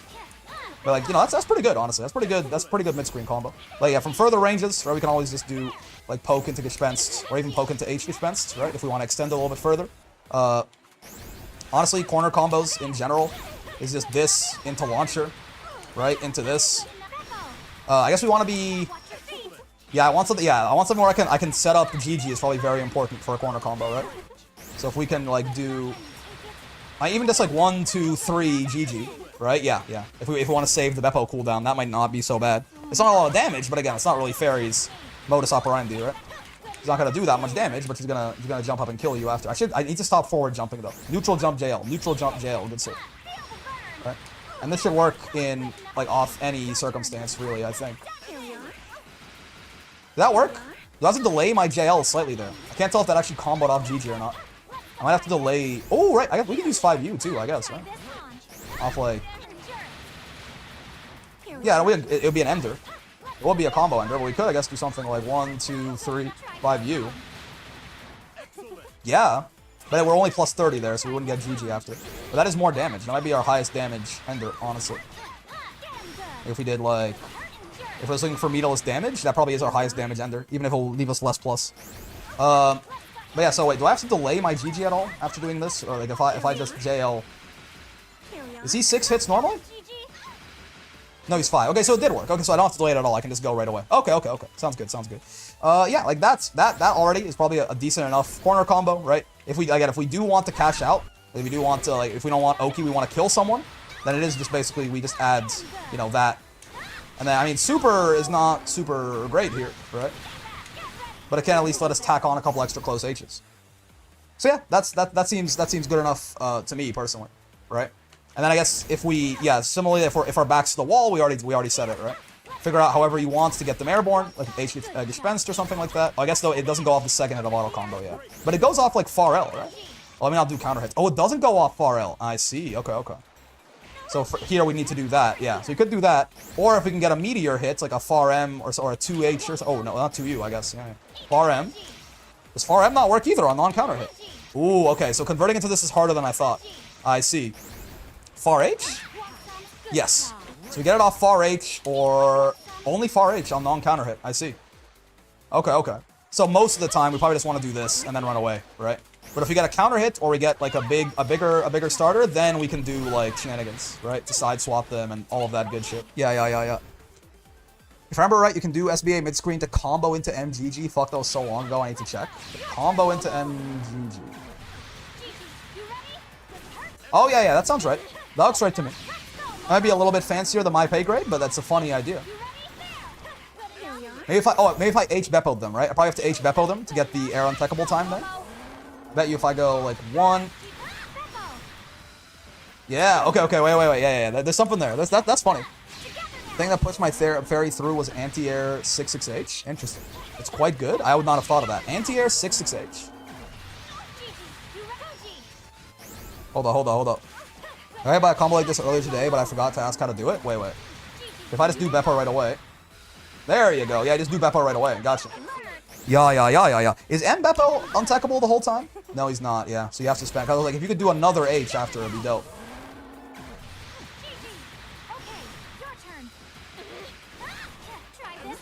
That's pretty good. For 2H is air blockable, and if you don't have 6-2-3, yeah, it's 6-6H, I guess so. The hitbox on that doesn't seem great, but as an idea, I see what you're getting at, certainly. Sexy ass combo. Yeah, I mean, Ferry in general is a cool ass character, right? This like fireball super is a very cool idea to give her. I mean, again, this will be the last thing we talk about. She does have this, which, okay, you might notice. It lets her do reverse beat, right? She can cancel like her close H into her close L and shit like this. It lets her be you can cancel anything into anything, I think, right? Like all of her buttons become cancelable into each other, essentially, right? You're pissing me off. You can go like, medium, light, heavy into auto combo into whatever. And this does let her do like, some, I don't think you can do the same button into the same button, right? She can't do like JL, yeah. Like, she can do some fuck shit. You can do like JH into JL to double overhead do like that, right? Again, with GG up, with stuff like that, you can see how this could be kind of funky, right? You can probably also do stuff like, yeah, you can do like 2L bonk into 2L again. You can probably do 2L after the first hit, right? Could you go like bonk? Yeah, right? So let's just like insert like highs and lows in places you wouldn't normally expect them, things like this, right? JL into dive kick? An install? Maybe? Doesn't seem like it. I guess maybe if you do a landing JL, but then like, yeah. Why should you have a French bread install? I don't know, man. They kind of just like put a lot of very cool ideas into Ferry. I'm not gonna lie to you, right? This did a lot of very cool shit. Yo, Merp, big raid. Hello. I have horrible news. We're about to end, but I'll send them somewhere nice. Don't worry. We'll find someone. I'll keep your chatters safe. But hello, chatters. We're gonna start our. We just got Djeeta, nerd. This isn't Shadowverse. No, it is not. No, we just got Djeeta to master, so we are. So we're gonna go Ferry next. So we're just kind of going over some stuff before we started the run, but that was the last thing I was gonna do before I ended the stream. But I hope you had a good stream, Burp. I hope you had a good stream, and I hope you guys, I hope you had fun. Thank you very much for the raid. But the last thing we were talking about is this Ferry has an install, and like, it's cool if she gets reverse beats and all of this, all that French bread nonsense, but it also nerfs your damage. I don't know about how much, right? 1120 versus 1400? What is that? It's 20%? I won the gotcha? What do you mean by this, lazy? Yeah, is that 20% damage that she loses? Yeah, I think so, right? 20% damage nerf, which like Ferry already is not hitting you very hard, and like her JL combo is gonna be scaled to shit, and Ferry kind of wants her meter in a lot of different ways, whether it's for like the Ed level 2 or whether it's for her U skills or whatever, right? So install is like a cute idea. I don't know that I've seen, very rarely do even very good Ferries, as far as I can tell, get any kind of value out of that shit, right? I'm sure there's some really cool stuff you can lab and like some setups. They're just like completely unfair you can do with this shit, but by and large, it's a funny, right? Very rarely, yeah. Very rarely, exactly. She very rarely gets value. Merp rigged a gotcha giveaway? What? For lazy? That's crazy. Nepotism in my Grand Blue community? And it's not even benefiting me? What the fuck? We should unionize, I think. But yeah, that's Ferry, man. That's the gist. We'll actually get into playing some of her, I guess, on Sunday, because tomorrow's La Diva Day, so we're gonna be cream landing and all of that. But yeah, she's cool, man. She's a very cool, like, I know some people don't like how good she is right now. I still think that it's just, listen, I don't think Ferry is like a problematic character. I think people just don't like the fact that you actually have to respect her zoning game plan now, but I don't know, man. I don't know. It is what it is. All that being said, excited to actually try and get her to master and see how much her zoning game plan is not going to match with my stupid grappler brain. Ferry's alright? I think Ferry's good. I think Ferry's strong. But I don't think it's like, you know, what did you do, Psy Games? Why is Ferry in the state? I guess people are just so used to Ferry and Matera both. So Matera's better than Ferry. But people are used to just, like, disrespecting them entirely, like we were able to do for, like, a year and a half. And now that they finally have, like, strong zoning game plans that can just kill you if you know, if you're guessing wrong or if you're not playing against it correctly. And even sometimes if you are, because it is just, you know, something, the risk reward is not necessarily going to work out in your favor all the time. People just don't like that, I think, to an extent. But yeah, well, I guess let's send these Merp Raiders somewhere else, man. That's gonna do it for today's stream. Ladiva tomorrow, gonna be cream landing, joining Kirby's Dreamland, playing some Ladiva. I actually like to dedicate a day to my main these days, so that's nice. I'm not just playing other characters to master all the goddamn time. Sent to Char or Greg? Oh yeah. Well, I might send him Char. I feel like I haven't rated Char in a while. If he is live right now. That's gonna do it. I'm gonna end the stream on, did Ferry just win an Evo? Ferry, yeah, did just win Evo Japan. I don't think that makes her a top tier. You know what I mean? Again, I talk about results all day, every day, and how much I really don't think they matter for how good a character is as people think they are. But again, yes, Ferry did just win Evo Japan like a month and a half ago or something like that. She's good. She's definitely, Narmaya has never won Evo Japan. Yeah, by that logic, is Ferry better than Narmaya? Is Narmaya bottom one because she's never won Evo Japan? You know, obviously I'm memeing a little bit, but results I think are a little bit overblown in people's ratings of characters. But yeah, I'll end the stream on YouTube. We'll find someone to raid on Twitch. Goodbye, YouTube. And hello, Twitch.